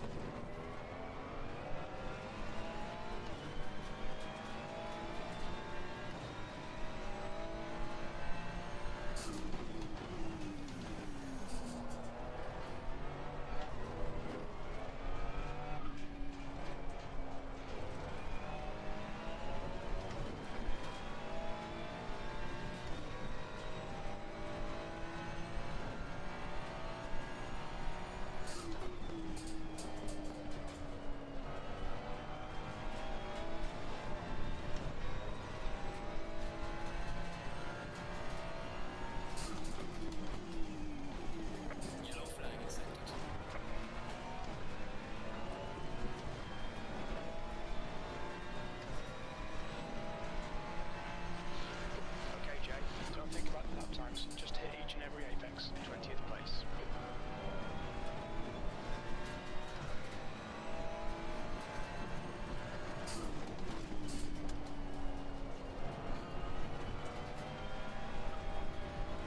Left side, you're in the middle, 3 wide. Right side's clear. Woo, that was dangerous.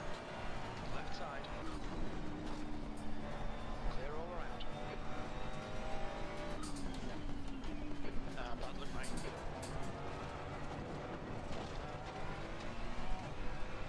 That dude's moving.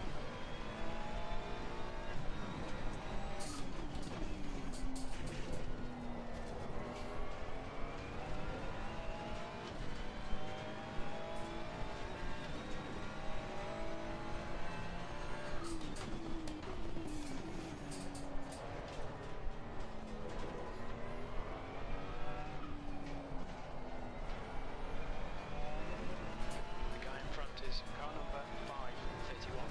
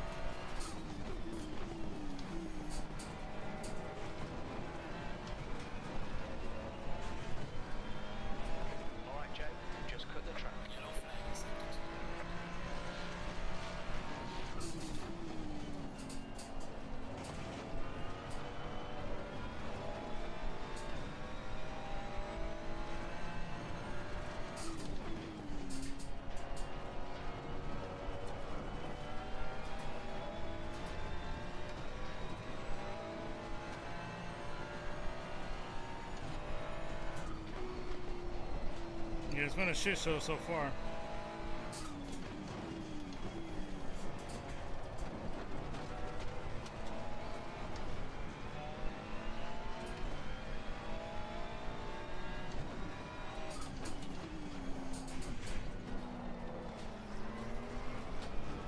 It looks like Anthony has binned it. Green flag in sector 3. Wesley, car number 119, is now leading. You've got half your fuel left.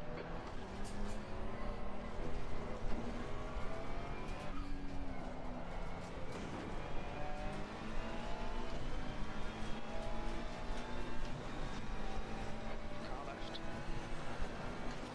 Hold your line. Clear left. On your left. Clear left. There's a slow car behind. On your right. Shit. That was stupid. He's still there. Clear on the right. Clear right. Car left. He's clear left side. Clear left. That was stupid. So about that dude right there. B21.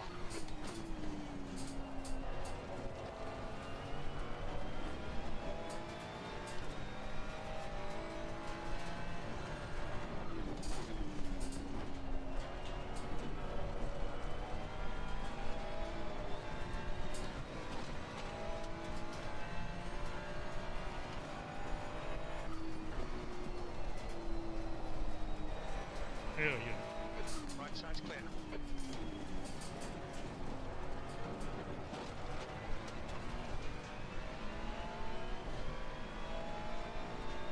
Okay, Jay, the next car is Alan, car number 223.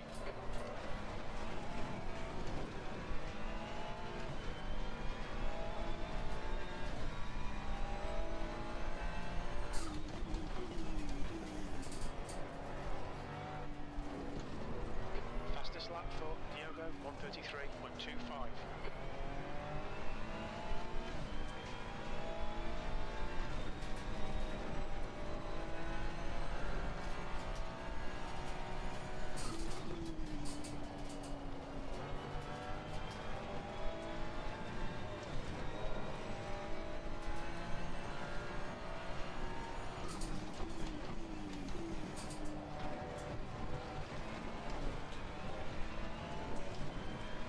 Yellow flag in sector 1. Got 10 minutes of fuel remaining. Stay focused, we're still in this. B20. Woohoo! We'll be warned about track limits.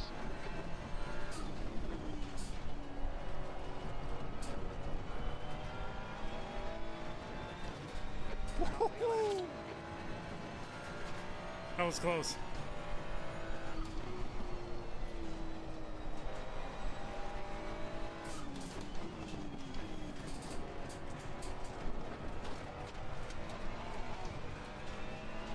So I started 12th, dropped very far back. I think it was like 25th. Now I'm at 19th, so still got 44 minutes to make up some ground. Just wish we didn't get caught up in those pileups earlier, man.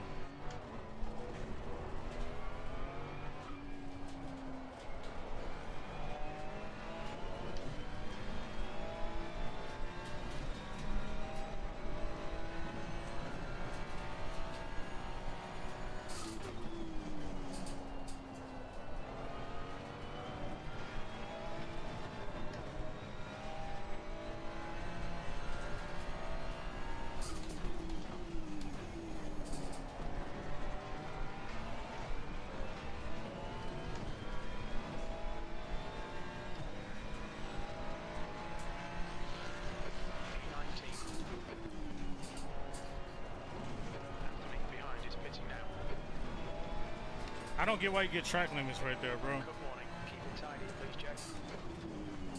It's such a natural line to take, you know?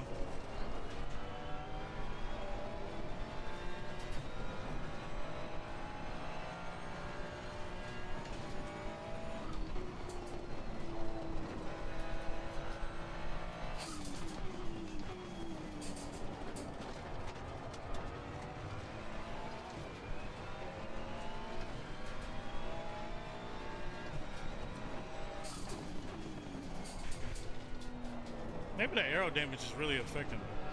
Because I can't even get into 134s.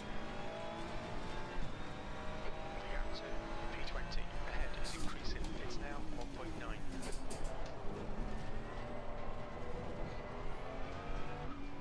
It's like I can barely catch up to this guy.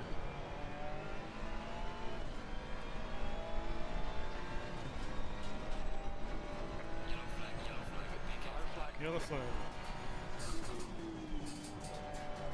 Hell yeah. I'll take that. 18th. Considering clear. Back to green flag. It looks like Jose has binned it. Sector 1 is now green.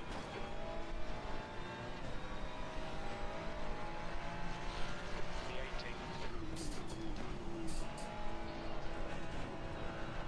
18. Oh shit.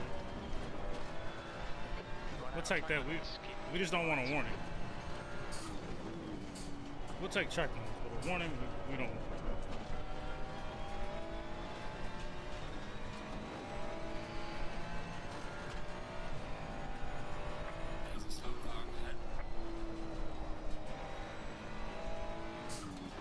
Gap to P19. Behind is now 3.8. Oh, we got Priest, my boy. The guy in front is Frost, car number 114. Wonder what happened.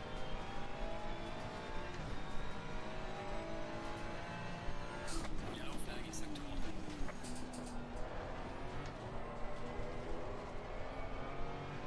See, if this is like this, just think about what the last round of this season. It's gonna be at Nürburgring. Nordschleife. It's gonna be hell.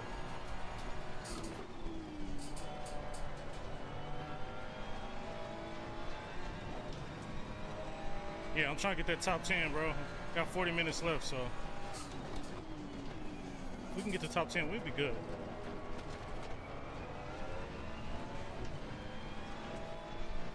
I know we got damage, but it's okay. We're doing what we can do.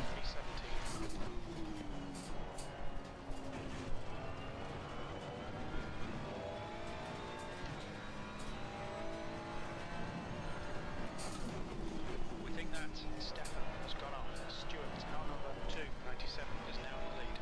Sector 2 is green.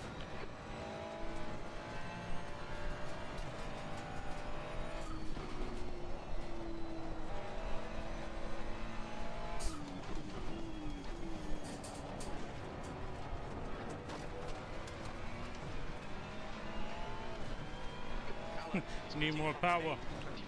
Looks like he'll come out just in front of you. Oh. Pay attention to track limits, please, Jay.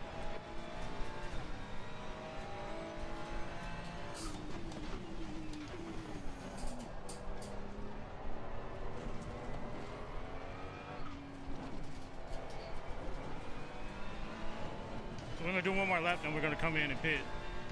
I'm trying to think, should I repair my arrow? 102, closing the gap. It's now 4.0 seconds.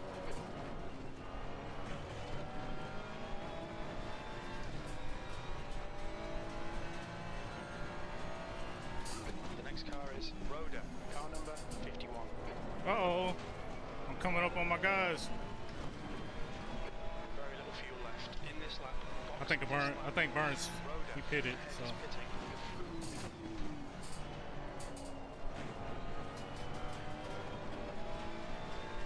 Oh my God, dropped the penalty. Up there in front of me.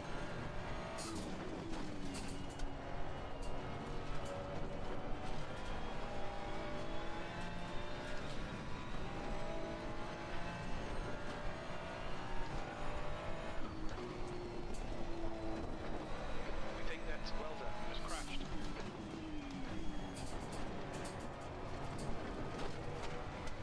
Sector 3 is green.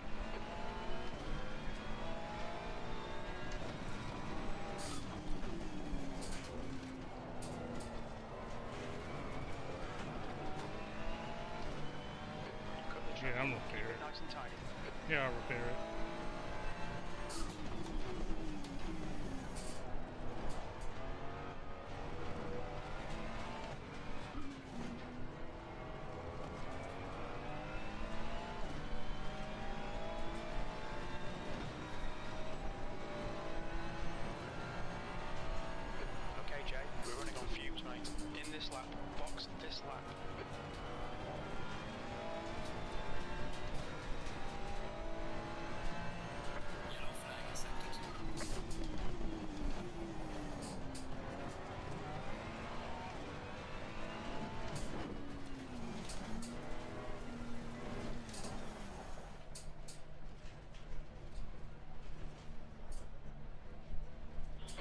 extra speed. You should have plenty of space on the exit. When we exit the pits, we should be in position 21.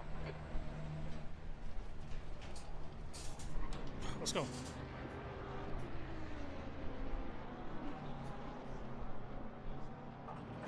Horrible start, but we making do.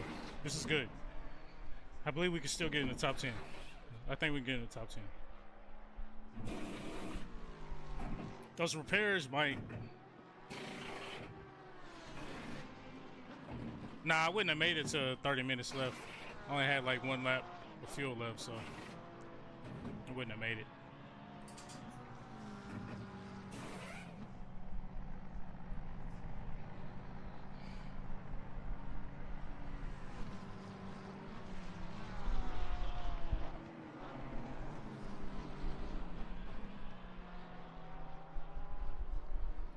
Okay, let's go.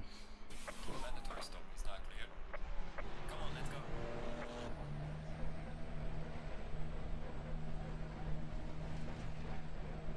There's a car approaching. Stay in your lane. Blue flag.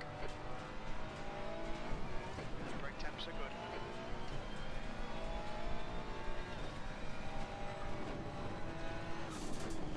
So I have a new car basically, so let's see what we can do with this new car.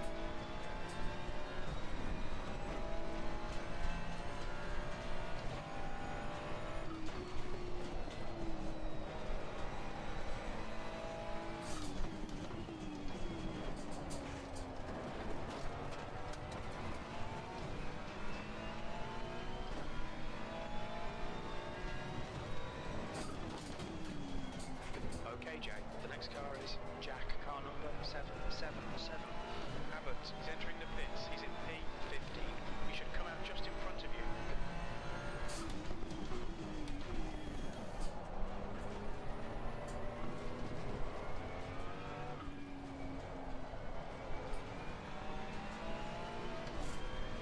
The leader, Stewart, is pitting.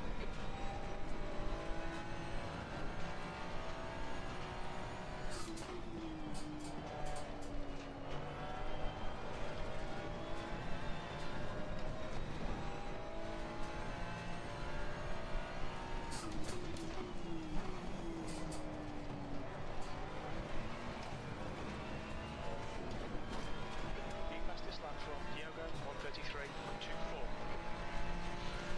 Nice and smooth. Don't overdrive the car. P23.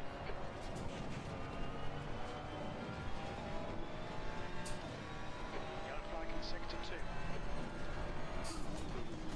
Green flag, sector 2. We can see Anthony has binned it.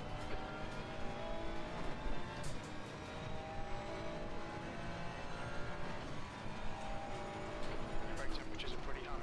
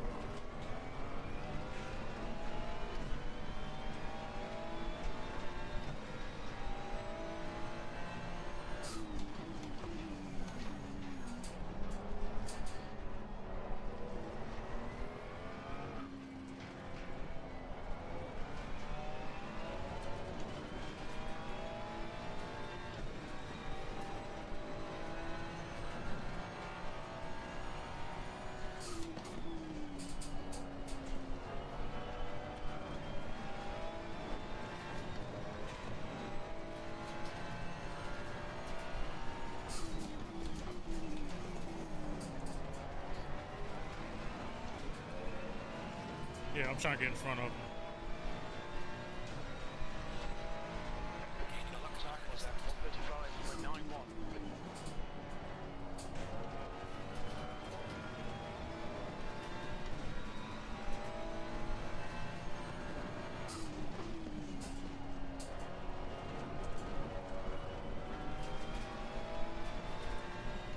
I think I'm gonna try to pass him here at this carousel.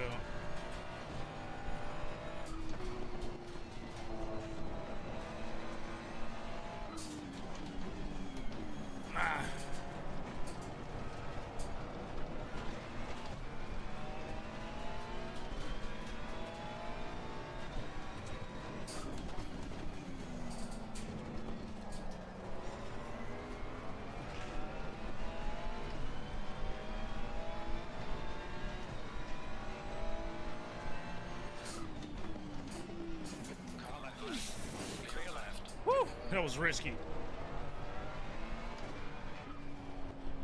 Good pass. Well done. Hella risky. Dangerous. Reckless.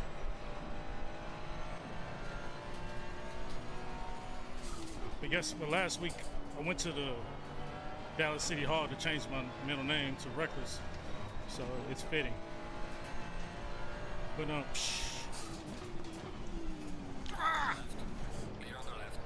that was reckless too. Sorry, bro. That was crazy. Come on, Jay. Good stuff. Keep it going. Whoops.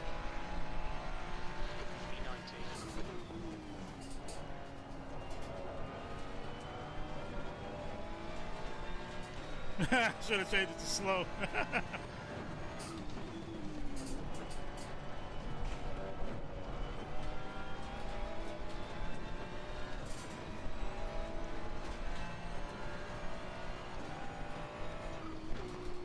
Yellow flag in sector 3. Sector 3 is now yellow. Green flag sector 3. We think that Jose has gone off.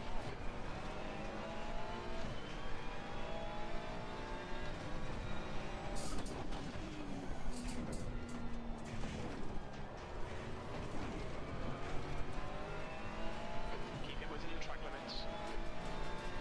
The gap behind is now 0.6. Frost is pitting from P28. We think he'll come out just behind you.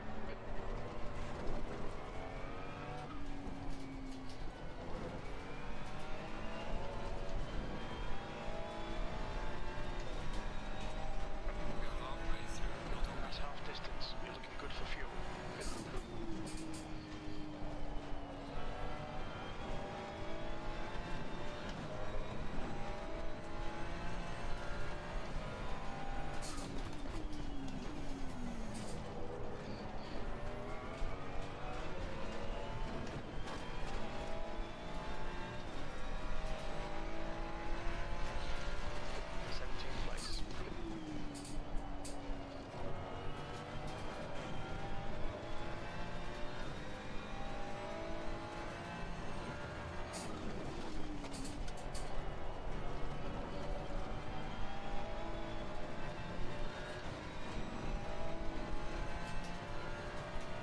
Incident sector 3, yellow flag.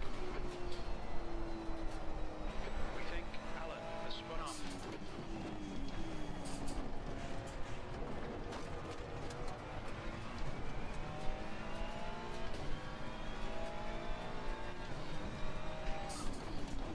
Micah is pitting from position 11. We should come out a little way behind you.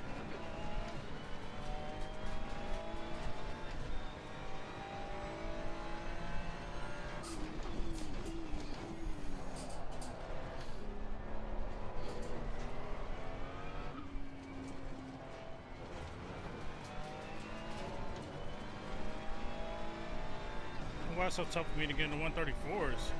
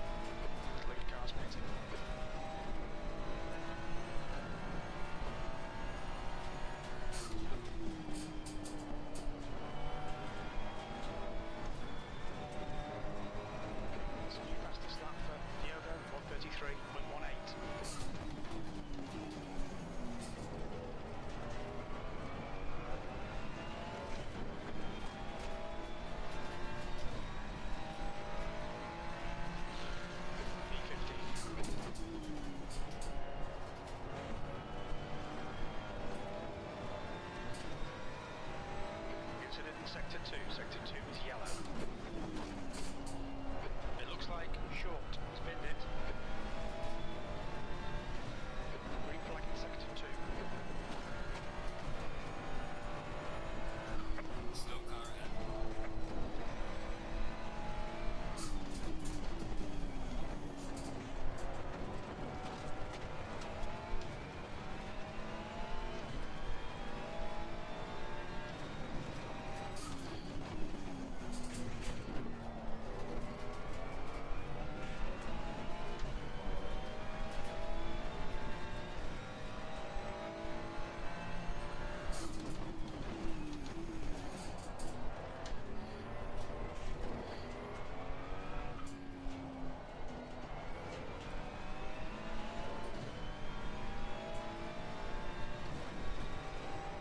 I mean, that's a good lap. 34.3.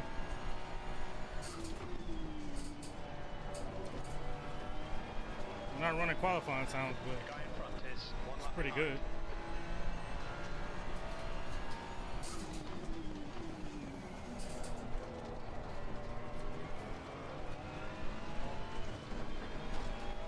Thank you. That timer is 1:34.54. That's your quickest so far.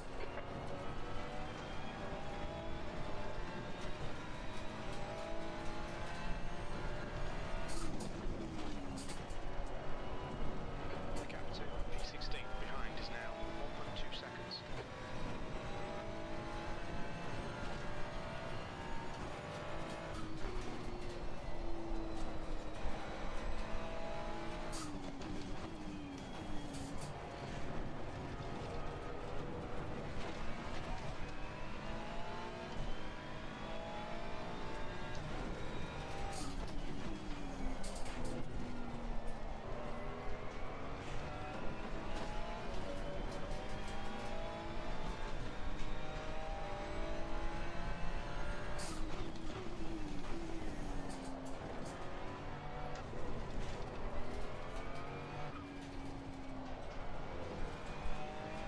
Thank you, Zone. Yes, P14 is damn near 14 seconds away. That's true. He doesn't have a pit stop. Okay, Jay. The next car is Ramirez. Car number 157.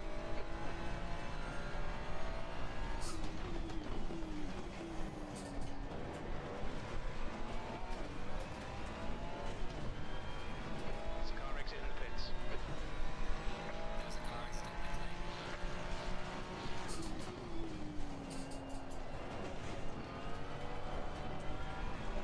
Yellow flag in sector 2. We've just had a warning for clearing the track. Incident in sector 2. Yellow flag. Sector 2 is now green. It looks like Jose has gone off.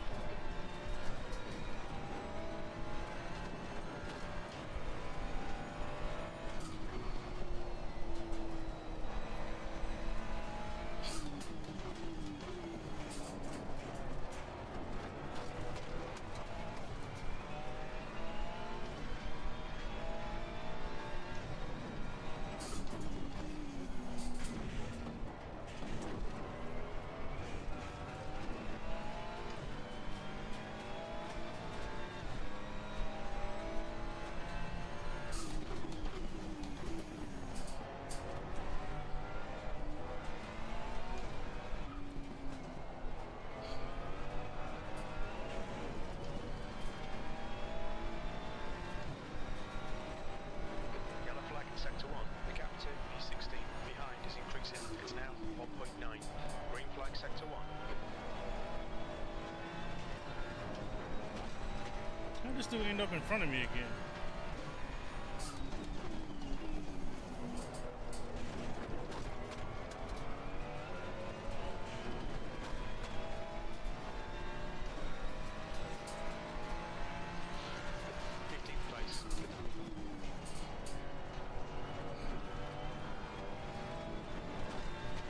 Gotta drive through penalty.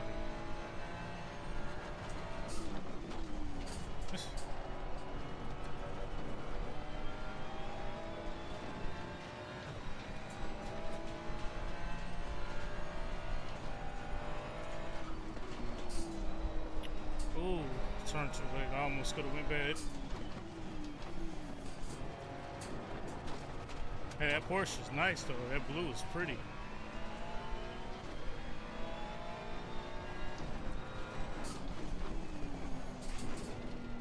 Oh shit. Thank you.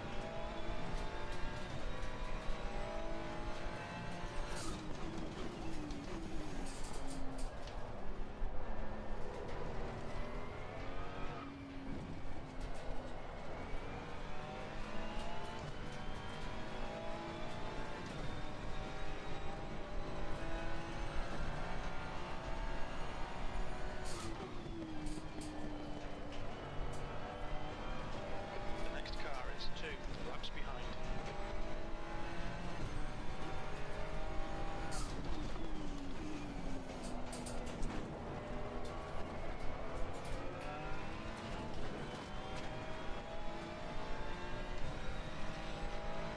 You've just done 1:35.78. 20 minutes remaining. You've got 20 minutes left.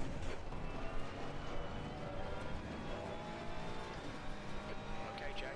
Run out of track limits. Keep it between the lines.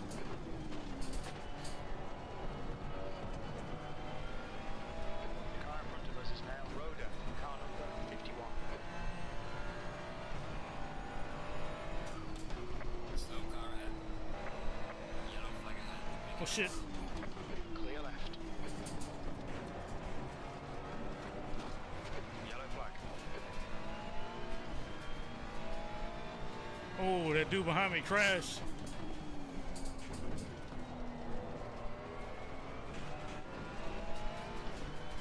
Yeah, he must have crashed hard. Clear of the incident. Green flag. Slow car ahead.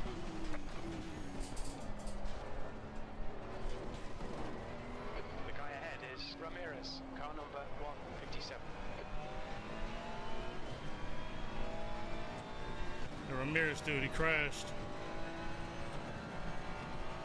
Somewhere up here. Hopefully he has damage. Yeah, here he is. Here he is. There we go. Oh, that wasn't him. Let's Pacheco.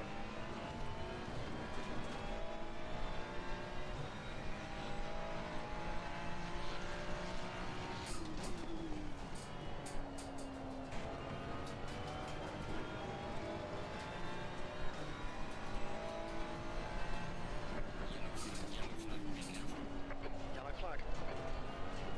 Yeah, here go Ramirez. Where's he going? Oh, 14. P14.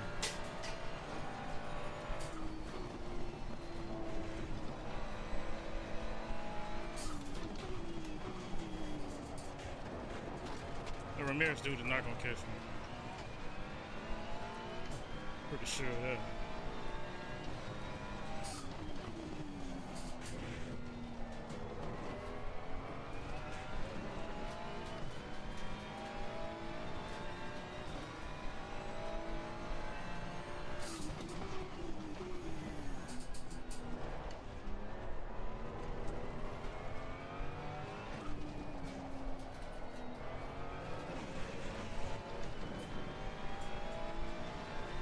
$17 minutes left. P15 is getting closer. The gap's come down to 0.8.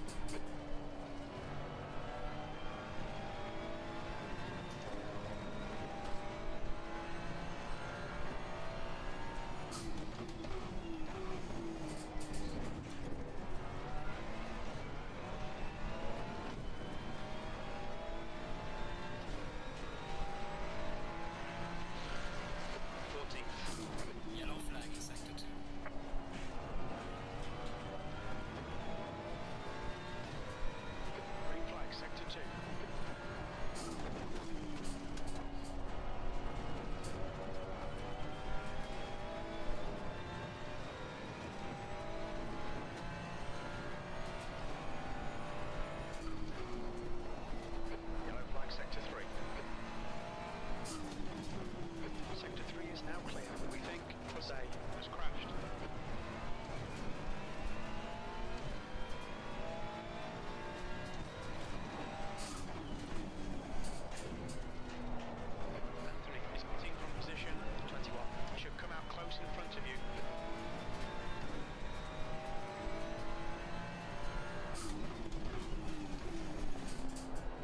How's this Ramirez sticking with me, man?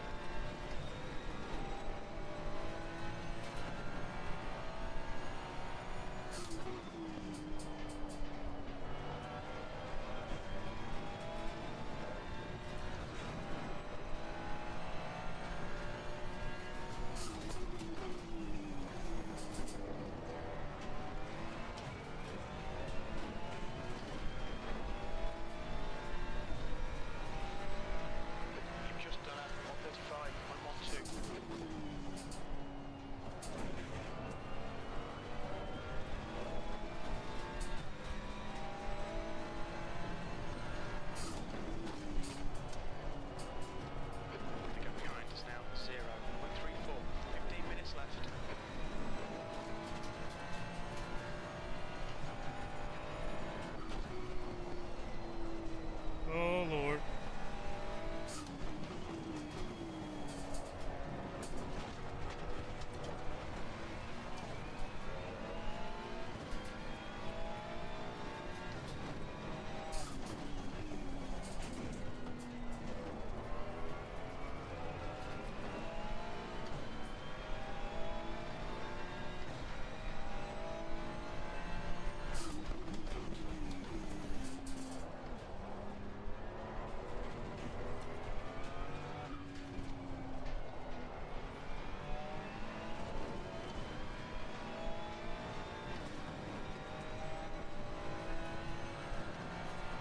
Fastest lap for Diogo, 133.11.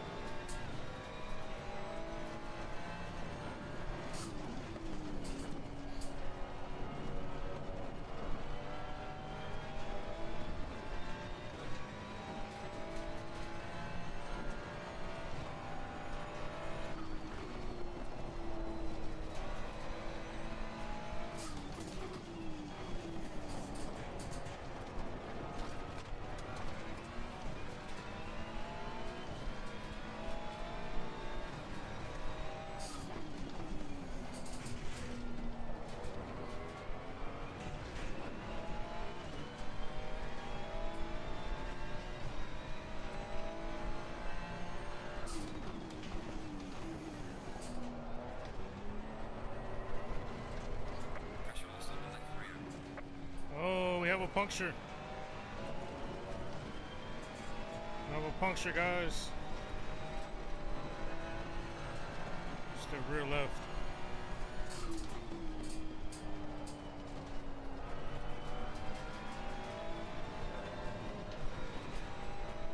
Hopefully it doesn't affect our handling too much.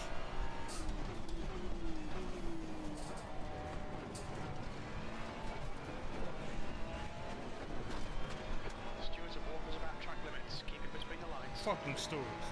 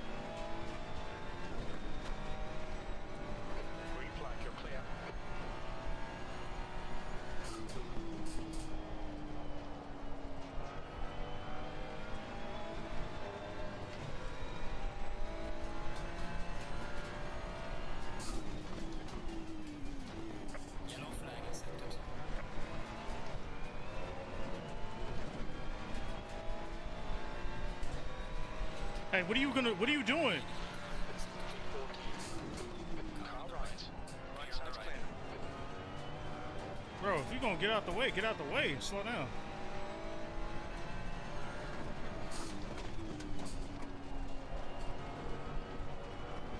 Green flag in sector 2.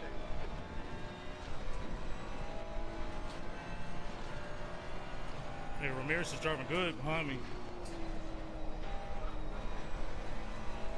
Alright, Jay, 10 minutes to go. That's 10 minutes left.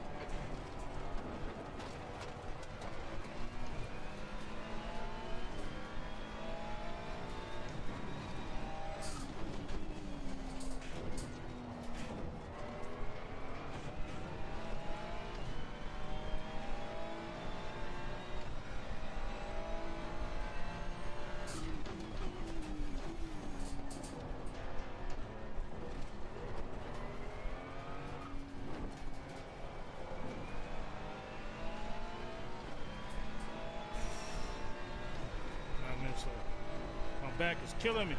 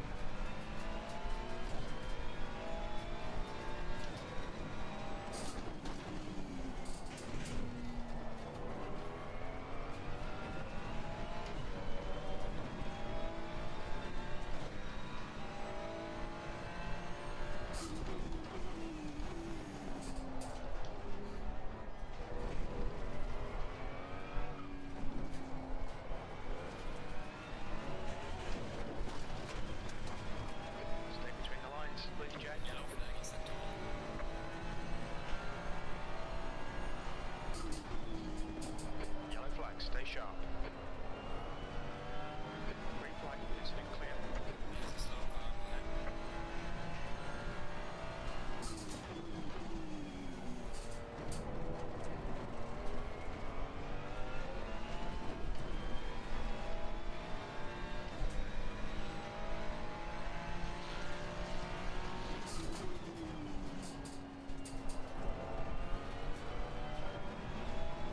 The driver in front of us is 3 laps behind.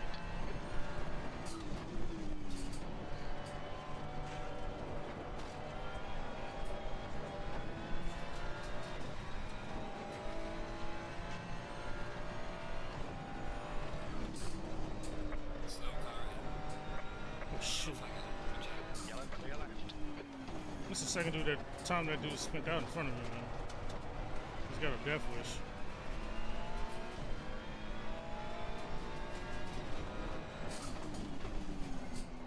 Clear, incident clear.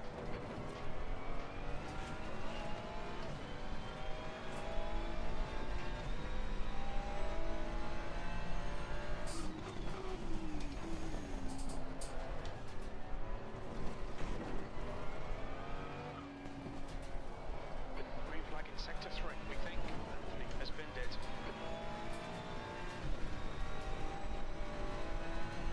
The gap to B15 behind is increasing. It's Oh now shoot, where's the board at? It threw me off. There's no board there. I don't know who my stopping marker is.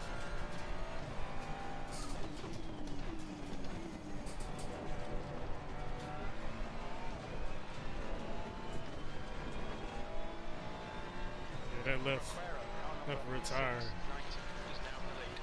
got a puncture. 136.20.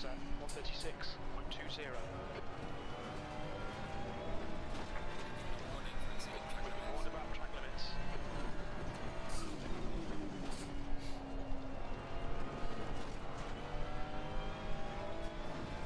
got way too much fuel. Way too much.